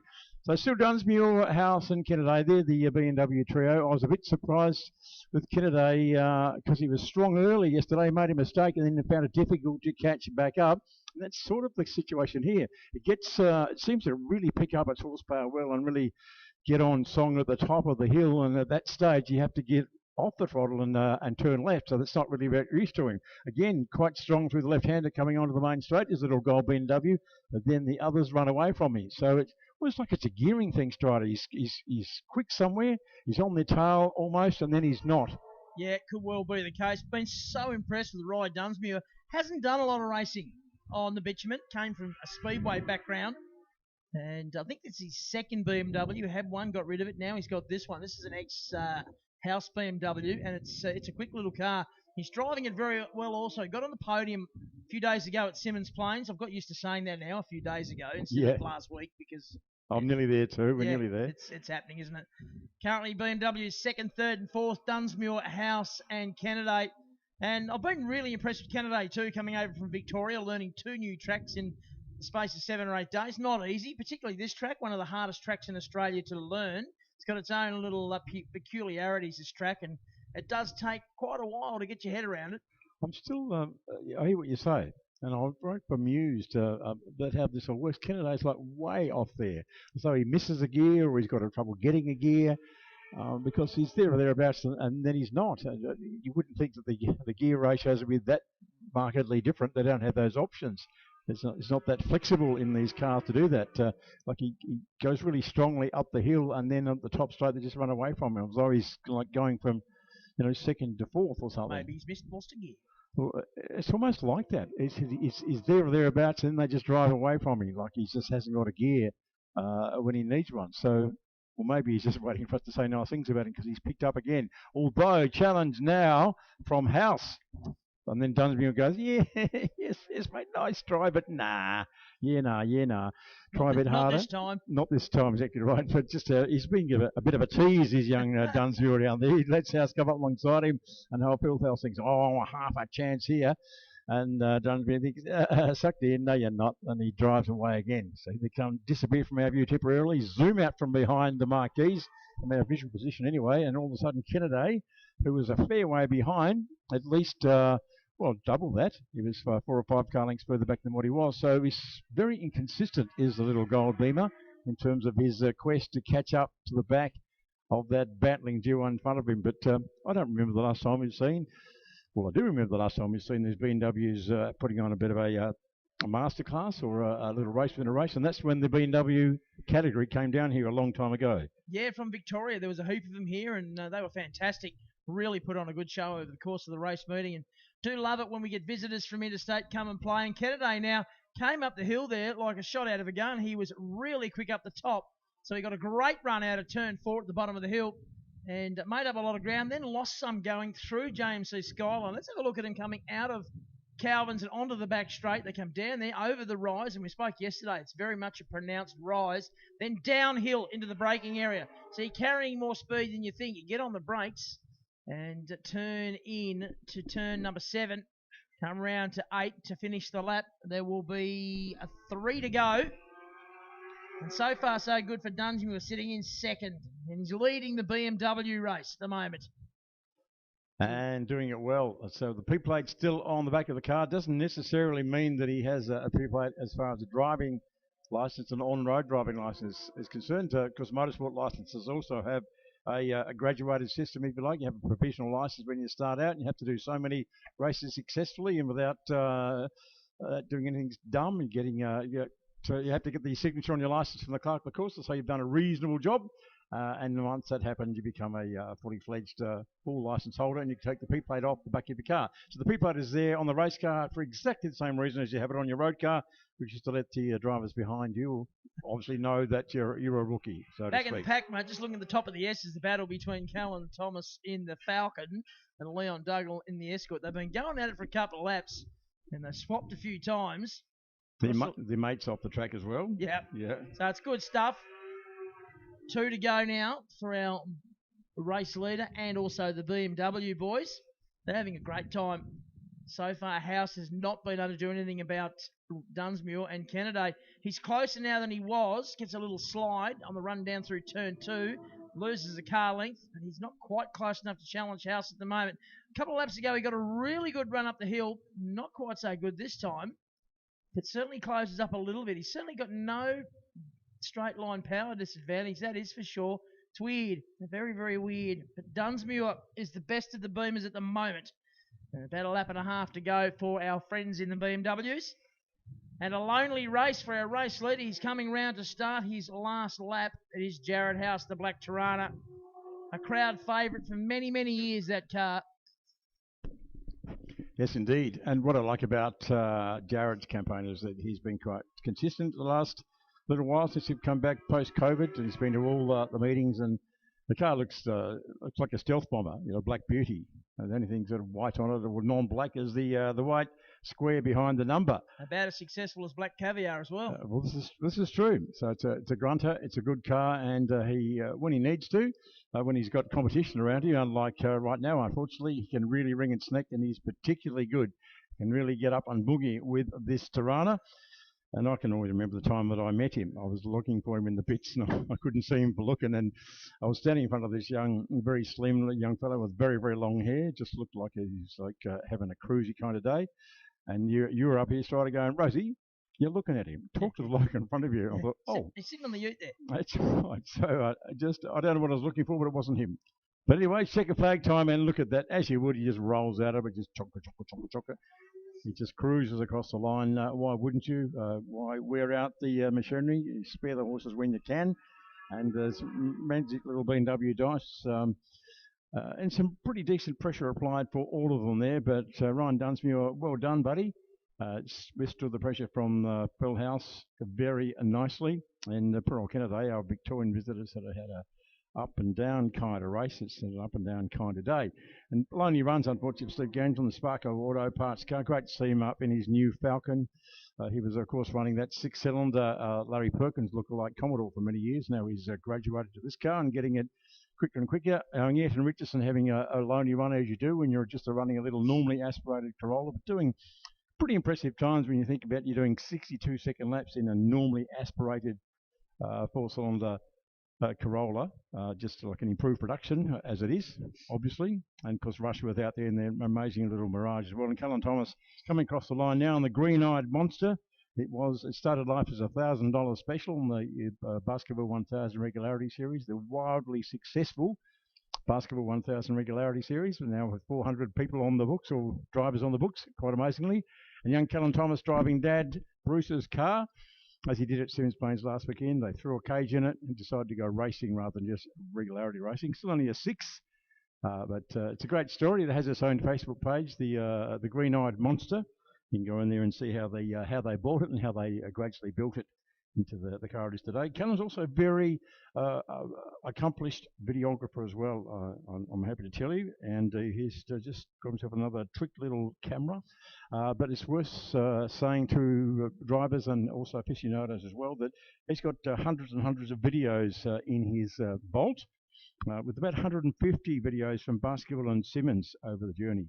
He's going to upload. They're available if you'd like to look at them. It's a YouTube channel. It's called Callan RS, Callan C-A-L-L-A-N RS, all one word, C-A-L-L-A-N RS 2000. And if you look at that on YouTube, you can see lots and lots and lots of motor racing videos from Callum Thomas, the current driver of the Green-Eyed Monster. It's been an absolute revelation, the Basketball 1000, hasn't it? It's become a bit of a highlight. Massive, absolutely massive. And to a large degree, it was born and developed in its early stages with the significant input from the late Michelle Fish, who was one of the organising committee. She ran in the Le Mans. It was Le Mans, L-E-M-O-N-S. Yes. The Le Mans 24 hours. There was obviously a play on words on Le Mans. And they were for standard road vehicles, more or less. Queensland? Yes, in Queensland. Yep. And they ran 6-hour races, 24-hour races at Lakeside and at Queensland Raceway. And Michelle went and ran in the mighty Magna V6 of the team that originally started with, who kind of been a moment, an ex-Tasmanian, a Queenslander, former HQ driver, now living in Queensland, got a rental car company, doesn't matter. Anyway, she ran with him, who kind of been a moment, and absolutely loved it. Had several races of that. Thought it was a fabulous concept because it was enabling people to get involved in proper motorsport at very low cost. So that was that gestated the Basketball 1000. It sounds very grand, and grand is about right because it's 1,000. And 1,000 was the cost limit. You had to prove by a receipt that the car that you bought cost less than $1,000. Yep. Yes, you go and put in. Well, you have to put in safety equipment and just standard, Motorsport Australia / CAMS, basically speed equipment, of safety equipment, tied down battery and yada yada yada, and full proper seatbelts. But that was about it, and of course, and helmet and so on.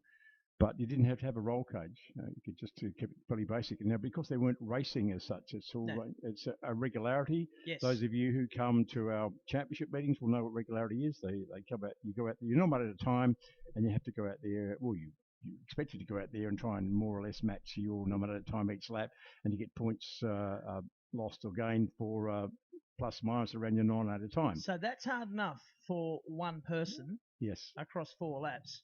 But when you've got 2, 3, 4 different drivers across, which you do have in the Basketball 1000 cars, yes, 3 to 4 drivers, 6 hours. So trying to find a lap time that all 3 or 4 of you can do across a 6-hour span, it's not that easy because the car's not going to be as good at hour number 5 and 6 as it was. They certainly weren't, mate. They were running out of brake rudders, running out of brakes, running out of tyres, running out of talent. So it's all going on. Where do you put your lap time? It's become an art, a black art. Well, they try and find it in practice as well, and they certainly and they make.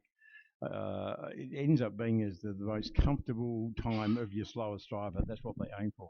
But it was quite funny at the most recent meeting because we had the Hurd brothers came and ran again, and all 3 of them, all very handy steerers. Greg was a gun in his day in the Autobahn. Roger still is, and Daryl, who I just spoke to a moment ago, he's bought a race car back. He bought a cheetah. He's going racing again at 55. Go him, I'd say. So, but they all the brothers are out there racing in the like a Bob Morris touring car lookalike, but it was in a Falcon, beautifully turned out car, and they were just struggling all day to keep it slow enough because there's a 1 minute 10 is the cutoff. If you go past a 1 minute 10, they take a very, very dim view of it. They're not fans of that? No, because this is the idea, is that even if you buy your $1,000 car and you could spend a fortune on brakes and motor on it, who cares? Because a 110 is the cutoff.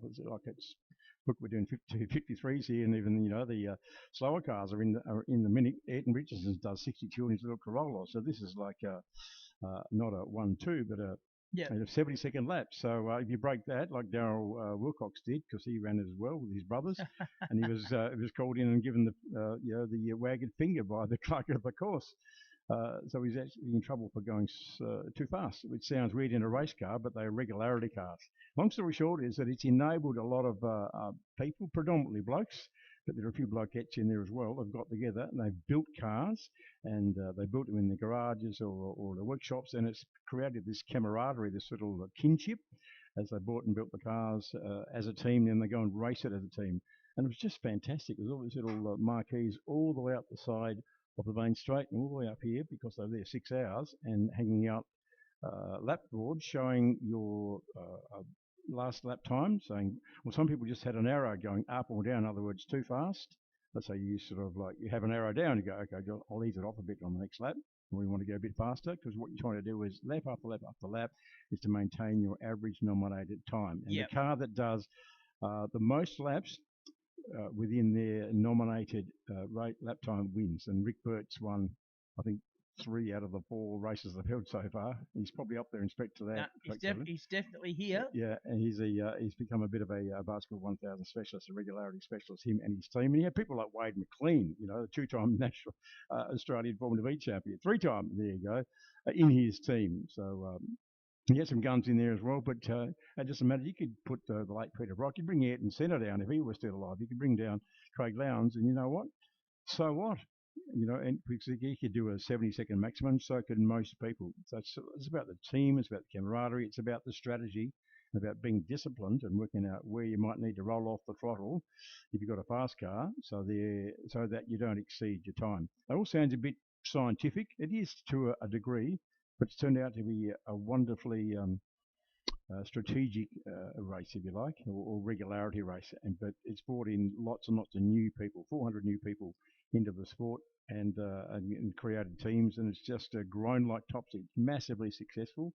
If you're up there in spectator land and you want to maybe have a crack at this motor racing caper, you might say, but they're old clunkers. But yeah, they might be old clunker to buy, and they're still not anything sort of super special once you've got them, inverted commas, race ready. But you're up with anybody else, you can have a car that is and looks a bit ordinary, and there's some very flash looking cars there, but doesn't matter. You nominate your time. You can nominate a 120 if you want, and you and your team run around here all day at 120s, you could still win the thing. Absolutely. And we've often seen with just our normal regularity events that it's not always the fastest car that wins today. It's very rarely the fastest car that wins today. It's called regularity, I always say, because it's powered by Allbrand, but it's not. You call it regularity, call it consistency, whatever. But it's about nominating your time and being consistent and matching your time as best you can. Because the challenge is, you say, oh, we can do a 1:15 all day. And because the car will probably do, a 65. We've got 10 seconds up our sleeve. But they were struggling. They were going too fast, and they couldn't work out where not to lose the speed. So they were going sort of hard here and hard there and hard up the hill, and then at a point on the back straight, they'd roll out of the throttle and just roll it down and just brush the brake at the bottom of the hill and just accelerate normally, and they would find that rolling off on the back straight was sufficient to bring it down to the required lap time. And then you find, though, but someone gets in your way, or you might have a whole bunch of traffic and all these variables get thrown at you that your plan strategy goes out the window. And this is what happens. So therefore the team managers and all the rest, and they start pontificating and strategizing and working out what they need to do. And is that even legal? Probably not, but it happens. But I just love people having barbecues, and they were just having lovely days, and there were family days there and kids running around, and it's just a brilliant concept. So and it was even quite interesting as a spectator, silly as it sounds. They weren't racing, but when you got 30 odd cars on the track all going round, it was quite intriguing, shall we say. So is that something that might appeal to you guys and girls up there? Because we have quite a few female drivers as well, which is brilliant. Get on the website. There is a Basketball 1000 website and Basketball 1000 Facebook page, and there's contacts in there. Maybe we need a commentator car. That's a great idea. We should do that, and we can just wire it up. We can commentate from within. That's a good idea. Even you and me could do that. Yeah. Yeah, we could do that. Bruce Thomas is one of the principal organisers. He could probably entertain that. Bruce is another guy who's in the Greg Garwood demographic, shall we say. But he built the Green-Eyed Monster, and then he went out and won one of his own events. And you can't cheat because you can't cheat. You just can't. So he was just smart. Again, you see, they had a safety car because of an incident. So he came in and got fuel because you have to make so many fuel stops. You've got to do it down the back and sort of supervise, and there's X amount of litres supposed to go in. It's very, very well controlled. So he was just smart enough to go and do his fuel stop in a safety car and went out, and it was just like touring cars type stuff or V8 supercar type stuff. It was all the strategy that helped him win that event. It's just brilliant. It's just the whole thing is like it's a mini Bathurst, if you like. Yep. And involves the whole team. Great idea. And I was just talking to Roger Hurd, the great Roger Hurd, a wonderful driver, very storage and accomplished driver down in the pits. Four-time national champion. Indeed. And he said, mate, how about old Dazza buying the Cheetah and going racing again? He said, he got all fired up with the Basket 1000. Got all him inspired again. So he was go back racing. No bad thing. That's a great thing. Yeah. And speaking of which, there are quite a few. How many is quite a few? Well, more than not many. Open wheel race cars have come back into the state recently. Either come back into the state or come into the state and are being either fettled or rebuilt or built. And long story short is, if not this year, towards the end of this year or even next year, we should possibly see races again just for sports and racing cars. How good's that? I haven't seen that for a long time. It's awesome. And there's another group of people that are trying to rebirth the sports sedans. I got a little message a little while ago. We get them all day, messages from people in spectator land and in the pits and whatever, saying, Stridey, great event, but how cool would it be with a field of sports sedans on the support program? I just sent back, you need a lot of cars. Yes. Because they're not prone to be able to do lots and lots of races of lots and lots of laps. They're not the most reliable things going around generally. No, you're right. You need to start with a lot. They're fast and they're brutal. And they're awesome to watch. They are. Speaking of which, I just saw another great man. Kerry Bailey was lurking around earlier on. Another multiple Australian. So who was the great man? His carer. Was with him. Kerry Bailey had multiple Tasmanian sports sedan champion, multiple Australian sports sedan champion. He's done 7 or 8 national titles in sports sedans. And top 10 finishes at Bathurst and so on and so forth. So, he was really enjoying the Trans Am action, as many. Wasn't it great to see Don Elliott out here? Yep. And genuinely enjoying his motor racing. Thought it was brilliant, having a great time. Gee, there's a guy that we owe a lot to over the journey for what he did for motor racing, his part ownership of basketball and his company at the time, bringing down the spectator bridge from Longford and plonking it in the basketball pits, and of course his patronage of Robin Pear and Tony Evanson and Mark McLaughlin and those wonderful cars that he created, and from the Anglias and the Cortinas and the Mustang through to the Camaro and of course the ME5s and then Mark McLaughlin and his F2 campaign. And then they brought the Alfa Romeo, that is spectacular. Unbelievable. The spectacular, the Ansett Alpha run by Tony E. And of course they ran and owned and ran the Elfin Sports Car Factory in South Australia for a long time. So it's fantastic. Don lives in retirement up the east coast at Orford, I think. 91? Yes, and he's just he's going beautifully. Yes, Yep. so lovely to see him here. 91 years young and just doing it nicely at the moment. And as you say, almost like the grandfather of the sport in Tasmania, isn't he? Yeah, we owe a lot to him. I also saw Uncle Ralph. It was lovely to see Ralph out here as well, Ralph Bottomley. Well, we all saw Ralph a bit over a week ago. It was a pretty solemn occasion, but it's good to see him at a race meeting. Yep, it was. And so it was good to see him out here, and a lot of people were very glad to see him as well. And also had a bit of a yarn with Sean Fish as well. Yep. Well, it's great to see him here too. Michelle now holds the Hurst lap record at Baskerville. She does. I don't know what the lap time was, but it was about a 2:02, but that's from the standing start. Yeah. So she certainly holds that. And it was a very spectacular lap for the final lap around Baskerville. We've set a new precedent now. We'll be they'd be trading fastest laps in a hearse. That's right. Donald Potter will have to set up a new division. All right, Andrew Webster and Ben Grice. How good have these two been this weekend? I was talking to Ben Grice after the last one. He wasn't that pleased, but I said, mate, it's great racing. He said, having an absolute hoot. It's awesome. But away we go. And Grice, I think he might have just got the jump on Webster. He's a much better starter. And Webster will be trying hard. He'll probably break late. He doesn't break at all. That's no surprise, because he's got Ben Grice alongside him. Ben Grice, even though he's not on the pole line, he's in the best position at the moment, unless Webster can get ahead of him. Yes, he does. Or does he? He needed to do that, because Ben Grice very well placed on the outside there. If he could have stayed with him all the way down through the S's, he would be in the primary position to take the lead coming down to the bottom of turn 4, which he didn't manage to do. So this will be very interesting to watch. What a ripper finish, though. It looked like it was all going to be Ben Grice in the last race. Managed to get the fastest time. Looked like he was on track to win. Just had to just break that fraction too late, and he lost front end grip coming out of the turn at the end of the straight, and we saw Josh Webster rip through to take the win. So, Rosie, I'm not sure what the point score system is, but this is their last race of the weekend. They're separated by 2 points over the whole weekend. So It was Ben Grice 2 points to the good. Yes. Yes. Oh, now that's close. That is close. We talk about throw a blanket. I was going to say a very small blanket. It's not Rubbin's racing. That's called a handkerchief. They weren't actually touching, but they all, look at Gwen going wide, and he throws it almost drift car sideways. Almost like he's in a rally car looking for a run down the inside, but Josh was a bit too smart for that, so he blocks the way there, closes the door. Isn't fair to say that Grice looks like it's the quicker car, and he has a look on the inside. Great driving there by both drivers. I thought he let it go. I thought he left it a bit wide there and left the door open for Grice. I thought that's good giving him racing room, but he stayed on the power, did young Josh. Oh, I can see a lot of his old man in Ben Grice. I really can. Can you ever? He did basically did an Owen Kelly who slipped on the inside of Josh down there.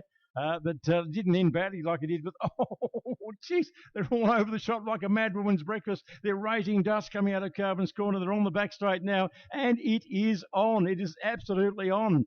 So elbows out well and truly for these two guys in lap 1, but that's a very handsome lead for Josh Webster at the moment. But as we've seen over the last, not just the last 2 days, over the last 4 days of Excel racing here and up north at Simmons, you can't take anything for granted because it can change in a heartbeat. But both these guys just throwing the cars at the turns. They were driving in these little diggers as hard as they can possibly go. They got into the 64s, which is record territory in the race this morning. They was just absolutely on the hammer. So here we go. We should be watching the others as well, and we can. You guys and girls up there in spectator land can look at wherever you like. You've got a bit of a conga line at the moment as they sort themselves out in this early part of the race. But what's going on? There's a car length between Webster and Grice. What's going on with that? But it changes though, mate. We saw that before, and then Grice has got this ability just to go, that didn't go well. Yeah. He puts his head down, he just gets there. Well, we saw at Simmons Plains in the last race when he had a drive-through penalty. He was back in the pack. He broke the lap record in that race, and he got himself back up to about 5th or 6th, whatever it was. It was a tremendous drive, and he currently sits in 2nd. And according to this monitor, the way it stands, if they stay in this order, they will be tied at the end of this race on 141 points each. Doesn't get any closer than that. So who wins then? I don't know. Well, I don't know. Don't know how they work that one out. Might have a 2-lap screamer. I don't know what. Flip of a coin or whatever. Or maybe I'll duke it out. Maybe. Well, guns at dawn. In the Touring Car Masters last week, John Bowe was declared the winner because he won the last race of the weekend. Maybe they'll use that system. Maybe they'll use who qualified quick. I don't know how they'll do it, but at this stage they will be on equal points. If they stay as they are. But at the end of the day, it's not a championship. It's just an invitation race. It's bragging right. Cool. It's bragging right. So at the end of the day, and so so.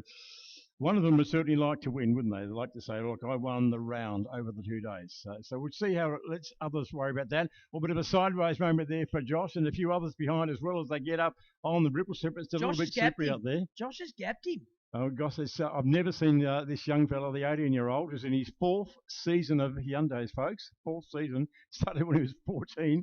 So he's got a bit of a clue about how to get the most out of his little Hyundais. He's just a local guy. He's an apprentice motor mechanic down here in Hobart.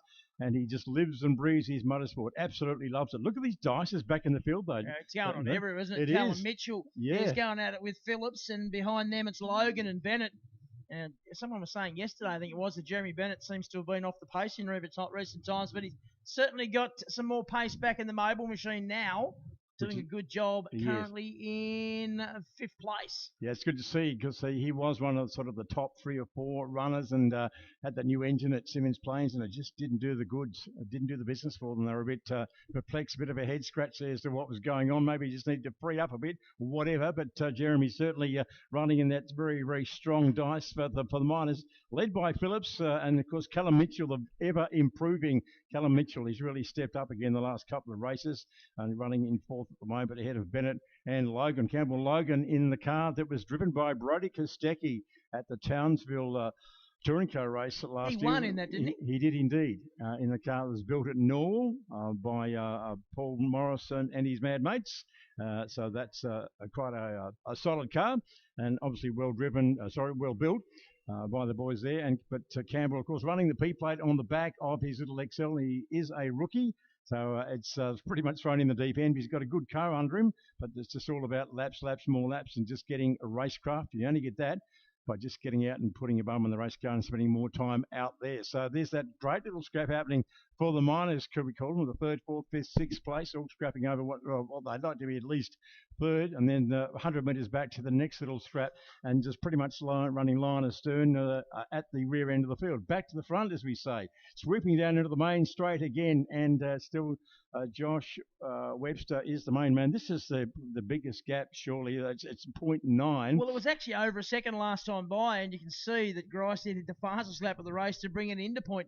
Yeah, let's go back to the early race. So Grice was back that, about where he was. We thought, oh, Josh is going okay here. And now whether Grice just sort of likes to hang back and sort of play mind games, or which is a bit risky. It's a bit of a risky strategy because they're all ostensibly in equal cars. But he was a fair way back, and then he was there. He braked really late at the end of the straight, and he was right on his tail. Then he got him in turn 1, like he wasn't there, and then he was there, like hello, like he's sort of got the phantom. He just sort of reappears. But the gap was out to a second again between Webster and Grice. But this battle for 3rd, 4th, 5th, and 6th, that is fantastic. The orange car is Phillips. That's car number 8. Behind him, you've got Callum Mitchell, Jeremy Bennett, and Logan, the black machine, over the top of JMC Skyline. That's 3rd, 4th, 5th, and 6th. You go back a bit further, and there's another little scrap going on as well. So plenty of entertainment right through the pack. We'll keep an eye on our leaders, though, as they come down over the rise on the run down into the braking area at the end of the back straight. And Webster, so far so good. It's it's been calm in this race compared to previous races, hasn't it? But I just I can't help but think of the last race when Grice just came out of the clouds. He's just done another fastest lap at 1:05.00, back into 0.72. Well, there you go. He's picked up almost half a second. He's doing it, Strider. Here we go. Whether he just sits back there with the 3 to go. That's what his old man did. Just like he's got something up his sleeve. I think I might have made a flippant remark about he's turned the nitrous up because he just came out of nowhere last time. Something up his sleeve other than his arm. Yeah, well, there you go. But obviously, I'm joking. It's all above board. But he just seemed like he just rolled out of it just a fraction somewhere, anywhere, maybe everywhere, just to keep that gap. And then he just came out of the cloud. So I'm not counting my chickens just yet. It could happen. Although he shows how much he's being taken to the wire by Josh Webster, because Grice was... he's a lot closer than he was, though. Look at this. But he got right out into the dirt. That's remarkable, considering that the whole back of the car was out off the circuit in the dirt. Driven wheels are still on the track. That's true. That's probably the advantage. And look at that. He's halved the gap, and that's what happened before. So he's on the cans, of course. He's on the radio to his crew chief. Oh, headphones. Not those cans.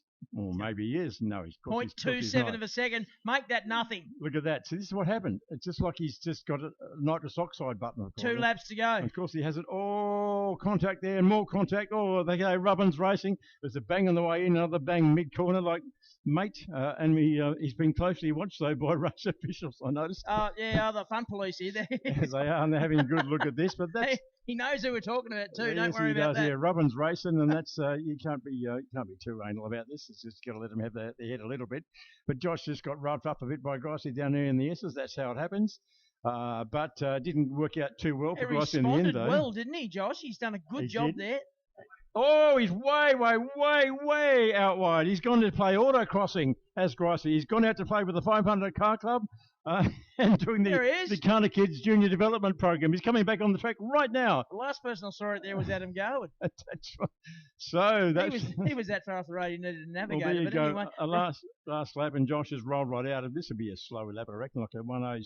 So yeah, obviously Dad Andrew has been on the radio saying like he's off, so the pressure's off. well, you know what this is going to do to the overall result, don't you?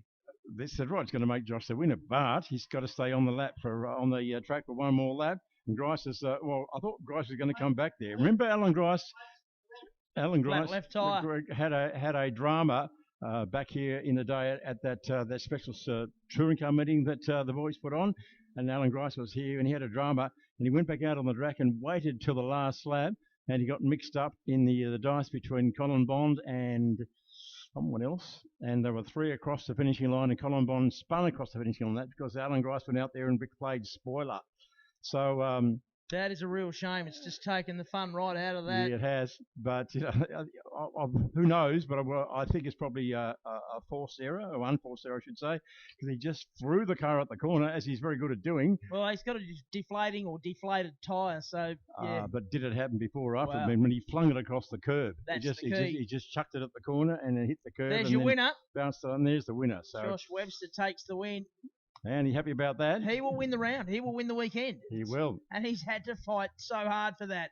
He has indeed. He would rather probably fight, or maybe he wouldn't. Remember the last race there that Grice just slid wide in the last corner and he slipped on the inside of him and took the win? It's important for Grice to get to the line and not lose too many more spots, or he might cough up second as well.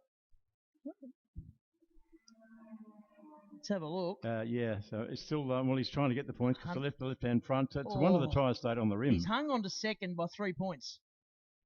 It's 141 for Webster, 117 for Grice, and 114 for Callum Mitchell. Yeah, so it just, so he has hung on there, for 3 points from Callum Mitchell. Late drama in the Hyundais. Never seen a mongrel, can I say, in Josh Webster. Like, he's just put the head down. He's loved the competition last week, a few days ago at Simmons. He loved the fact that he had Zach Hudson, he had Jay, and had all the. He said it's fantastic. How good it would have been down here with those guys. That's true. It would have been in the game. But he's and just think about this: without the COVID interruption, we would quite easily have had Brody Kostecki, Bryce Forward, and the like, Brock Feeney down here to play as well. It would have been unbelievable. Yeah, we shouldn't say that to our friends on Spectator Land because they'd be thinking, oh, really? But yeah, they were due to come, but the and Roland Dane was going to race one also. And the Queensland restrictions just put the kibosh on that. But so a big weekend, a big couple of a weekend and a big couple of weeks for young Josh Webster and his dad Andrew. Are you forgiven him for selling the Tirana yet after that? Oh, right, okay. No. Andrew, of course, is a former IP state champion, has his wonderful Tirana that hasn't had much of it on the last couple of years. They sold it recently, and Strider was aghast. I was not happy at all. I'm still not happy. So they've sold that and concentrated all their efforts at Motorsport and Webster Motorsport. And look at Andrew, look at him. He's got a grin on his face like a cat coming out of a fish shop. They've earned that. They've definitely earned that. He can see it from here, a huge grin for Andy. So well done, Webster Motorsport. And because his dad, Andrew, and his grandfather, Des, has been with them every step of the way, for the whole campaign. So it's a real family run affair. And they this suspension changes and tweaks and bits and pieces. So it was much about revving up Josh's mental approach as it was about, that's interesting. Ben Grice being stopped by the clerk, of course, just having a bit of a chat. It might be just, well done, mate, good on you. We got the thumbs up from Ben, so maybe that was a, who knows. But when you get stopped by the clerk, of course, you always gets your attention a bit. The fun police. Yeah, them. The ones we can't do without, though. The ones that sit downstairs with all the other volunteers and make motor racing happen. One of my favourite parts of the race meeting is picking on Kevin Knight. I love it. This is true. Kevin Knight, of course, our long-term clerk of the course, vastly experienced. And it's good to see he's bringing on a couple of younger men and women, mentoring them to take over the role at some point, because he is 75 years old, but he looks about 60, and he still plays grade hockey, and he still goes water skiing, and he's a bit of a weapon, actually. Acts like he's 20. Well, good on him. I'm a bit envious about that. I'm still trying to get over the high-tech world of the instant technology, and we had the GG spin on the pit straight, and we had young Isabel up here, the fiance of AG, and one of her friends up there in Pecco Atlanta's caught it on video and sent it to her, and we looked at it a second later. So, and Michelle, Isabel's joined us in the box, but she's just enjoying the air conditioning. Is GG having a lie down? See, he's having a, no, not AG, GG, the old one after his spin. Is he a bit stressed? No, he's buzzing, of course he is. Adam was actually, Adam Gale was asleep here. on the floor? He had his head on the bench here and was nodding off. Anybody think he only had 3 hours sleep last night, the way he's carrying And then on? I turn around and he's on his phone, Isabel's on her phone, and I thought maybe they're talking to each other. Probably. Well, you get that. Yeah. So They were due to get married November last year, and that was another COVID victory. well, anyway, still time though. Next November, this November. So Let's hope it's not next we November. cranked it out a year. Must be something about November that's special. Well, the problem they had was that a lot of the guests that were coming to the wedding were coming from interstate, so that was a real issue. And at the time, when they had to make the call, it was when Victoria was a place that no one wanted to go, and you couldn't go. Well, that's been like that for decades, hasn't it? Oh, sorry, I didn't mean to. Oh, finally, sorry. finally, you fired some shots. Wow. Oops. It's all about us. Go Tassie. When you look at Barry Rogers this morning, he just him and Gary and Barry, they love us. They're just like you wouldn't have anywhere else but coming to Tassie for this race. So that is hilarious. Yeah. It's the funniest thing you've ever said. Yeah, Danistan. Oh, That's all right. So thank you for your patience, ladies and gentlemen. See, there's a few queues at the catering facilities, both here and on the hill. One, because of the volume of people. Two, because of the social distancing requirements. So it is a bit of a pain in the butt, but thank you for your patience. We're just delighted that you've taken the time to come out here to the action attraction, which is Pepsi Max Basketball Raceway. This Boost Mobile Race Tasmania second leg.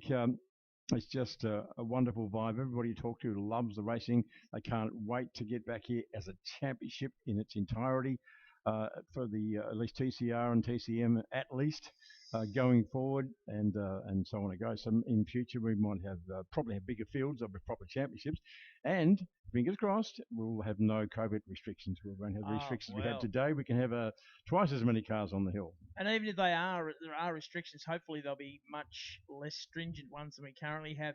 Another little change I'd like to make is to have absolutely like the days between the first round and the second round declared public holidays. So Speed week. Nobody had to work, and AG just looked straight up at me. He raced at Simmons Plains, and then that next day he's driving a truck for the family business and getting up at 4 o'clock in the morning, going driving the truck, and It's called paying the bills, isn't it? it's called doing as you're told. Yeah. Well, yeah, sort of the same thing. Yeah. Yeah. How come do you do some work for the Garwood family there from time to time? How come I do? Because you never do as you're told. So how does that work? How does that ever work? Amazing. It's just an aberration. Maybe you do as you're told. You just don't like to admit to it in public. That's rare. Oh, yes. It's rare. Yes, indeed. Sometimes I just go up there and think, oh, that needs doing. So I might do that. So you're well supervised. It is different, though, when someone's offering to pay you money. That's true. Well, so you do have some scruples. No, never said that. I was going to say, things have changed. No, not that much. So, Basketball 1000, we talked about that before. It is such a good event. Go and check it out on the website. Go and check it out on Facebook if you'd like to get involved with that. We'd like to do a shout out to all our fantastic volunteers because there's dozens and dozens and dozens of them, and we have them every meeting, not just these biggies like now, but for the Tasmanian Circuit Racing Championship as well, and the Basketball 1000. And they're just the salt of the earth. Talked to some of the guys down there a little while ago, the fireys, and they said, yeah, we've been busy, haven't we, Rosie? We've had 3 vegetation fires in the last week. Yeah, absolutely, yeah. And they're normally here to sort of put out fires in race cars. Haven't had one today. No. Yet. Okay, good on you. Yeah. We also need to thank the local sponsors. We've been talking about Boost Mobile, and we've spoken about Super Cheap and Golf Western, but down in this part of the world is HOFM, who led the way with their support of the meeting through the media. They were really good with Greg, Vanessa, and the whole team down there at HOFM. Good people. Vanessa is a radio legend. I saw her again today. She is just Oh, she's here fantastic. again? She is with her partner and some friends. Yep. And they're having the best time. So good afternoon to you guys. And Seven and Win, of course, they've been very good with their time on TV and the ABC as well. So can't do it without the media. No. We need the media to have their involvement. Yeah, media back today. Saw the some of the media people, some of the lasses had a run with Jason Barguana and Ben Barguana in the TCR car on the big Monaro on Media Day Friday. So the young lass from I know it sounds patronising, but she is a young lass from Seven was out again today and doing a story with the 73 team. Yep. And she still had a big grin on her face. Said, "You're still smiling from Friday?" She said, "Yep." She thought it was rather wonderful. So yes, all these local media and local organisations, but I do really dip into the volunteers. We've got the flaggies. They're having a bit of rest at the moment. We've got a couple of people on each flag point. The great Dennis Burgess, who's one of the most experienced flag marshals in the land, who's worked at Grand Prix level and been supervisor of flag marshal Grand Prix. He was the chief flag marshal here for many years. He's involved with the historic racing club. He's on the board of the Tasmanian Motorsport Hall of Fame and so on. He's up there having a bit of a rest at the moment. There he is, Dan. Good on you. Dan and Chris, I think it was. Oh, I don't remember. I'm old. I've got a poor memory, but they're up there They do a great job, waving our flags. volunteers. So, and of course our flag is all the way around the circuit, doing a wonderful job. We've got the ladies and men in the office downstairs. We've got spectator marshals. We've got scrutineers. We've got the fireys.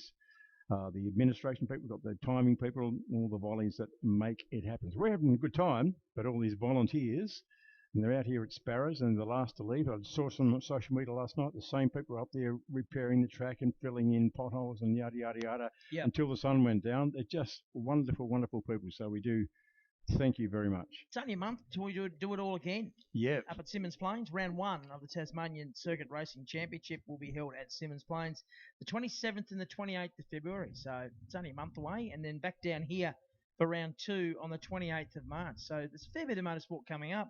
There is, and it's great to see that the championship used to be the series. Now it's the Tasmanian Circuit Racing Championship has really started to get some momentum, even with COVID. When we returned, we're allowed to come and do it, even with the spectator-free event. Not as in free as in no charge, as in nobody here. We still had good support from the races, so I just feel that this might be a really important day today. The fact that we are COVID-free, people are doing the right thing as best they can with the COVID protocols, and if we can still have no cases here, I think we'll be right to proceed into 2021 with a very strong local motorsport program as well. It's been great to see a lot of you guys and girls up there in Spectator Land who might like to wander out on the odd day or two to come and see our local Circuit Racing Championship. Now, Rosie, That's very important. we've banged on about John Bower winning his 100th race in TCM, which is a stellar effort. It's been pointed out to me that our good mate Phil Ashland sits on 91 HQ wins. Wow. He's only young too. Or youngish. Well, he's a lot younger than you. Everybody's younger than me, Strider. Valid point. Mm. Well, That's, no. You've got to come off a low base. No. Yeah. Well, except for Kevin Knight and Barry Oliver, but yeah, the 70-something club. In fact, the old septuagenarians are out there having a chin wag at the minute. They're about 150, the pair of them. Yes, that's true. That is, it's 151 actually. That little combination we're looking at the moment. That Clark, of course, and our senior commentator. I only begin to imagine what they're talking about. I remember back in my day. What, hearing aids and walkers? No, I shouldn't say that. I work for Council on the Aging, which is a seniors advocacy body, and that is an ageist comment, and I withdraw it. Too late. No, I withdrew it. It's out there, mate. Yeah. Do we need oxygen up here? I'm a bit worried about little Adam Garwood. I call him Little Adam Garwood because he's always going to be Little Adam Garwood. Won't matter. Do you need oxygen or smelling salts or just a good slap? I'm not sure he's going to make the last race. Oh, we might have a Camaro up for grabs. He's just doing what good drivers do. They just chill out and just save their mental and physical energy for the big event. He's got to drive the truck home tonight too. So. Ooh. That could be interesting. Just aircon full cold. Hope he drives it slower than the Camaro. Aircon full cold and the stereo up. And away you go. Don't drive it like your dad drove the Capri, mate. You wouldn't have seen that, but that was big with a capital B. You saw it in the mirror. Well, watch where you're going, not where you've been. Isabel probably showed him by now, I reckon, off the little bid that was sent to her by our spy in the sky up on the hill. Now the live commentary, the live YouTube feed that's going on, Tasmania there's a Motorsport. camera that will have caught that. Well, it depends if it was going to air or not. Depends which one they had actually selected to go to air. Oh, yeah, fair Yes, point. that's Fair true. point. Yeah, they didn't have it on at the time. So, okay, I just handed a note to say that the rest of the races on the program will be probably run 10 minutes earlier. So if you're looking at your own program, you can just bring it forward a bit. But I guess That's cool. I'm cool with that. Yes, I guess up there in Spectator Land, it'll be what it'll be. What it'll be. That got his attention. Up he gets. So Adam Gower up here in the executive I'm going to take it. I'm suite. going to take a spell. Are you? Yeah. Well, I'm going to take a spell too. So maybe Barry and Dave Amore can have a bit of a crack at these HQs.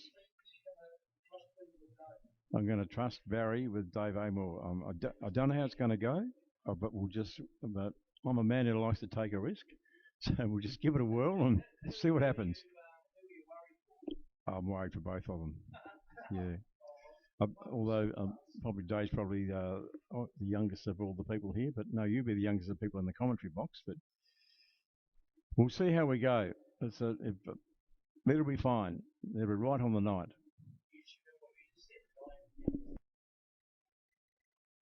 So a little break just for a second while we reorganise things, and then we'll come back with the great Barry Oliver and our special guest Spruker here on the Kiwis at Baskerville, Dave Amore from Victoria. It's a wonder we let you in, but you're not a bad bloke considering.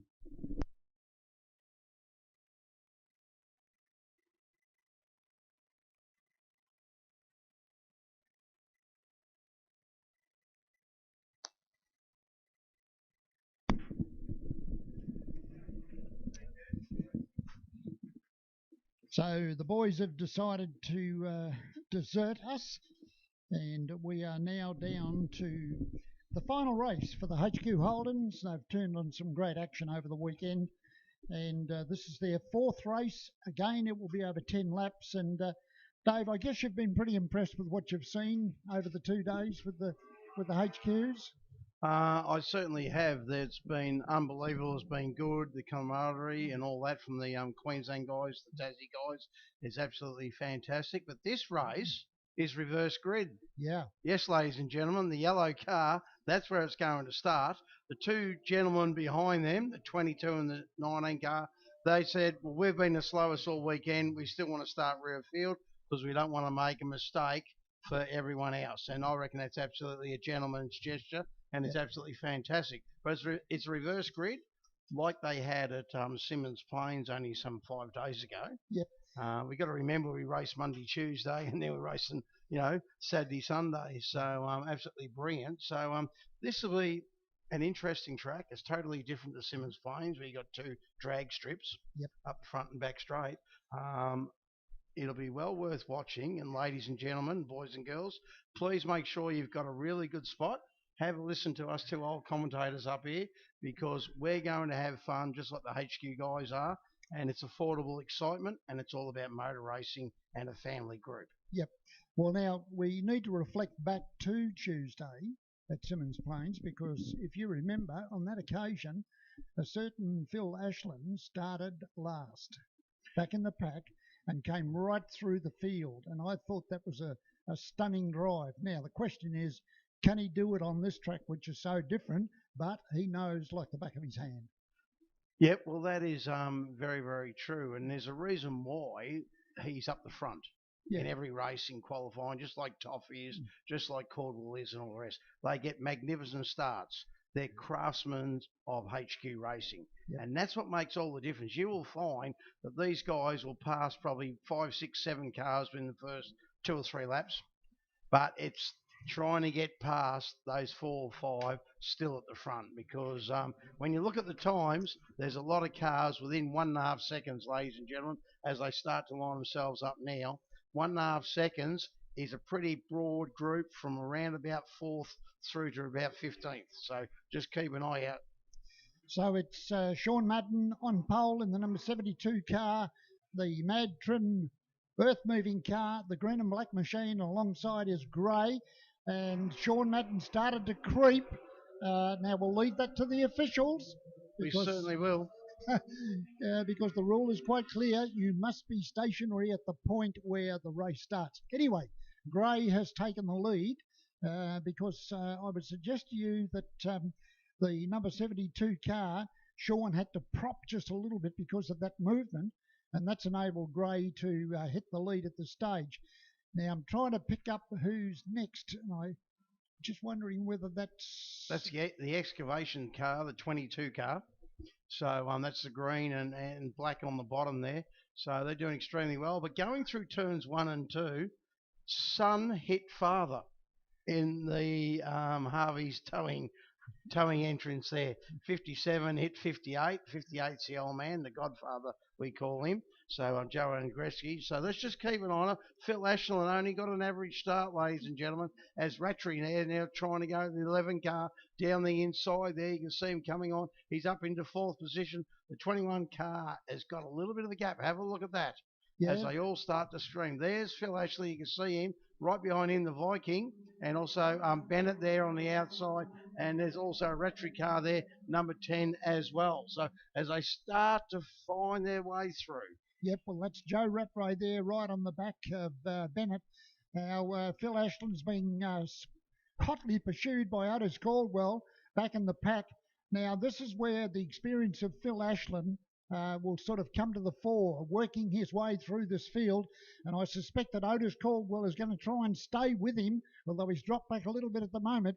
Now, Toth moves to the inside of the circuit at the top of the hill, and Ashland sitting back there watching it, and Toth wasn't able to go on with it. Now, slow out of JMC corner up the top, and Ashland has got through on him. So the order at the moment, I think, is still Gray. He was on the front row of the grid. Yes, it is, the number 21 car. But then we've got a group of cars all together, and that would be the Madden car, the Sean Madden car in 2nd position, I would suggest. Yep. And the 11 car coming through, that's Neville Rattray. On the inside, the red and black car. And outside him is Wayne Nichols in the number 12 car, followed by 69, which is Joe Andriski. And the one after that is... It's his son Scott there, and Phil Ashland is on the outside. Got Tony Maloney just in front of Phil Ashland. That's the orange. Oh, it's the Orange HQ that's got very, very loose. I thought he was going to take out that group back in the pack there. They're all, and in the middle of all of that is Phil Ashland and Toth, and they're 3 abreast as they go up to the JMC corner at the top. Now, as I thought Ashland was going to take the lead of that group. He's on the inside of Toth at the moment. Now, I think Gray might have been able to capitalise on the battle that was going on behind. No, he hasn't. They've started to close up on him as they come down to the braking area at the bottom of the back straight.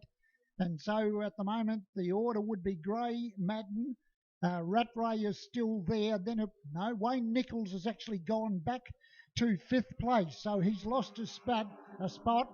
And then it's the 45 car of Madden. He comes through. Now, Ashland at the moment is up to 11th, so he hasn't been able to get through as quickly as he would have liked, although this is a 10-lap race, so he does have a chance to make up some more. But the problem here, of course, Dave, is that he's got some quick cars immediately in front of him. He certainly has, and if you have a look a lap and a half ago, the Caldwell car was in front of him. A lap and a half ago, he was behind him like he is now. He's certainly been punched out to the right-hand side, and he's dropped 6 positions. Over the top, once again, 3 wide. It shouldn't happen, but it does all the time. We've got Phil Ashland there. Oh, look at Toff around the outside. We've got Scott there in the Harvey Norman's car, Scott Andreski. Geez, I tell you what, this is tight. This is fine. This door handle, bumper to bumper, ladies and gentlemen, boys and girls. Have a bit of a look. As they come onto the dome, I like to say, around on that big left-hander, you just wind it out in the HQ from 2nd gear into 3rd, around about 6,000 revs. You come onto the front chute. Scott Andreski doing extremely well. Nicholas gone back to 5th position, like you said. But I tell you what, the 21 car, their Ty, he's having absolute fun. He's out in front. But the interesting thing now, Dave, is that the red and black car of Neville Rattray in 2nd position is starting to make up ground now that he's got through away from that long pack of cars. There's 1, 2, 3, 4, 5, 6, 7, 8 cars, all line astir. But we can see that Neville Rattray now is really starting to make up ground. And if he can get through on the back straight, that's probably going to be his best opportunity. Now, Sean Madden is next, then T. Madden, and Wayne Nichols, then Jay Madden. There's too many of them. There's lots of Maddens, lots of Adreskis. There was 8 cars come down from Queensland, which has been absolutely fantastic, which has boosted the field for the HQs down here at Simmons Plains and also Baskerville here where we are this weekend. And ladies and gentlemen, take a photo of that hill, have a look at those cars, then come over to the toilet block over here and have a look at the photo back in the 70s. It's absolutely magnificent. Now it's happened. The 11 car has gone past grade. As I suggested, when they got to the braking area at the end of the back straight, Neville Rattray was able to move into the lead. Now, what he needs to do now is to try and open up a gap, because Phil Ashland, the man that we've been talking about, now why are we talking about him? Because he's a multiple state champion. Oh, when Gray nearly lost it there, he was in second spot. He still got second. We're talking about Ashland. He's a multiple champion, and we saw what he did at Simmons Plains, and he's doing it again here. He's now into 4th place from right at the back of the field, bar 2 cars. So 4th position. Now, where are we at in terms of laps? They're on lap 7 at the moment of 10. So that's the story. Now, if Ashland can do this again, the man with the tattoos loves his tattoos, but he's got a couple of Queensland cars in front of him at the moment that are not going to make it easy, but he moves into 3rd. So he's gone past Gray. He's got to get rid of Madden now and looks for an inside run. And Neville Rattray, I've got no doubt, is going to be looking in the mirrors and saying, oh, no, where did that damn yellow car come from? It certainly is. Andrew Toff there up into 4th position, the 28 car. He was the pole man yesterday in qualifying, so he's up there as well. We're talking about pole, 1st, 2nd and 3rd was like within between 300ths of a second, the HQ Holdens. Just like it's been here all weekend, 1st, 2nd and 3rd in under a second over the start-finish line as the checkered flag comes out. Rattray's got a little bit of a gap there. Then we've got Phil there. He's doing extremely well. Then we've got Scott Andreski and also Andrew Toff. Andrew Toff is really going to have a go down, coming onto the front straight again to see if he can get in front of that Harvey car. But I tell you what, there is some great racing within racing, ladies and gentlemen, boys and girls. This is what HQ Holden's all about. It's affordable excitement. And I tell you what, it's excitement. Look at Toffee. Toffee's up into 3rd. Toff's into 3rd. Yep. Oh, Phil Ashland, he's closed the gap by about 1/3 of a second. 1/3 of a second in half a lap, but he's still got to catch him, and then you got to pass. Well, it's actually more than 1/3. It was 7/10 of a second, the gap. Now, they've completed 7. They're on 8, so they've got this lap and 2 more to do. Yep. I think it's a fait accompli. I'm sorry to say it, but he's done it again. But I think the interest is going to be whether Andrew Toth can get up there to Neville Rattray. Have a look at Phil. He's positioned the car perfectly up over the hill. He'll pop his head out of the front. All he's got to do now is go back to his basics. Yep. Hit the braking markers, hit the corners, do everything right like he has all weekend. And he's hit the front, ladies and gentlemen. It's taken him 7.5 laps and he's hit the front. Yep. Shades of last weekend at Simmons Plains. Exactly the same thing happened in the last race for the HQs. Now, down the back straight with 2 to go. That's the story at the moment.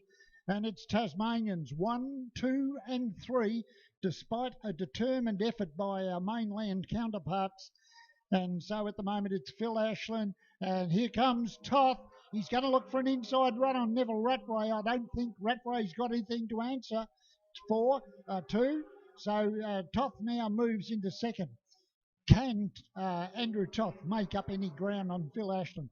These two have been racing hard against each other for years. We've seen this time and time again. But let's have a look. The fastest lap of the race, in fact, has gone to Andrew Toth on the last lap, despite the fact that he had to have a passing move, a 106.73. So the car that's in 2nd place, the green car up on top, is the fastest car, or was the fastest car on the track. So the gap between Ashland and Toth, when they crossed the line, and that's first to third, was 0.73 of a second. Now, let's have a look and see what it is when they come round. The left-hander now and are coming around to the finish line to get the last lap board. Last lap board's coming out. I really think Phil's got this one under control, and the gap, in fact, is 0.67 between first and second. At the moment, though, we've got Neville Rattray still holding on determinedly to third place. So it's going to come down to the two cars at the bottom of the hill now. Phil Ashland in the yellow car, the green car of Andrew Toth, and I think Neville Rattray should be able to hold on. And we've got one well and truly off the track now. That's not the rallycross course, that's just the runoff area. Okay, and that car's a bit battered and bruised, by the way, Dave. I noticed that on the dummy grid before, the driver's side door's been stoved in. I think the left-hand front corner was damaged as well. So there's been a bit of a contretemps somewhere around the track. Okay, they're on the last lap, and I've got to say, Phil Ashland got this under control, and he's going to take this one out from Andrew Toth. And Neville Rattray will hold on, but Otis Caldwell has caught the two mainland cars, but he's got nowhere to go. But he's managed to get his nose in front and just pipped Scott Andruski. Oh, that was an interesting finish. Now, imagine where Otis Caldwell would have been had he not had that whoopsie over at turn 4. He would have been right up there with Neville Rattray and Andrew Toth. So he'll be kicking himself, but he's had to battle back. So he did finish up getting 5th. Yes, I can confirm that now. The fastest lap was Andrew Toth on the last lap, a 106.65. Fastest lap on the last lap. So he was certainly trying very, very hard indeed to cut that gap back to Phil Ashland. Yeah, 0.2 of a second off the lap record. So they were certainly having to go first, second, third, right the way through. So, ladies and gentlemen, what you got to realise is that was reverse grid. And it can be done at basketball. You saw it, door handle to door handle, bumper to bumper. And that was some absolute fantastic racing from the HQ Association. And from the HQ Association Tasmania, thank you all very, very much for allowing us to be at Symmons Plains last weekend.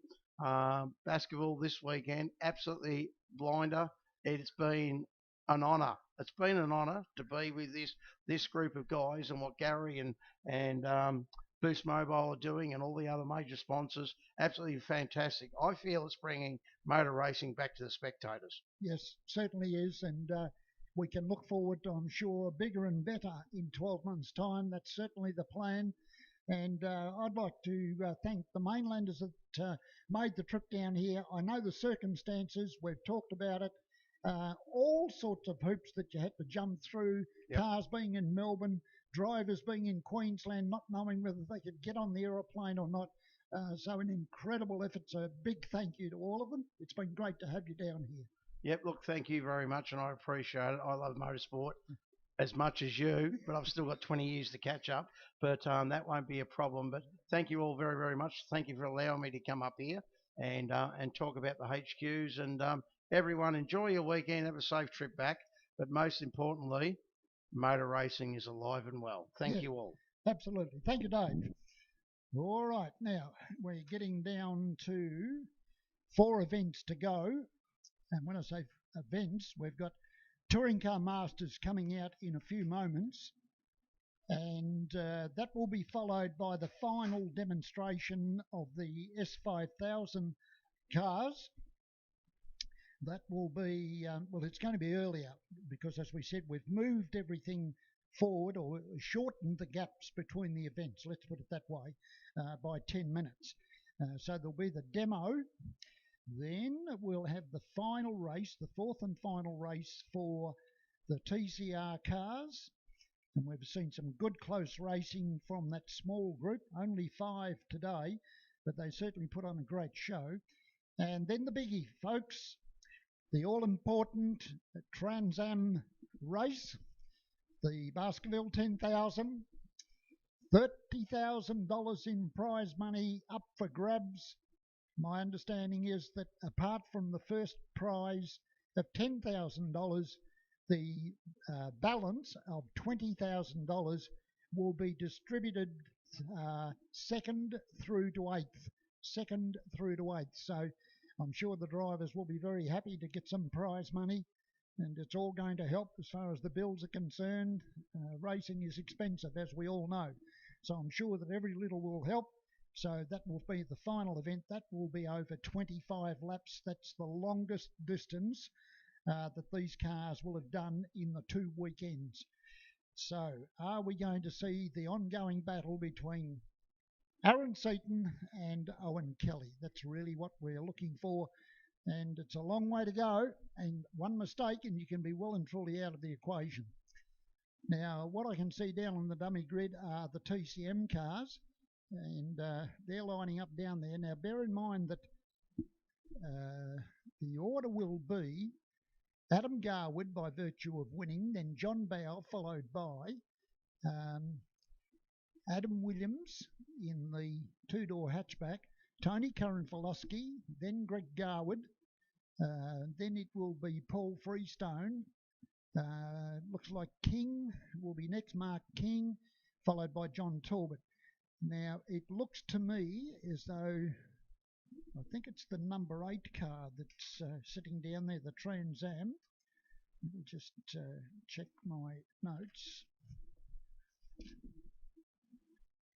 I think it might be Hadrian Morel in the Ford Mustang. That's the yellow car. Now, that car stopped in pit lane in the previous race, and obviously Craig Harris and the boys have had to do some work to get that car going, and looks to me as though the clerk, of course, has agreed to let Hadrian go out and do a lap so that he can just see if everything is okay. So I believe that's really what's happened at this stage. Now, obviously, Hadrian is going to have to start off the back row of the grid, but he just wants to be in the race, having travelled all the way from Queensland. So if you see this big yellow Mustang out there, it's not in this race. It's just making sure that everything is working nicely for the big event at the end of the day.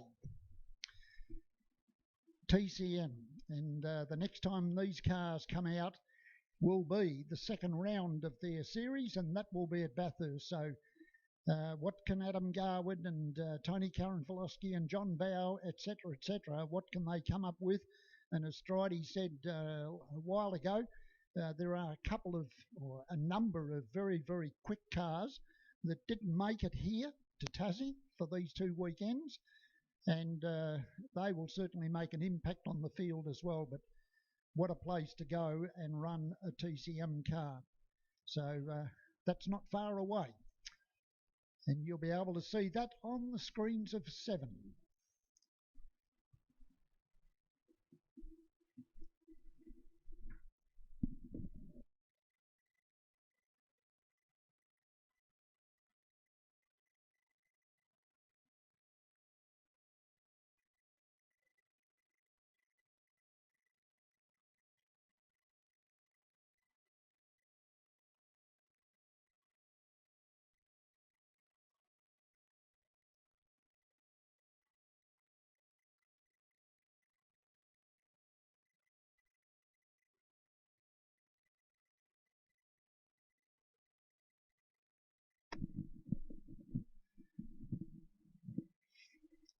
I don't think we're very far away from the pit gate being open down there on the back straight for the cars to file out onto the circuit. And again, this is going to be a 10-lap race, the final race for the TCM cars.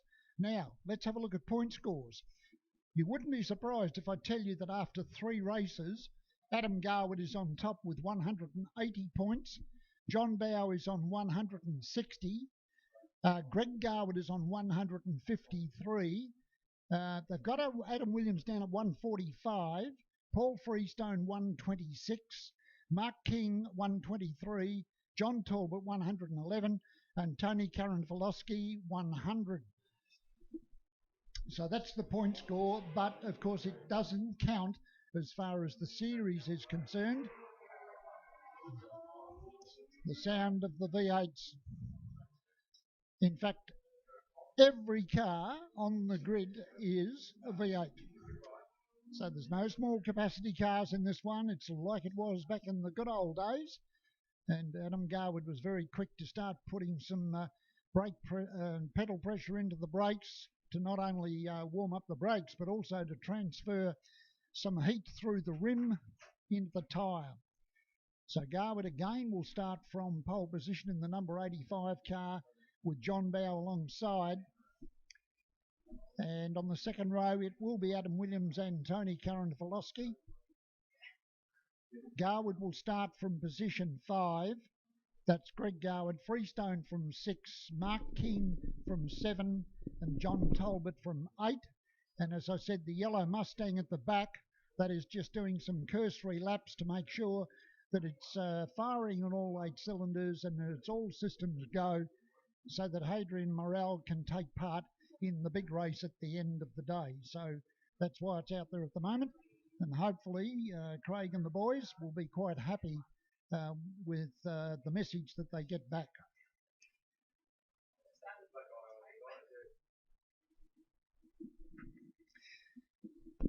Nice to see the little, is it powder blue? Powder blue, yeah, that'll do. Has he actually got a colour for that blue? Just blue, baby blue, powder blue of G. Garwood, GG out there, because he did have that little puckering moment in the last TCM race. The word for the pitch is he just had a little dent in the front left, just a little bit of a crease, but no harm, no foul, and he's fizzing was the official word I got. So it didn't phase him one little bit, which is good to hear. David, just to explain the dark patch on the right-hand front corner, that's a result of the incident that occurred, not of his doing, at Simmons Plains. So if you're wondering, it didn't happen here, it happened at Simmons Plains. He did have a fraught moment there. He had a coming together with his teammate down in turn 6, which is the big heavy stop at the end of the sweeper at Simmons Plains, and it resulted in steering damage and other drama. So he got that going again, and then had all sorts of brake issues, which saw him end up in the kitty litter and out of the race, and watched the race from the hairpin basically at Simmons Plains a few days ago, but got it all sorted out. The car is quite nice. The car seems to quite like this basketball circuit. It's done very well in the hands of AG as against GG, as young Adam here the last few years. It's been the leading contender and taken home the chocolates in the Muscle Car Cup over the past little while. But of course, change of guard, AG in the yellow machine at the front, and Dad in the blue car. Now, all David, fired up after his little contretemps in the last race. I've had people ask me, did they make such a thing as a V8 Capri? And the answer is yes. And you guys know the story that in fact they were built in South Africa, yeah, and they were called Piranha. And I may be repeating what you guys have already said. If so, I apologise. But they were built. There wasn't a huge number of them, but there were V8 powered Capris. So this is really a replica of that sort of car that was produced. Absolutely, and the B Select pace car, safety car pulls in, standing by for the rolling start, waiting for the green light. They've got it. The red light goes out, and they are racing side by side again. And AG just lifts it over ever so slightly, but it goes wide out. And JB, John Bell, looking for an inside run there. He's going to sneak down. Ooh, good racing room being given there by Adam. Very good situational awareness, considering he's on the left-hand side of the race car. That was very, very well done by both drivers. Bit hung out to dry there, though, JB, and that gives a bit of hope there for Adam Williams and the third car on the train there, the local boy. Oh, big coming together between Adam Williams and John Bow, and Adam Williams is off into the boonies. He hit the back of the John Bow Tirana very, very hard, and the car bounced up in the air, or flew up in the air, the front anyway, and then backwards off the track. Can't see it, of course, but it's all going on up there. The yellow flags have been waved wildly, as you might imagine, but a big collision there, almost as if John Bow braked when he didn't expect to. Who knows? Who knows what happened? But certainly is that there was a decent old bump on the back of the John Bow Tirana. Hit or no hit, he's still going, all the smoke coming out of the back of the car now. You'd probably think has to do with a tyre rubbing on the guard. But that would rattle old JB's feelings. That was a decent old hit. It'd have to be a decent hit, the fact that the front of the Adam Williams Tirana flew quite high in the air. and then landed in backwards off the track, so he's probably in the tyre wall up there. But yellow flag out, that's all we know about. That they would have reported their situation to race control, and they would know exactly what's going on. So it's a local yellow, and it'll probably stay local yellow. One would imagine that Adam is out of the car.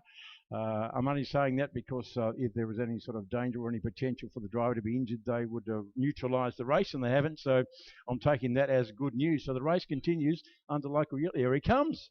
Here he comes. That is really good news. Well, won't Ray be relieved? Won't you indeed? Can I just take you back in time briefly? Yes. Do you remember an event here in the last 12 months? No, I wasn't. I was interstate for that event. I know where you're going, so keep going, because I was interstate. And the fact is that Adam Williams was going up the hill having a battle with a mainland competitor, and there was a coming together on that hill that put them both out. And now all of a sudden he's had this other incident. Now he's coming in to the pits. We'll just have a look and see what we can see in terms of if there's damage. We did a bit of drift as he came out of the last corner. He says gassed it up and drifted it into the entry to the pit lanes. The car's still capable in that regard. But you saw it. It flew high in the air. He hit that hard. But isn't it weird, though? The car doesn't look that bad. Doesn't look that damaged. But, gee, it hit very hard. Whether it's nose to tail or side to side, I'm not sure. But the car at least looks relatively straight in the scheme of things. Might have a little dent here and there. But it had to be all about the front. I saw it just looked like it just drove straight in the back of JB. But anyway, it is what it is. It was what it was. Adam's back in the pits. That is great that the car's not badly damaged. It's great that he's okay. So we'll just let that one slide for the moment and go back to this great dice happening up the front. It's all a bit different to last time around, Baz, because last time around Adam Garwood in the Giraffe Civil Contracting White Line Camaro was bolting away at this point, but not this time around. JB's a lot more determined. And look, it's not lacking in the grunt department. It's got more grunt than a pickery, the old JB Tirana going up the Killer Kills with JMC turn. And Tony Karanfilowski staying a bit more in touch this time as well, which is great to see. Just took the words out of my mouth, David Rose, and you're quite right. He's going very, very strongly. I would suggest it was more tyre to tyre, that incident between John and Adam Williams. But Tony Karanfilowski's car again, coming out of those left-hand turns, is displaying a little bit of smoke. Now, it won't happen, I don't believe, until he gets over to turn 4. And again, JB looking to get an inside run. Well, I think Adam's having a bit of a battle trying to get the Camaro to turn in, David, to be honest with you. I think Adam's having a bit of a battle staying awake, but that's entirely another story. 3 hours sleep last night. Once you put on the helmet and get the old adrenaline going, the red mist is in, he'd be firing on all cylinders. Being only 22 years old, it wouldn't be as bad. John Bowe behind him, 3 times as old as him. 3 times as old. He'd be looking for a nat on that, wouldn't he? Yep. But maybe after this race at the moment, he's got a bit on. He's got a bit going on as JB, the 22-year-old out in front, leading the 66-year-old, both Tasmanians. One's, JB has a look on the inside. He's getting very, very racy there. Who knows whether it's a car thing or driving or whatever, but doesn't matter. It's all going on. Here we are. We're halfway in the motor race, and it's still all going on as far as the 4 or 5 top contenders. So the leading trio is still in very close contact with each other.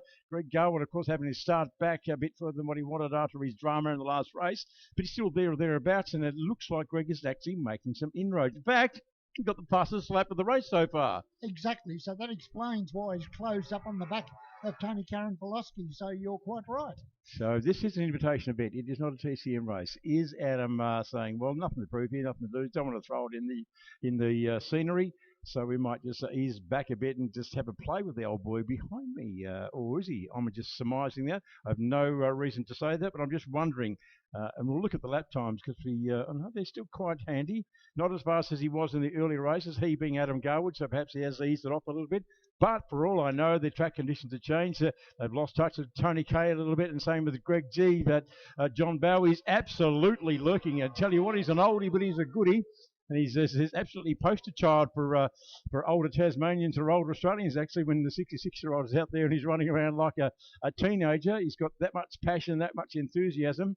for this motor racing caper. It's not a TCM championship race. It's costing him a lot of money to be here, but he's having a ball, as he told us when he spoke with us a couple of hours ago. Having the time of his life, catching up with relos and friends, and he's got certainly plenty of grunt at the top end. It looks like Adam rolls out of it ever so slightly as he heads into the left-hander at the top of the hill. Of course, JB brakes as hard as he possibly can. He is a racer. He wants to win no matter what he's driving in, and so they're both cruising through the left-hander, but Adam has got that left-hander through Homestead Corner onto the back straight, well and truly sorted. He gets on the power very easily in the car. The big yellow Camaro looks very poised through there. The lighter Tirana, of course, Baz, does the business under brakes. It does, certainly does. Well, Adam has now opened a little bit of a gap. It was 0.39. It went out by 0.4 of a second on that lap. So, but then JB closes up when they get to this tighter section of the track, and that's quite visible when you look across to the S's. The other thing that's happening is that Greg Garwood really has got the bit between the teeth, and the fact of the matter is that Tony Karanfilowski, again that smoke, David, on the left-hand turns from the Tony Karanfilowski car, seems to have more grunt up the hill, but then Greg closes up under brakes. Yeah, the old strengths and weaknesses scenario with your difference in weights and all sorts of things, and gearing and so on and so forth. But still, Greg having a good old squirt out there at the moment after his drama earlier on. Great to see him back here at Baskerville, only having a big go under brakes. It looks like he wanted to go down the inside. He still looks like he wants to go on the inside, and he had to really jump on the anchors at the last minute to avoid running at the back of Tony Kay. The car was squirming, and it's still squirming under acceleration now. Oh, GG's like a man possessed. He's having a fair old crack out there. Time of his life. And so the problem, David, is that having made that big lunge, he doesn't have the grunt to get out of the corner, and so the gap opens up again. So he's got to do it all over again now to get on the back. JB is still looking at the back of that yellow Camaro. Can't do anything about the grunt up the hill, but then closes right up under brakes, as you said. Yeah, we heard JB say the last couple of days. In fact, he's been saying it since Simmons that he thinks that the bloke that's poised to have a stellar year and probably take the championship win is young Adam Garwood, which I thought was a fairly bold statement to make in the first race of the sixth round championship. But he said, look, he's got fantastic pace. He's a good young bloke. And here he is in a little Mickey Mouse track, not really suited to a big thundering Camaro. And he's streeting JB in the much more nimble, allegedly, Tirana as well. So Adam's really got it sorted, and he's doing lots of race miles. The last week, and of course up to Latrobe, running the sprint car last night, back to Baskerville this morning, which is why he's at 3 hours late, and running the TCM car up to Bathurst to do the TCM business in a few weeks' time. So a very busy year for the young bloke from Launceston, and busy year for the old bloke from Melbourne as well, who's following him at the moment. But JB has got his money, if you like, or he's got Adam pegged as the champion for 2021 already, just one round in. Okay, 1.5 laps to go. That's the story. I think you'll find the last lap board will be coming out when they approach us this time, and the gap has opened up now a little bit as they go down into that left-hander. And whether JB's run out of puff as far as brakes are concerned, I don't know. But checkered flag, in fact. So Adam Garwood, what a weekend. Yep. And on the very last lap, John Bow, 57.11, eclipsed Adam's time by 3/100ths of a second. In that race. Race. Certainly, whether it was a slower race than the one we saw before, it could have been car situation, could have been ambient, could have been track temp, could have been a lot of things, but not quite as quick in the outright lap times for the runners, not dipping into the 56s this time, but still a very smart run by Adam Garwood. Loves his motorsport, loves his motor racing. He's very good at it. He's very well regarded. I just love the way that he's gone from a Formula 500 speed car, if you like, up to a sprint car, those big mothers, and just shows how keen he is. I know he had strategic reasons for getting up to Latrobe last night to drive the sprint car, but he still did it. So and then drove back down this morning to come and drive the race car. So 10 out of 10 for tenacity and passion and drive. and enthusiasm to get the job done. But there he is. That's the last time you see any of these guys today. If you like what you see, give them a clap and a wave as they come past you for the final time into Honk on the horn. the pit lane, or honk on the horn if you're in the car as well. So well done, guys. Good on you, JB, you old bugger. Nice to see you back in Tassie after 12 years. Right now, David, as far as point score, and again, we stress this is not a round of the Gulf Western Series for TCM cars. Adam Garwood has finished up the weekend on 240 points. 240 points. Second place will go to John Bow on 216. So John Bow has finished second. Third place, Greg Garwood on 201. Paul Freestone, by dint of consistency, has finished fourth on 171. Mark King next on 165. Then it's Tony Karanfilowski 152. John Talbot 150. And Adam Williams, DNF in that last race, obviously, on 145. So good racing.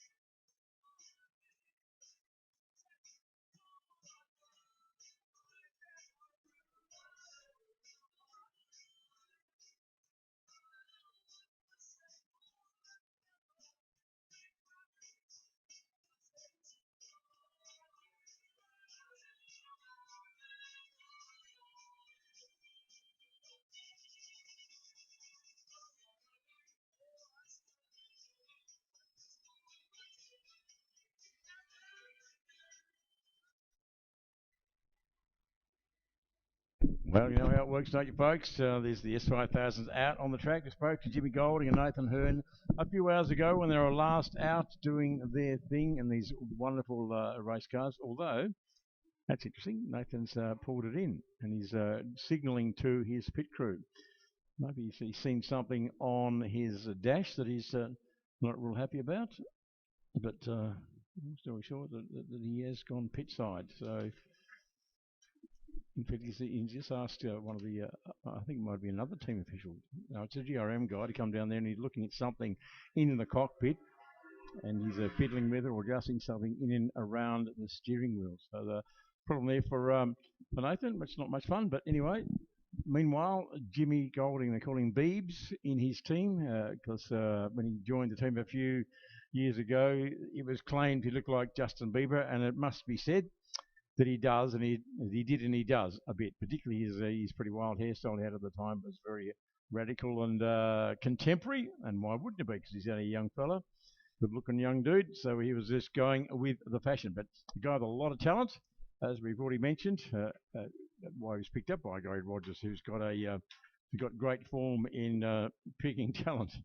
Well, James Golding, David, I can tell you, was born on the 19th of January in 1996, age 25. And the significance of his race number 31 is it was on his first kart when he started racing at age 8. He was an Australian champion in karting in 2011, represented Australia at Rotax World Grand Finals in 2012 and finished 7th in the world. Now, that's a very significant achievement. 2013 started 2 years of state and national Formula Ford, race wins, lap records, also started as a mechanic apprenticeship with Gary Rogers Motorsport. So 2013 he joined GRM. Then Gary gave him an opportunity in Super 2, 2016, finished 4th in the Super 2 Championship with 2 wins. In 2017, paired up with Garth Tander for the Pertec Endurance Cup, and they finished 4th in the Sandown 500. Full-time with GRM in the supercars to finish 8th at Bathurst. 2019, full-time with GRM, crowned best starter in supercars for passing the most cars in the first lap across the season. So he's not afraid to put the elbows out, David Rose. And then late in 2019, won the first ever S5000 event at Sandown ahead of ex-F1 star Rubens Barrichello. And his career aim is to win the S5000 Gold Star Championship, last week being the first round of the 4-round series. Now, when he's not out there buzzing around an S5000 and lapping sort of probably in the high 48, low 49 sector, he's involved in driver training. He's working on an aftermarket kart part. Also started DJing. As you do. Yeah. When you're Beebs. Justin Bieber, look like Beebs. Yeah. He says he wanted to do it from a young age, but motorsport focus held it back. A great switch off from work and racing. Really enjoy, hopes to grow and play bigger events. So there you are. That's something about the man who's rushing around in that blue car. Now, let's have a look at Nathan Hearn and tell you about him. He's in the number 29 car. Now, he's only a little whippersnapper. He's 18 years of age.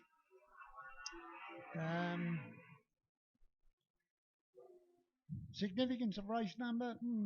The entire family have raced and won using 29, including Dad, who ran in Speedway V8 Modifieds, 2 sisters and a cousin.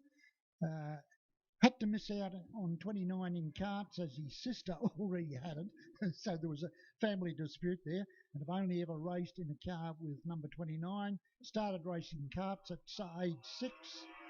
Had won quite a number of kart titles between 2009 and 16. In 2017, finished 5th in the Formula Ford Championship of 35 cars, and that would have been the last year of the National Championship. No, that would have been a state one, I would imagine. 18, he won both the Victorian and New South Wales Formula Ford Championships and was 4th in the National Championship. So that answers the question about 2017. It was 5th in the National Championship. 2019 moved into TO2 Muscle Car Series, now Trans Am. Won a race in the second outing with his father as the mechanic. That's a cool touch. And then he got to know Gary and Barry Rogers in June 2020, had his first drive at Phillip Island in the S5000. Missed out on Bathurst 1000 start with GRM due to that infamous super license story that went on for quite some time. And he's now running in the S5000 series. So he's got S5000 and now the Trans Am drive with GRM Valvoline. So he's certainly done very well. He has, yeah, and it is a good story. As he said when he was actually, good going for the boy from Lismore. Just shows you just got to believe, just beaver away. He's a very modest, quietly spoken young man, but he knows how to get the business done. Well, it's a very simplistic overview, but you never forget just the wisdom and the acumen of Gary Rogers. He just has his habit of picking up talent. He goes, that bloke's going to be somebody, and they all have. You know, like from the Garth Tandage, the Michael Caruso, to the Scott McLaughlin's, hello. The one that he still ruefully admits he got away with, of course, Jamie Whincup. He let him go. And he went on to win 7 championships at Triple Eight. But anyway, he still has this ability to go, yeah, that bloke's got what it takes. Because what Gary does is doesn't just look at the pure speed. He looks at attitude, work ethic, personality, yada, yada, yada. And so a very good thing for Nathan Hearn to be involved with the GRM outfit, and same for Jimmy Golding as well. I think Gary's attitude to the Whincup situation whenever he was asked, well, it is what it is. Not going to worry about it. It's in the past. Let's keep going. Look forward. Well, that's what Baz and Gaz do, and particularly Gary, just like, oh, well, it's done, it's done. Just like when he decided to leave supercars. As we heard Barry tell us earlier on, he said they're as busy as bees with bumpers as a punny, as they say. Yeah. They're very, very involved in motorsport more than ever with building and running S5000s, building and running TCRs, building, running and leasing Trans Ams, and so on and so forth. So really a very busy enterprise there. And Gary he's about 74, 75 now, and he hasn't slowed down much. He has a lovely home here in Hobart. He has a lot of business enterprises involved. He's involved with the Kettering Marina and the Kettering Pub. Yes, and he was originally a Penguin boy. Yep. A lot of people don't realise that. Still has a great affinity for Tasmania. He's raced here a lot over the journey.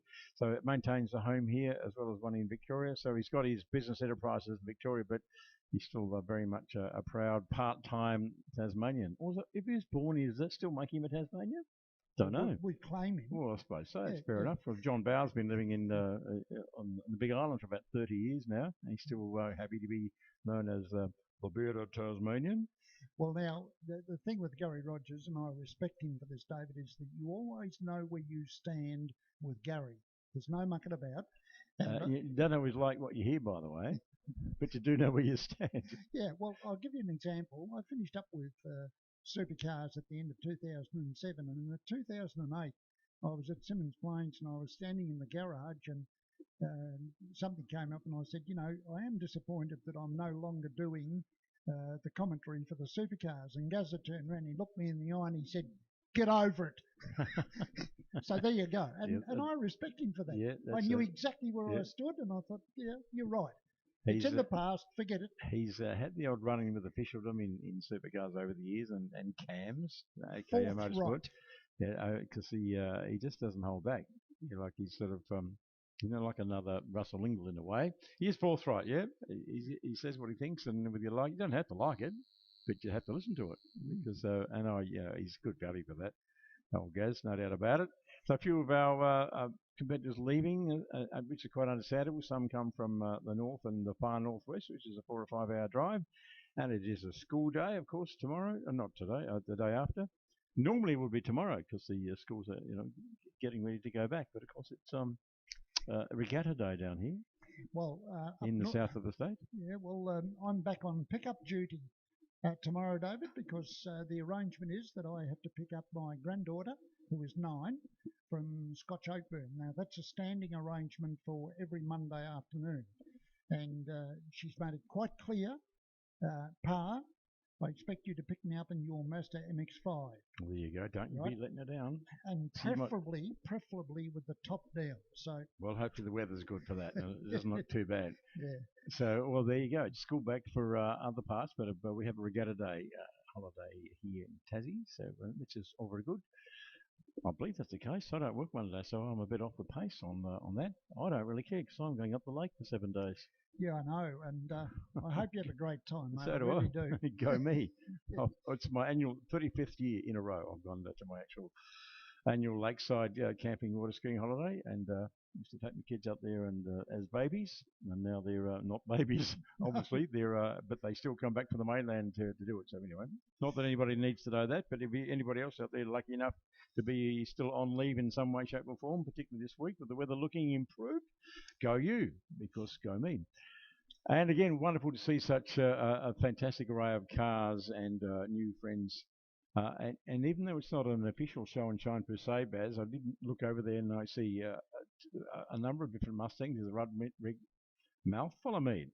A red Mustang is leaving there, another one parked up a bit further as well. I saw an XU1, a pristine XU1 a little while ago. I saw an old GT Falcon of some vintage. We've got I don't know whose that is, but we've got an homage to an old of a Holden race team Commodore over there in the middle as well. So we've got all sorts of different vehicles. So it's a little private show and shine, if you like. There's a swag of trucks or utes, and a lot of trailer parties going on up there, and a lot of little marquee parties as well. Good on yas. This is what you do these days. You bring out your marquee, or you just drag a little tent thingy off the side or the back of your ute, and that's also an excellent idea. So a few people leaving, as you might imagine, because you places to go, people to see, or need to travel a long way. But you know what? If I were you, I wouldn't go anywhere just yet, because we also have a TCR race to come, and those young guys will get out and it's their last chance to go out and have some fun and get the big top models out. And I reckon I won't say they play dirty, but I think they mightn't play nice for the TCR. And 25 laps coming down for Trans Ams. It was a bit of a whitewash, but it was certainly a dominant win by Owen this morning.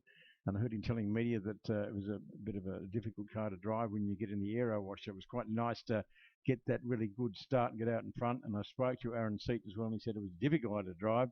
He said once you get off the line or just get held up high, it's hard to get back into the train. But still, 25 laps, and that will inevitably be a lapping situation, as we saw yesterday. That really turned the race on its head when we had the leaders getting into a lap situation. So that will be one to watch as well, but they'll be trying their data as if they wouldn't anyway, but especially so with $10,000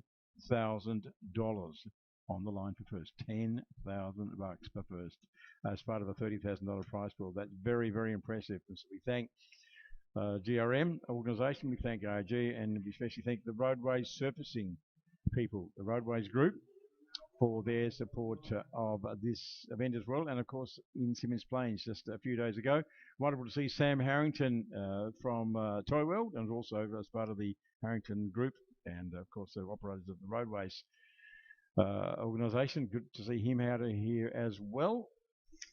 Now, David, I said earlier in the day that I didn't, earlier in yesterday, I think, that we didn't know a great deal about Zach Sutar. Well, Slim Lamont was good enough to come up here a little while ago and gave us some information. I can tell you that Zach Sutar, who is going to start, I think, from position 1. Now, I'll just have to wait until they grid up. He's 23 years old, born and raised in Geelong, had a strong passion for motorsport from an early age, thanks to his father, Shane Sutar, that rings a bell, who himself was a champion motorcycle racer. He's keen to cut his own path. However, Zach opted for the 4 wheels instead of 2. Began racing go-karts, as most of our young drivers have done. From there, quickly established himself as a very capable driver. From here, Zach quickly multiple state titles before going on to finish in the top 5 of the Australian Kart Championship for 3 consecutive years. Then he moved to circuit racing, and he finished third in the Australian Formula Ford Championship in 2018, 1 win, 7 podiums. Second place in 2019, 5 podiums, 11 pole positions, and champion in Privateers Cup 17, 18, 19. So that's the young man that's sitting on position 2 at the moment in the Flying Brick Cider Company, unashamed and unrestrained. That sounds good for a young guy that's going to blast off the line. Unashamed and unrestrained. That's fighting words. Yeah. So, of course, we had 6 come down here at 6 practice, at 6 qualifying. But those of you here yesterday saw that frightening high-speed drama for young Dylan O'Keefe, right here in front of us on the start-finish straight as the right rear wheel assembly parted company with the race car at 160k through the chute, and it had the wild ride semi-sideways across the entry road and then headed for the kiddie litter, the dug-up area designed to arrest the flight of errant race cars. And it did exactly that. Unfortunately, it did exactly that without the car leaving the normal trajectory. It stayed upright, in other words. It didn't flip like we expected it to do as it dug in. So a wild ride for Dylan, but he got away with it. But they repaired the car, but found some more peripheral damage. So unfortunately, young Dylan is a spectator today in this final day of Boost Mobile Race Tasmania 2021. So the Kelly safety car, it's across the Bridgestone B Select. Peter Roslin, Keelik, the franchisees, heading around the track, but without the cars following. I'm not quite sure what's happening there, but anyway, we will be set for a race start very shortly. It was just a thriller yesterday. It was really funny, Baz, because I've been around there for 100 years, and seeing the young fellas, they're all bunched together. I've got their own little enclave down there, and you guys and girls up there in Spectator Land who have visited the pitch will know exactly what I'm talking about.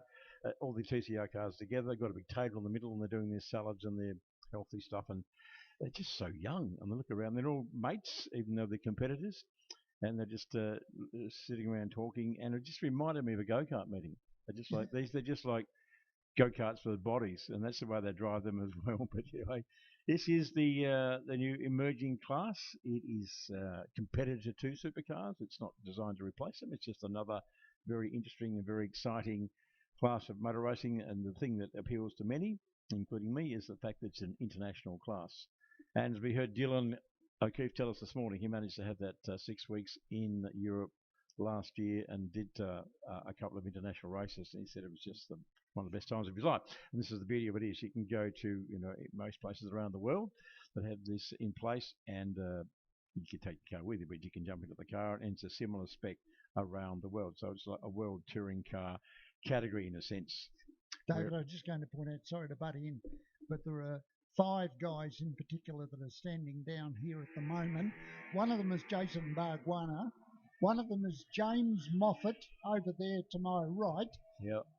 And basically, I think what you're looking at the moment are the communicators from the respective teams for each of the 5 drivers that are out there. That's what I'm going to suggest to you at the moment. That's exactly what they are, and they're standing by to make sure their guys coming up to the line. We see this in supercars as well, where as the drivers return to the line, they get guided into their grid positions.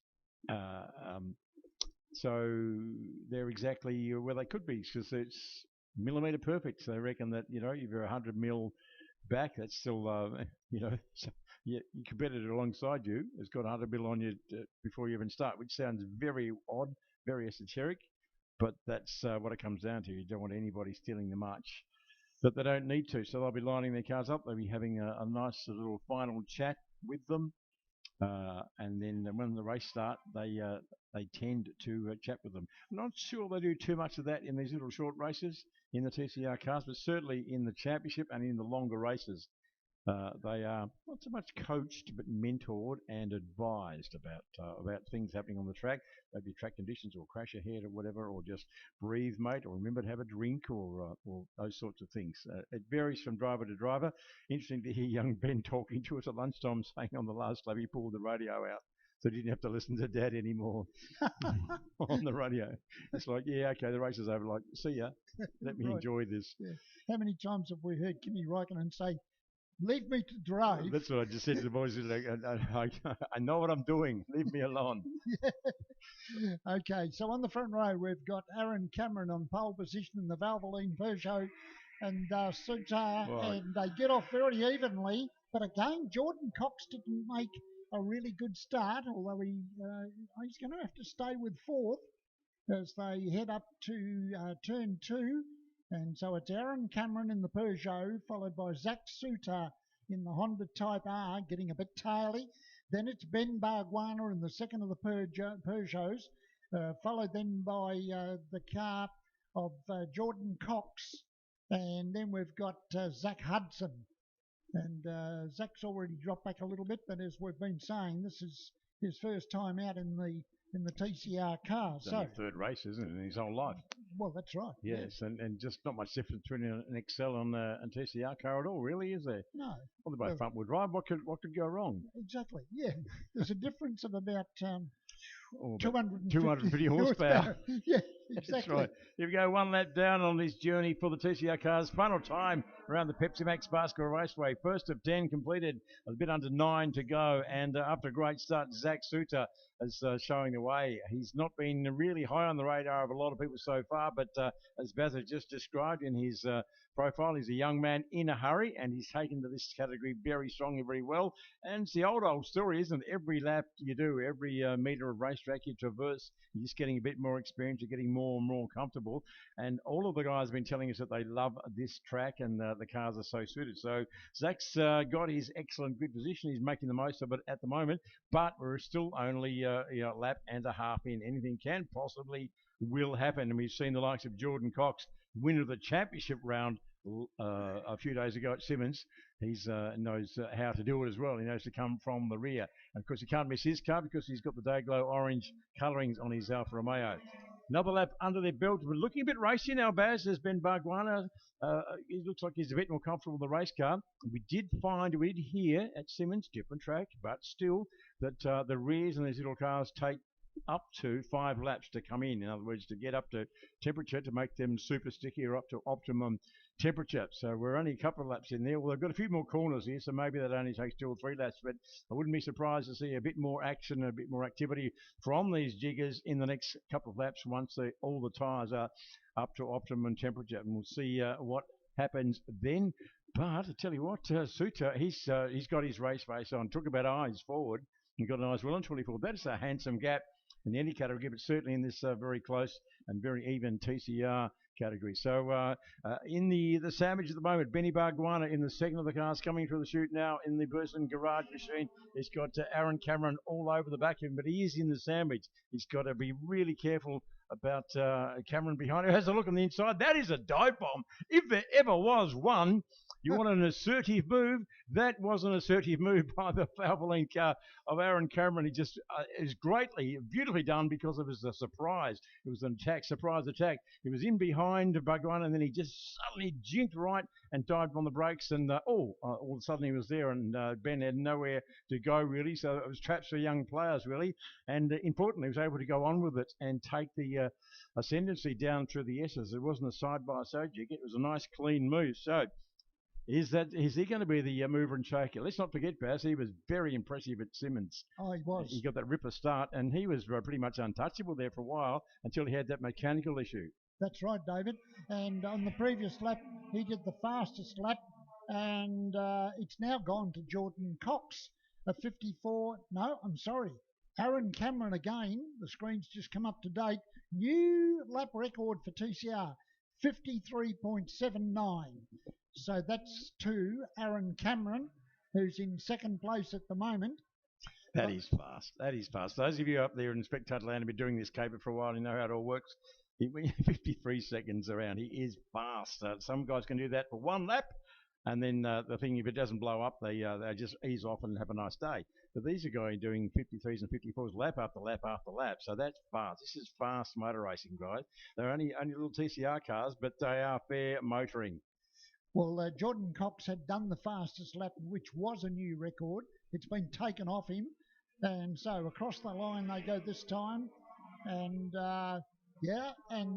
Cameron has just done it again. The screen's having a wobbly, Baz. But we'll look at their own two peepers, and there's a challenge again. Cameron's got this well and truly sus. He's got turns 2 and 3 well and truly sorted out, although he's out on the slippery stuff. Out of the marbles, doesn't bother him. It's like it's on rails. This is like Simmons Plains all over again, as Aaron Cameron just dominated down through turns 2 and 3. Normally meant to get down to turn 4 at the bottom of the hill. It gets a bit how you're going off the race line. Very slippery and shaly and rubbery out there, but doesn't bother him at all. They've all closed right up. This is good stuff. Their tyres are well and truly up to temp now, I would suggest, and they're getting very, very willing. Only halfway through the motor race. I'm still 5 laps to go, and they're getting stuck right into it now. Aaron Cameron, the raciest one out there, in my view anyway. He looks very, very sorted, very, very confident with his car through turns 2, 3 and 4. That's the complex we're going to right now. Now, he's out in front at the moment, but he went zipping past some of his adversaries last time around and doing it beautifully. Up on the ripple strip on the left-hand side, he reckons if that's not the way to go. That's what he's trying anyway to see if he's got any advantage. You can't argue with it because it's doing it.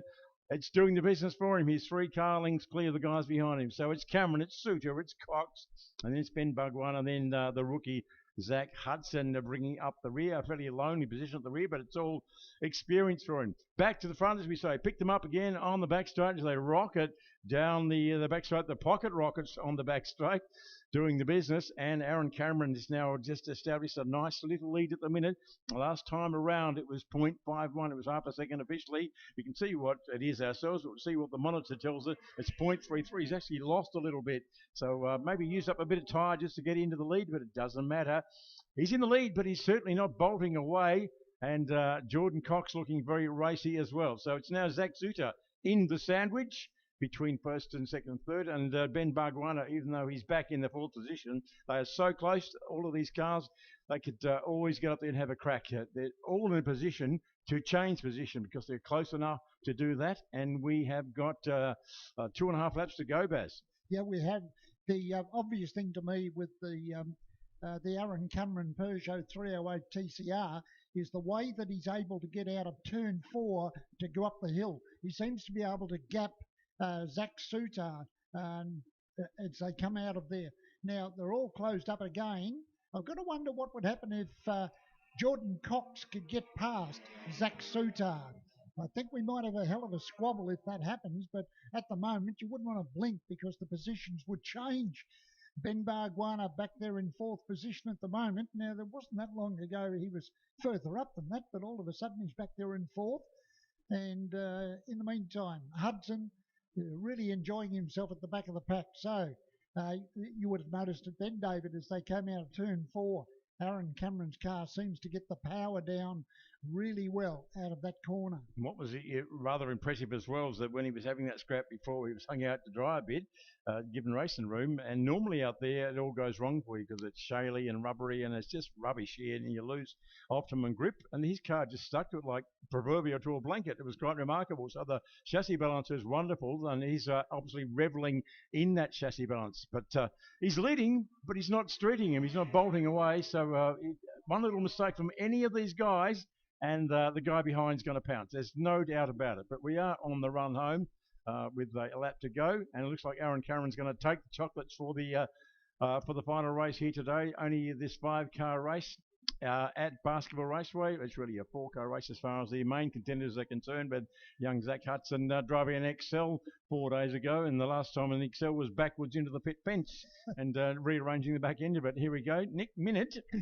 He's at Basketball Raceway and he's driving the Michael Caruso car. So you never know what's around the corner. You just got to be, you got to believe, and that's what the young Zach's doing. Tell you what, though, look, this is a bit of a masterclass. This is an example of what could have been for young Aaron Cameron at Simmons Plain if he hadn't had that mechanical issue, because he was very, very dominant. Coming around to take the checker, and he does it in grand fashion. Aaron Cameron in the Valvoline car takes the checker flag ahead of Zach Suter. Then Jordan Cox, then mouthful of me, Ben Barguana, but say Ben Barguana 5 times quickly with your teeth out, Barry, and see how you go. Ben Barguana, yeah, that bloke. Yeah, right. It's not easy, but anyway, that was it. That was it for TCR. That's all she wrote. So thank you to Gary Rogers and all of his staff. and his drivers for bringing these little jiggers down to basketball to let us have a bit of a squiz at them. They've been very entertaining. They love the track. They just genuinely love the track, and they're determined to bring 20 of them down for a championship next year. So that if they can pull that off, and there's every indication that might happen now, can't wait. Well, the other thing that we need to remember, David, is that while this was not a round of the Super Cheap Auto TCR Championship Series, what it has provided is 2 days of testing in preparation for the next round. Now, true. I know the circuit is different to where they're going to go, but the fact of the matter is they would have learnt a lot from the 2 to 3 days that they've had here at this circuit. They've learnt a lot. It's all laps, and particularly people like Zach Hudson. So normally he wouldn't get the chance to jump into Michael Caruso's car because it's a championship car. But like here they are at an invitation meeting down in Baskerville. So cars are here, the setups here, the mechanics are here. So okay, Zach, you just jump in there and say, here you go, mate. A portent of things to come, or just a bit of a suck it and see. And who knows? So we can find a budget and a bit of luck and a fair wind. He might find himself in a more regular ride in TCR. Right. You can hear the rumble, can't you, Barry? We can feel the ground rumbling. We can feel it through our commentary box structure. We can hear it through the windows. Certainly the people here in the pits can hear it and feel it. And I remember from my days, when I used to be semi-spectator up there in spectator land, you could hear the rumble from the hill as well on this beautiful amphitheatre. The best spectator view in Australia. Some would argue that you can get a good view at Queensland Raceway and Sandown and this sort of place. You can, bits of the track, but you can sit in your car here and see the lot. And there's some competitors are leaving. Good on you. Have a nice safe trip back. We still hear the rumble of the Trans Am rumbling away, warming up down there in the pit lane, ready to start their 25-lap final. Right now, David, the points accumulation over the 4 races for TCR at the end of that 4th event, Aaron Cameron has come out on top in the Peugeot with 134 points from Jordan Cox on 124, just 3 points in front of Zach Sutar. Ben Bargwana a further 3 points back on 118, and then Zach Hudson on 102. And of course, Dylan O'Keefe not running today, so only ran the 2 races yesterday. Well, only ran 1 full race and didn't finish the second one. So that's just as a point of interest because, as I say, it's not a round, but I'm sure they would have learned a lot from it when they go to the second round. So seeing some of our Queensland visitors in their HQ just making their way out of the track. No, they're not registered. They're not driving it back to Queensland. But the Andreskis and the Maddens and others and all our wonderful new friends have spent the last few weeks down here in Tassie running the Kiwis up at Simmons a few days ago, and of course here today they've got their garage equipment and their transporters and such like just on the outside of the circuit there, so they're driving their cars out there to get them organised to make the long journey back to Queensland. But what a fantastic effort by not just those guys, but everybody from the Big Island, Baz, whether it's TCAs, 5,000, whatever. Everybody who's not a Tasmanian who's made a big effort in very uncertain times. It was really, really touch and go for many people. In fact, a great many of the competitors for Simmons and here made the commitment to come here not knowing whether it was going to go ahead because we're still waiting on public health advice. So definitely, particularly to those, because they committed to come here knowing that it could have all gone pear-shaped and might not have happened. So thank you to all of those ladies and gentlemen. And the other aspect, David, is that we know, for example, that there were competitors that desperately wanted to come down here, but because of the uncertainty about going home and whether they were facing a possible quarantine situation, yes, and with business commitments, etc., etc., etc., they really couldn't take the risk. Yes. Ryan Hansford, classic example. So, you know, he wanted to be here. But at the end of the day, because of the situation in Queensland, he wasn't quite sure that he might finish up stranded here, and if he did get out of Tasmania, then have to go into quarantine. Yes, so, true. Yeah, so it's funny times, isn't it? Just my again, none of anybody's business, but I don't care. But my son, who loves the annual, ski and camping trip to Meadowbank. They're doing it since he was a baby, and he's no longer a baby. But he lives in Melbourne, and he had rearranged all his work and everything else, and his partner to stay here because he didn't want to go back to Melbourne and find that he couldn't get back without having a quarantine. you would have missed out on the and so like it's a lot of sacrifices have been made, a lot of stories have been told, and hopefully just not too many need to be told going forward. We really hope that we're on the over the hump, as it were. The vaccines are rolling out in the next few weeks. People seem to be in the main doing the right thing with COVID and the COVID safe practices and hygiene. And thank you everybody today has done that. I have been wandering around. I can see we're practical. People have been socially distancing and washing their hands where they can and just being a bit sensible about things. So good on you, because we've now demonstrated to the government in this large-scale public sporting event that's been successful. We just have to wait and say, I hope nobody gets sick, and we go through the next week or so, and there's no COVID, and I don't think there will be.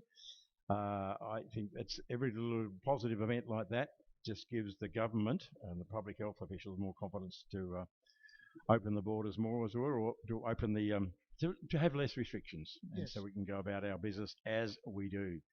Now, Donald Potter is over there, David, on the outside of the circuit, so he's been all over the place. He does. Well, he's been, that's his job, is to schmooze sponsors and talk to government and all sorts of people.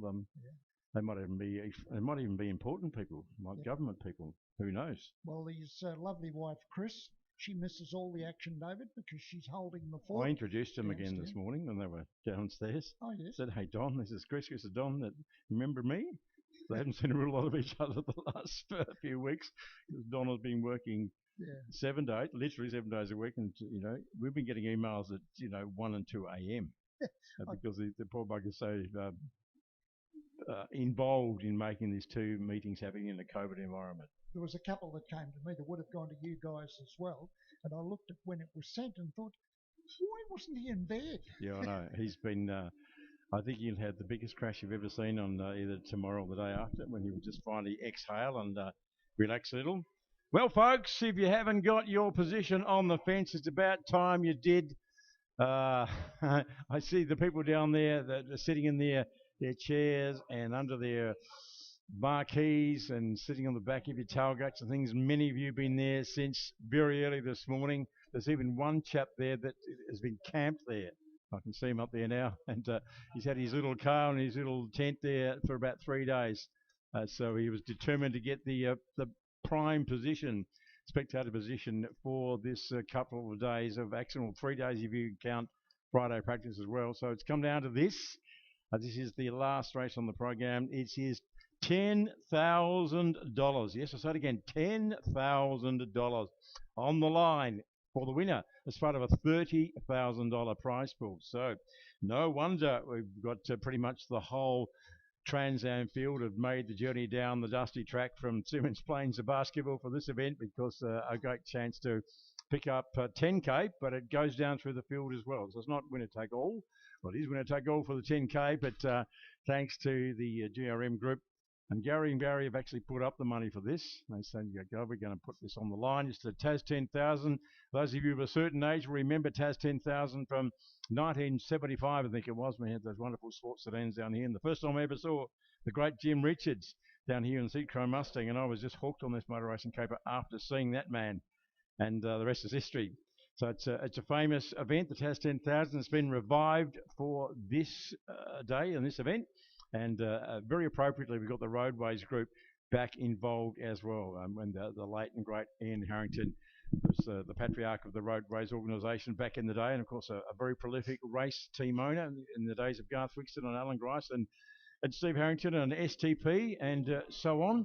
So the Roadways group and Roadway Servicing stumping up the bucks along with the Rogers family for the Tas 10,000 about to get underway. We've seen some dramas, we've seen some little touches, we've seen some close racing, we've seen some interesting manoeuvres in Trans Am, but what we haven't seen is a 25-lap race. The longest we've seen was 18, and that was interesting enough.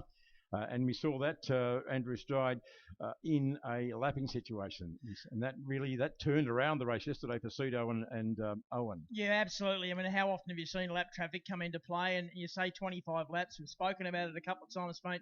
They're a harder tyre, and I don't know how durable they'll be over 25 laps. It's still pretty warm out there. Small brakes Physical fitness will come into it. I mean, it's only a small track, but it's a demanding track. You're always turning the steering, applying brakes, changing gears. It's not one of those tracks where you get a big, long straight to have a spell. It's going to be hectic. Fortunately, most of these guys are young and fit, but some not so young and some probably not as fit as others. So look, it's going to be exciting. 10 grand on the line. One thing we know is from the green light or from the start, elbows up here, big like big chicken wings. Really, they'll be by the bridge. Absolutely, and we're standing by for a start. You can have the honour of taking it, Strider. All right, Here we go. Seaton and Kelly to the line. Away we go. And look at Kelly pushed over to the middle of the track, just trying to intimidate young Seaton. You have to get up earlier than that, Owen. He doesn't mind it. So head up to turn number 2, the one car of Seaton. Then it's Kelly. And behind them will be Nathan Hearn, I think, who's put himself into 3rd. So he's got ahead of Holdsworth. Then Tim Shaw, who did get a slight penalty leading into this race. Might have been one grid spot, I think, by the look of it. And he finds himself back in 5th place as they climb over JMC Skyline for the first time. Seaton just trying to settle in. And it's all about getting the race rhythm, getting the feel for the car. Car's obviously different to the last time they drove it. The track's different. Everything's different. And it takes just a lap or two for everything to normalise and get themselves into a proper race rhythm. Under brakes at the end of the back straight for the first of 25 journeys. And we come around to complete lap 1, and it is Seaton. The gap back to second is 0.67. And our front 2 have actually run away a little bit. Hearn is 3rd. Then we go back to Holdsworth, Tim Shaw, Teb is there, Thornborough, Sam Walter and Brad Chick. They've been together a lot on the track over the last couple of days, and it's the same situation again. But I tell you what, if he wants to go with him, Kelly's got to go now, because if Seaton gets away, he's gone. I absolutely agree. We saw that in the earlier race, and I talked to both Aaron and Owen afterwards, and I said, look, the start's so critical here because it's not quite a one-track racetrack, but it sort of is. You can hang out to dry. And Aaron was saying, I just got hung out wide, and I just couldn't get back in the train. They didn't let me in. They're never going to, and they're not supposed to. He said, but it's really difficult. So, he was determined. He was very happy that reverted to this particular grid rather than progressive grid because he was able to start off the front row. We've seen what's happened. He was up, 4th or 5th last time round, and he's got that ripper start and had the elbows out for Owen. And Owen, I heard him telling other media that the aero wash, silly as it sounds, around a little track is quite significant. So you get a lot of push and you get a lot of hot air coming off the car in front, and it's quite difficult to stay in touch. So he's got the job ahead of him. If that's happening to Owen, that means it's happening to pretty much everybody in the field, all the way down through the field. They'll have similar stories to tell about aero wash and the buffeting. And I did notice in the last part of the last race, the turn right, turn right scenario, the cars are getting looser and looser and semi-drifting through there and laying down rubber. Look, I think there'll be some strategy come into play here in terms of look after the car in the early stages of the race. Make sure you've got a weapon to fight with in the last 5 to 10 laps. And I know that Marcus Ambrose will be on the radio to Owen Kelly, similarly to Glenn Seaton would be to young Aaron, saying, come on, just look after the brakes, look after the tyres. Be aware of what's going on around you. Just don't do anything silly. And that seems to make sense to me, and also probably because of good car setup. But I've been looking at the rest of the field filing past us here through the chute, and some of the cars look very loose already. They look a little bit twitchy. There's understeering and they're oversteering, and the drivers are working quite hard just to stay on top of them. And this is the early stage of the race. So no surprise that the guys at the pointy end are just keeping them as straight as they possibly can, keeping everything nice and not overworking the tyres too hard. And as you say, strategy comes into play. It's unusual to look at our timing screen at little old basketball and see 22 laps to go. You don't see that too often. No, it's been a long time since I've seen a 25-lap race down here. In fact, I can't remember the last time I did see a race of that distance, and I've been coming here a long time. 4 laps completed. The gap is 1.1, and Seaton's just extended that a little bit. It's a further 1.43 back to Nathan Hearn, who's got Holdsworth close enough to attack, actually. Holdsworth, I think, may have closed in a little bit in 4th place. Tim Shaw's back a little bit. Then we go back to Teb, Thornborough together, and they've got Sam Walter with them. So Sam Walter looking to move forward. He's had a good couple of weeks in that car and done a fantastic job. Certainly has. Scratch to the Tasmanians joining the field in Sam Walter, Bradley Chick as well. Problems for the 21 car. The green machine slowed down dramatically. That bloke. Loscialpo in the green car. he was involved with a little drama with Brad Chick in the earlier race, but he looks like he's got some sort of mechanical drama because he's slowed right up. He's still going, but it's all over Red Rover for his race aspirations. Not the same though at the front end. Last time round it was 1.15 seconds. This time round it's 1.26, so it's a tenth slow. He's eked out a tenth advantage. A tenth has Aaron Seaton in the Blue Mustang heading down through turns 2 and 3 at the moment. So the gap more or less steady. A tenth is nothing. It's here and there. So, but it's just as steady as she goes. I get the impression that they're just keeping and stroking along because they've got to get it to the end. The fast time of the race so far was the 53.46. It was set on lap 3. We're now on our 6th lap at the moment, and a long, long way to go. So they're still in the 53s, which is interesting. That's still a very fast pace. So they're still keeping the pace up. Well, I was just asked before the race. They said, what do you reckon they'll be racing? And I said, probably 55s, because it's a long race and it is actually quite warm outside still. So that's why I'm surprised, that we still, even last lap around, we're still in the high 53s. I thought they might have eased out to the 55s, but no. And the last lap around, no, we're still doing the 53s, which is very interesting. Yeah, and on that lap, Kelly was quicker by 4/100ths of a second, so it's 1.22 seconds. He hasn't let him escape. That's the main thing in terms of the chase. Hearn's back a little bit from Kelly, and he's still being chased very, very vigorously by Holdsworth, who's trying everything he knows to get on the back of the Valvoline machine. So climb the hill to JMC Skyline on lap number 7. So still a long, long way to go in this race. According to some of the guys in the supports, admittedly, smaller cars, different story, different rubber, but both the Kiwis and the Excel guys are saying the track's really slippery. It's really a very different track, and it's you're really on edge. You're really you're earning your money today, as it were, to keep these cars on the black stuff. So maybe it's weird rubber down, a warm day, who knows, all sorts of things, but it's certainly interesting times for them out there just trying to keep control of these big beasts, 525 horsepower each.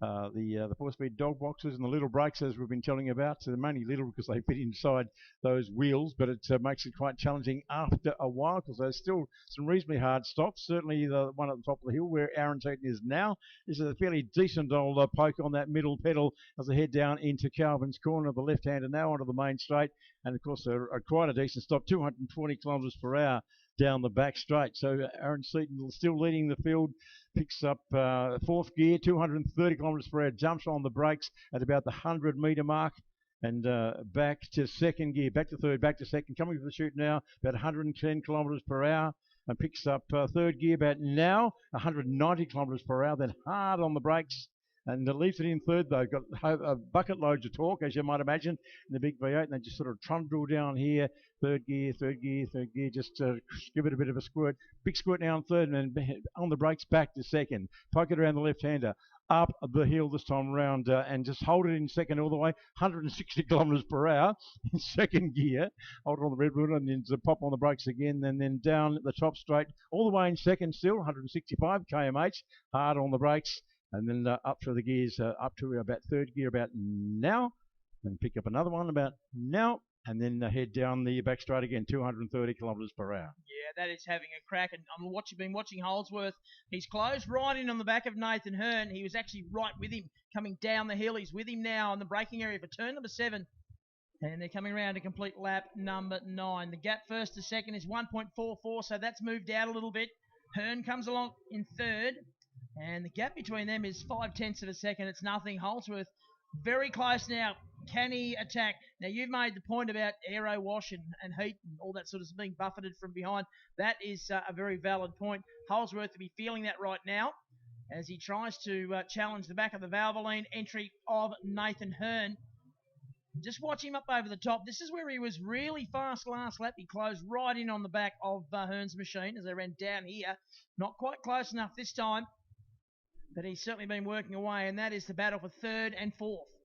A nice little battle happening back in the pack as well. You can't really miss the TEB machine, the orange number 93, the Mustang, because it stands out, which we like. And as it has done the last couple of days, get involved in some very tolerant dices with Thornborough and Sammy Walter, Tasmania's own, at the back of the pack. They're coming faster now, ladies and gentlemen. They're sweeping through what we call the chute, the left-hander that sweeps around onto the main straight to put another lap under their belts, and they're You're following each other closely, and there's a possibility for a change there, but we'll keep an eye on that one. You guys and girls up there in spectator land can keep an eye on everything all at once, pretty much. It's just a fabulous view. You can pick and choose what, almost like plug and play, isn't it? It's like picture in picture. You can work out, you don't have to press the green button or the red button. It's all happening there in front of you. So Aaron Seaton has now settled down into that lovely groove out to... Still racing in 53s. I don't get that. Gee, I tell you what, they're a very durable car, aren't they? They're just carrying great speed, and they've been in the 10 that bracket for basically 11 laps. What's he done this time? A 53.86, so still there, 11 laps in, and he leads by 1.52. Hearn is still third. Holdsworth still fourth. Tim Shaw having a lonely race in the Parry Property Machine back in fifth place. Not close enough to attack, but no one's close to him either. So one of those situations where you just got to drive around and around and around, Rosie. That's the way it is, and that's pretty much how it happens in these longer races. You're never going to expect a bumper-to-bumper race in a 25-lapper, particularly when you are restricted with your tyres. These are the tyres they've had to manage for the whole weekend. They've only had the 6 tyres to play with since Sunday morning, and that's exactly what they're doing. So they've had to, they are what they are. They would have come out with the best tyres left, the best tyres possible to start this race, but they might not have been in the best of condition because of the practice and the qualifying and the racing as you would. But it's the same for all. It is what it is, and you have to just be a little bit smarter and get the smarts going on to manage your race. It's sort of like not a mini Bathurst, but 25 laps around here is a long time. Now, this is where it's going to get really interesting in a moment, as it did a couple of days ago for qualifying, and certainly yesterday. We're getting into lapping situations. The last 2 laps, Kelly has been fractionally quicker. He's got the gap back into 1.43. Was out to about 1.6, but my point is he's carrying a little bit better pace than Aaron Seaton at the moment. But as you say, lap traffic is just ahead and still plenty of laps to go. Still 13 laps left on the monitor. Indeed. We're over the hump for this grand final here at Race Tasmania for 2021 for the Trans Ams. But it was about lap 12 or 13 yesterday when the leader started running into traffic, and that's when it gets really interesting. In fact, it was traffic. That was the drama. Here we go now. They're racing each other, aren't they? That's right, and doing the right thing. Good stuff. Clearly, the crew chief's on the wireless, as they say, on the phone saying, look out, guys. The big guys are coming through. So there's one successfully through. Seaton's got past, so hopefully the 21 car will do the right thing. He does beautifully. So gaps into 1.38 between Seaton and Kelly. Hearn, 5.88 back, a further 1.22 back to Holdsworth. So he's dropped Holdsworth off now. He has, and even though they got through quite cleanly there, just a bit of hesitation here and there, and that's exactly you played into hands of our race winner. It didn't go so well yesterday. When they got into lap traffic situation, they got very ugly because they caught them in turns 2 and 3. And, we've got a big spinner down there at the bottom of the hill, lots of smoke, and that's always off on a turn. I think it's Sam Walter, the local guy. He does the old spin turn. Luckily, he gets it out of the way before the rest of the competitors come sweeping through. But treading on the soap down there in 4 at the bottom of the hill, Sammy Walter. But anyway, you get that. So he's had a stellar run, but it's all gone pear-shaped for him at the moment. So our race leaders are now on their 15th lap. So the race is well underway. Importantly, the gap's out to 1.77 between Seaton and Kelly now. And they're in the 54s. They've gone out into 54s. And no traffic in the immediate vicinity.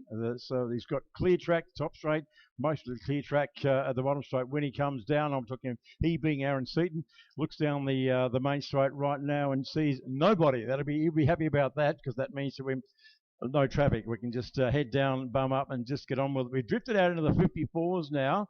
But still hardly hanging about. Well, see what they come out to this time. That was in traffic, so, he may be back into the 53s. He won't want to ease off too much because Owen Kelly is still there. He's only back by 1.7 seconds. Might be more than that now. It's 1.9. And, our race leader back into the 3s, a 53.93. Kelly was a 54.07. And traffic being encountered by some not the back markers, but the guys lower down the order. So Nathan Hearn, pretty lonely run at the moment because there he is in the Valvoline Dodge Challenger. He's just exiting the turn 4. He's on the way up the hill this time around. And so there's your podium position at the moment. There's our race leader, Aaron Seaton. He's on the back straight. He's got a handsome lead over the red car, the Fujitsu number 73 of Owen Kelly, and a long go back to Nathan Hearn. He's going to come into my view now. And there he is in the Valvoline Jigger. But is Holdsworth making ground? It looked like he may have done a little bit. So there's Holdsworth in the 99 car as well. He last time around was only 1.8 seconds behind. It just looked like, oh, it's probably about the same. We'll check it out this time around. And it was 1.8 last time. It was 1.81. So he's That's about the same. He's a thousandth of a second slower. With 9 laps to go, so well past halfway. About now, the tyres will be getting tired, the brakes will be getting tired, the drivers were starting to be getting hot and tired, and the last 9 laps will feel like a long way. Absolutely. And that, but you say, some of them are young and fit and some of them aren't.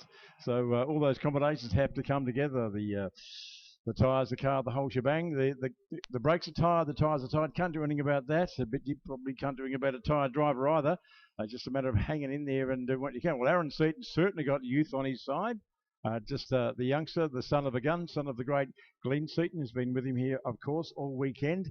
And Owen Kelly's not an old man, but he's not a young man anymore. He's a young man of the young family. Lives in Melbourne these days, involved in the family business. Great to see Chaz get here earlier on as well. One of the greats of Tasmania Motorsport, the famous 73 that's graced many Kelly racing cars over the last 30-odd years. And it's great to see they can run that number on this car today. But even though Owen picked up the win last time out, I tell you what, at this stage, I know there's still 8 laps to go, but Aaron Seaton, after that, what he might consider a hiccup or an aberration with his 5th place finish in the last race, he's got out in front and he's driven beautifully so far. So it's his to lose at the moment, you'd have to say. Yeah, look, he's done a great job, hasn't he? He's been super smooth and consistent. Every lap has been around within sort of 3 or 4 tenths of each other. He crosses the line now, and that was a 54.4. That's the slowest lap he's done in the race. The lead is 2.35, and on that occasion, Kelly was faster by 1/100th of a second. Hearn is still third, and he leads Holdsworth by 1.3. It's a further 6.3 back to Tim Shaw. And if anything, is Shorey getting run down there? No, he's not. Teb's the one who's chasing him in 93. Sure, just had a moment, just stuck the right wheel off, and it was quite a decent old flick, oversteer flick. Still carrying pretty good speed, though, 54.8. Well, he had a moment, let me tell you, but lap 18. he gathered up rather nicely. But as you do, when you drive these big mothers, you've got to be prepared to wrestle them, and they might jump out on you at any particular stage. They are quite... not fearsome, but they are big mothers and they're ready to bite you. Let's just show them a bit of respect. It's just been fantastic having them down here, though. There's no doubt about that. So 5.5 laps to go in this 25-lap final for the roadway surfacing the Tasmania 10,000 10K, awaiting the winner. And at this stage, on form, you'd have to put your money on Aaron Seaton, but we've seen some fantastic last lap issues, whether mechanical or otherwise, for other categories over the weekend. So it's the old story. It ain't over till it's over. Until you greet that checker flag first, nothing is certain at all. But on form, as I'm saying, Aaron Seaton looks very, very good. He's got half or more than half the top straight lead over Owen Kelly in the 73 car at the moment. Yeah, look, it's getting to the business end, isn't it? The next time by, there'll be 5 laps to run for our race leader. He's under brakes at the end of the back straight. He does have some slower cars ahead, but he now leads Owen Kelly by 2.73 seconds. He has 5 laps to go now, 20 down, 5 to run. That was a 54.1, a 54.4 for Kelly. The gap is 3 seconds. And I'll get the gap, have a look at the gap. It's 1.25 between Hearn and Holdsworth, now 1.37. So it's just starting to spread out a little bit, isn't it? Oh, Shorey, another moment coming off turn number 8.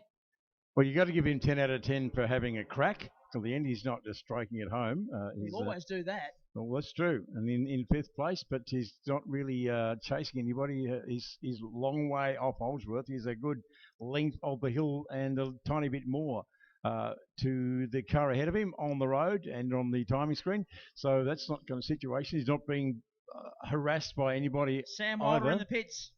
Well, another sort of fraught day. I don't know where you'd come into the pits with just a few to go, but with 5 to go, but they decided it's worthwhile doing that. Got an issue in his digger, so coming to talk to his crew. They've done something quite quickly. 4 laps to go now for our race leader. He's making his way down through the S. The slower cars ahead, and he's got 1 slower car between himself and Owen Kelly. The gap is 3.1. 3.5 laps to go for our race leader. Aaron Seaton, Owen Kelly, Nathan Hearn, Brett Holsworth, Tim Shaw. That is your top 5. And will it be the top 5 in about 3.5 laps' time? Well, that remains to be seen. We'll be going down for the presentation downstairs, end of the race with the Strider. Of course, we've got our positions in place. Our trophies are ready to go. And I don't know if we've got the $10,000 in cash. Gary's probably got it in his bottom drawer. Don't know. He's got it in 5 cent pieces in the concrete truck, the word is. Barry's just told me that Sam Walter had to put the window net back up, so that's come loose All right, during the course of the race. That is a technical issue or safety issue, but there you go. Always a good thing to be safe, even if you're not wanting to be the official. I'd call you in and ask you to do it anyway. So that's, but certainly did affect his race. He is back on the racetrack, but with less than 3 to go, or with just Holsworth seems to be making another late charge at Hearn. I don't know whether he's going to be close enough traffic again to get it done. So any designs that Owen Kelly might have had of trying to make a last-minute lunge are probably ameliorated at the window because What happened to him? Ameliorated. Yes, one of those. No, it was my first girlfriend, Amelia. Yeah. Amelia rated well. She did. She rated very She highly. rated very highly. So Aaron Seaton on the run home now. There's no doubt about that. With 1 to go. 2 to go after this one. That's right. So Aaron Seaton with a 3.9 second gap. And we wouldn't have picked that even for a 25-lap race with the form of these guys over the last 48 hours. You wouldn't have picked that to be such a whitewash. There was potentially a bit of fun and games with the lap traffic, but Aaron had not only enough lead, but he caught the traffic on the hill and on the top straight. That's where you want to do it, because when he caught them yesterday, he caught them in the 2-3 complex, and that played right into the hands of Owen Kelly, as we know. No such luck.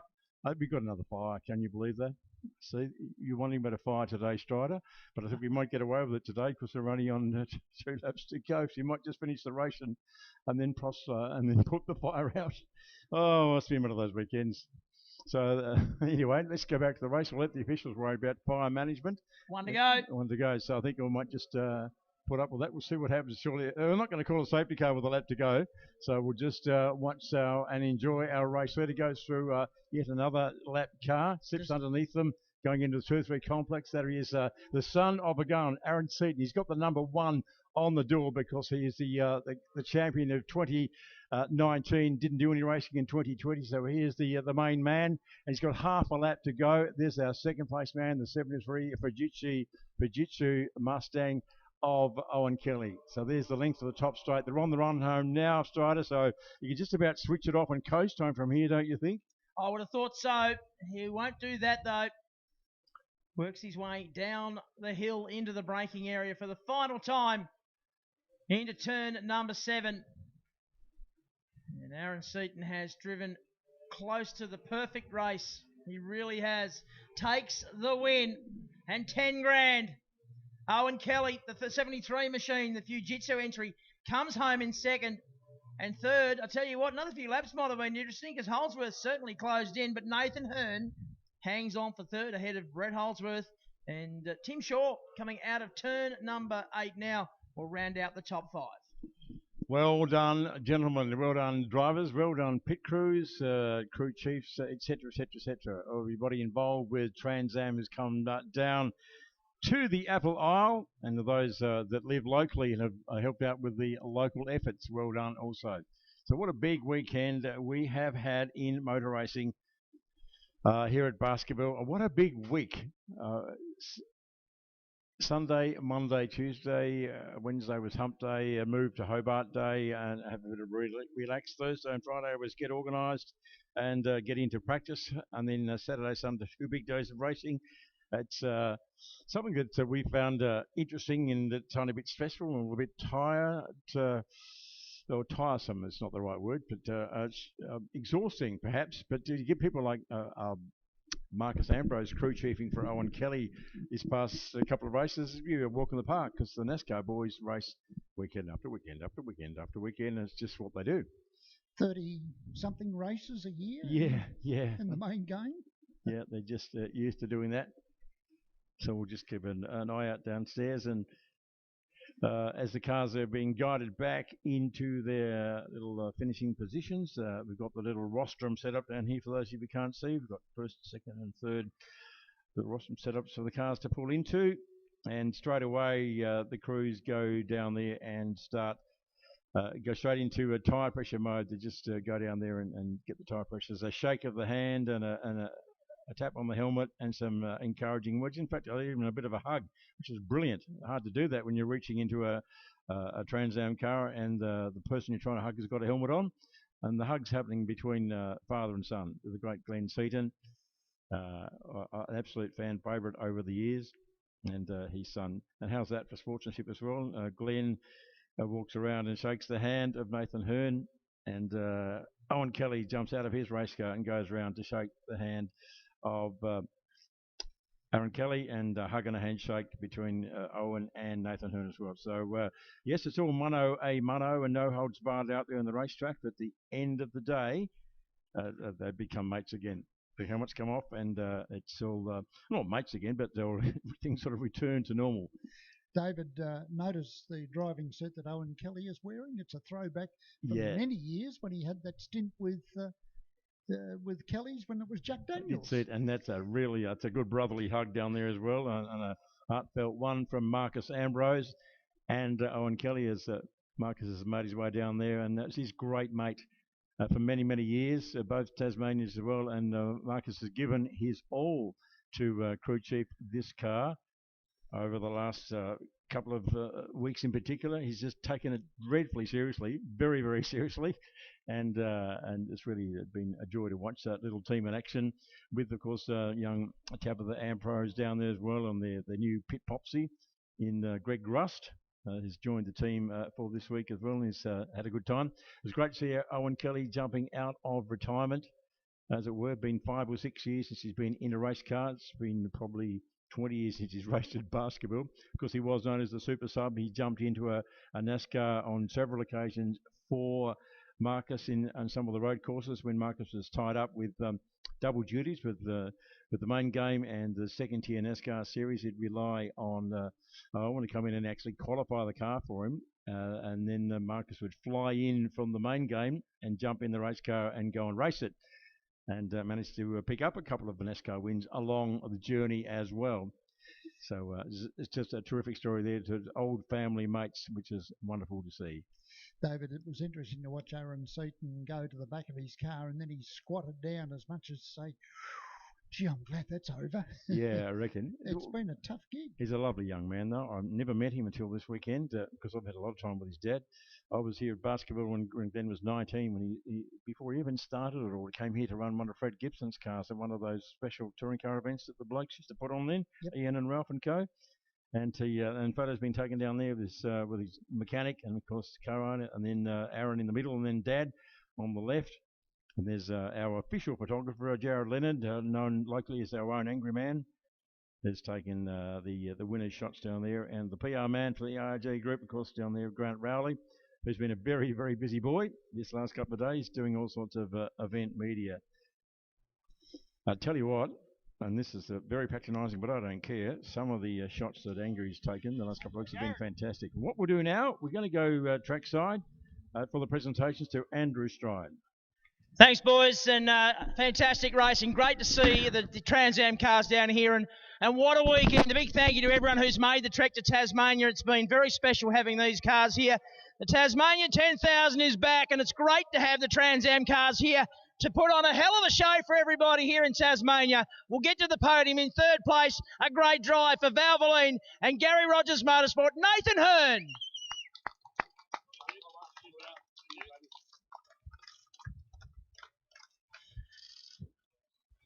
Nathan, just a few quick words, mate, if we can. Terrific drive. You've had a big weekend driving the S5000 and this car, and what a privilege to be involved in that. 100%. I have to pinch yourself every day and think I get to drive two bloody awesome cars. But look, it's been a hard weekend for us. But to say a hard weekend's P3 is still a really good weekend, and it's good overall. It shows that we've got good pace this season. But look, these front two guys, they were insanely quick. No one could touch them, and as our drove us and our class was the car setup. So we got to scratch our heads a little bit for Phillip Island, and fingers crossed we can come back strong and try and keep up with them next time. Good luck going forward for the rest of the championship. Thank you. Cheers. We'll move up to second place. A terrific drive. The number 73 Fujitsu entry, Owen Kelly.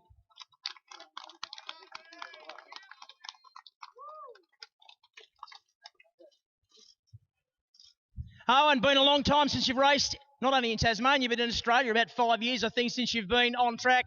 A good run last weekend at Simmons, few little problems, but gee, I thought you were going to be in that hunt right to the end there. A tough race. Yeah, look, it's we figured out in the last race it's really won on the start there, and that Aaron did a really good job on that start to keep the lead, and I'm not sure we're a little bit off with our tyres or something, but we've got nothing to be ashamed of. Our team have only had this car for sort of 2 weeks and figure everything out on it to run as well as we did. We're pretty proud of that. Can't thank Fujitsu enough, Woods Environmental Services, Sign Zone, Valvoline, Pace, and particularly Gary and Barry Rogers for putting on the event, giving me a ride. It's been great. Hopefully we can come back and do it next year. Like to see you in the rest of the championship if we can, mate. Any chance of that happening? Yeah, we'll see. We'll see what it all looks like after tonight, I guess. Big night tonight. Congratulations on second place. Cheers, mate. Thank you. And the winner of the Tasmania 10,000 and 10 grand in the pocket, Aaron Seaton. You strong enough to lift that?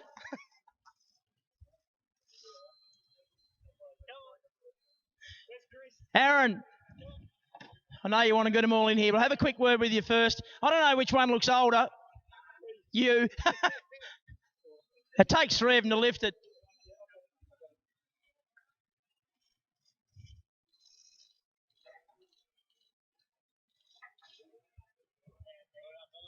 Aaron, that was pretty much a perfect race, mate. Not a thing went wrong. You drove beautifully and just able to control it from the front. Yeah, the boys drove really well, and they were keeping me honest the whole race, and enjoyed that so much. I can't thank my enough. The effort during the week was insane. Yeah, wow, I'm a bit lost for words, but thank you to all our partners, Craig Harris family, Chris Top, everyone who's helped out, Castrol, Don Demetriadis, Mick Benton, I'm lost for words. Jason Gomersall, Leo Tobin, everyone. Voight Contracting, just amazing. We move on to round 2 of the championship next for you guys. You got a 1 on the car, which is a bit of a target. So everyone's always going to be chasing you, mate. But you've been to Tasmania and you got 10 grand. What are you going to do with that? It'll definitely help towards this year's race budget. So I'm looking forward to the rest of the season. Good luck, mate. Nathan Hearn's gone early. Get over there and enjoy the rest of the event. Ladies and gentlemen, give it up for the podium. Your winner, Owen Kelly. Sorry, try that again. Was just a start on. Your winner, Aaron Seaton, second, Owen Kelly, and Nathan Hearn in third place.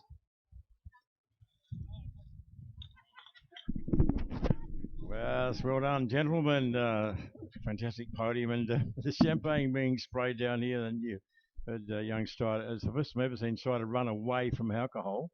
That's a big first for me. Normally you sort of give me more. But anyway, some happy campers down there. So the end of a fantastic weekend here at Basketball Raceway, and the end of a fantastic week and a little bit more. I suppose it's a week and a day at Simmons Plains Basketball. A bold vision, a bold move by Gary and Barry Rogers from GRM to do this. I said, we can do this. And they are very can-do men. That's a very can-do family. And they joined up with ARG and Motorsports Tasmania and worked their little butts off. And we know that they have to make it happen. And probably the biggest challenge was the COVID changing environment daily, right up till not even getting permission to run the event right up to last Thursday. A lot of people didn't know that. But as I said before, people are committed to come here, and there's hundreds and hundreds of thousands of dollars worth of hardware here without official permission to run. So it was a great leap of faith by many people to have it. So well done, everybody. But, we said last week, say it again now, and I'm looking at the people leaving the circuit now. Thank you so much, because it's just not the same. It's all about the drivers having fun, good on them, but it's about entertaining us. So thank you for doing that. And you guys and girls up there in Spectator Land have come out here in your numbers and have made this fantastic atmosphere in this wonderful little amphitheatre called Basketball Raceway. Well, David, the other thing I'd like to add is that it was a hell of a gamble, a terrifically big gamble to go ahead and do this. On the surface, it appeared to run very, very well indeed. I have no doubt in the background, when they do their debrief, there will be a range of issues that need to be addressed. So all I'm saying is this is a wonderful start, and hopefully it will get only better and better as the years come on. I'm sure it will.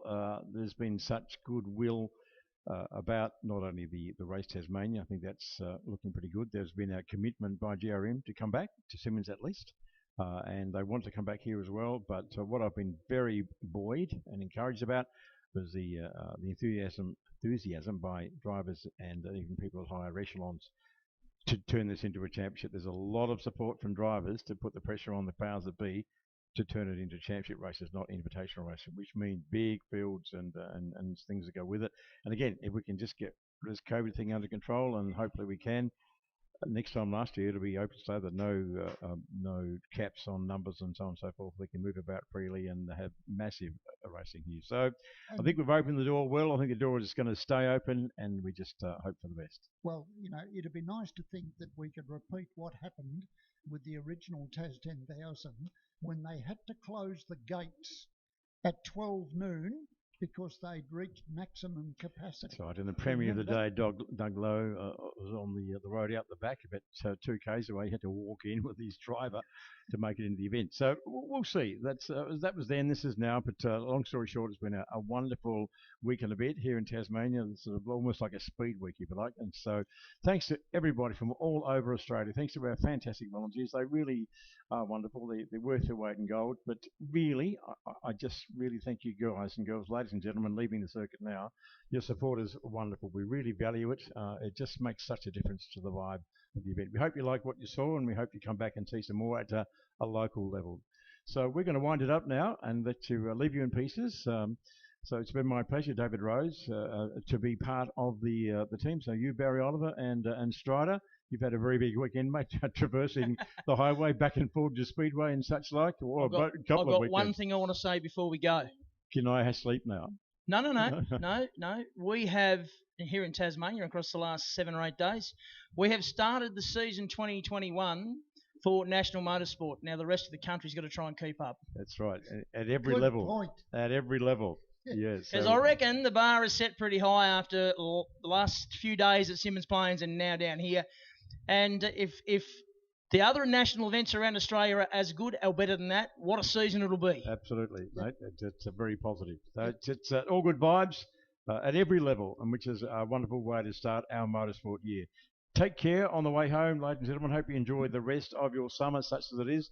Good luck at school, girls and boys, if you're back in the next couple of days. And safe travels home for everybody, wherever you hail from. On behalf of the team, David Rose, wishing you a very good evening.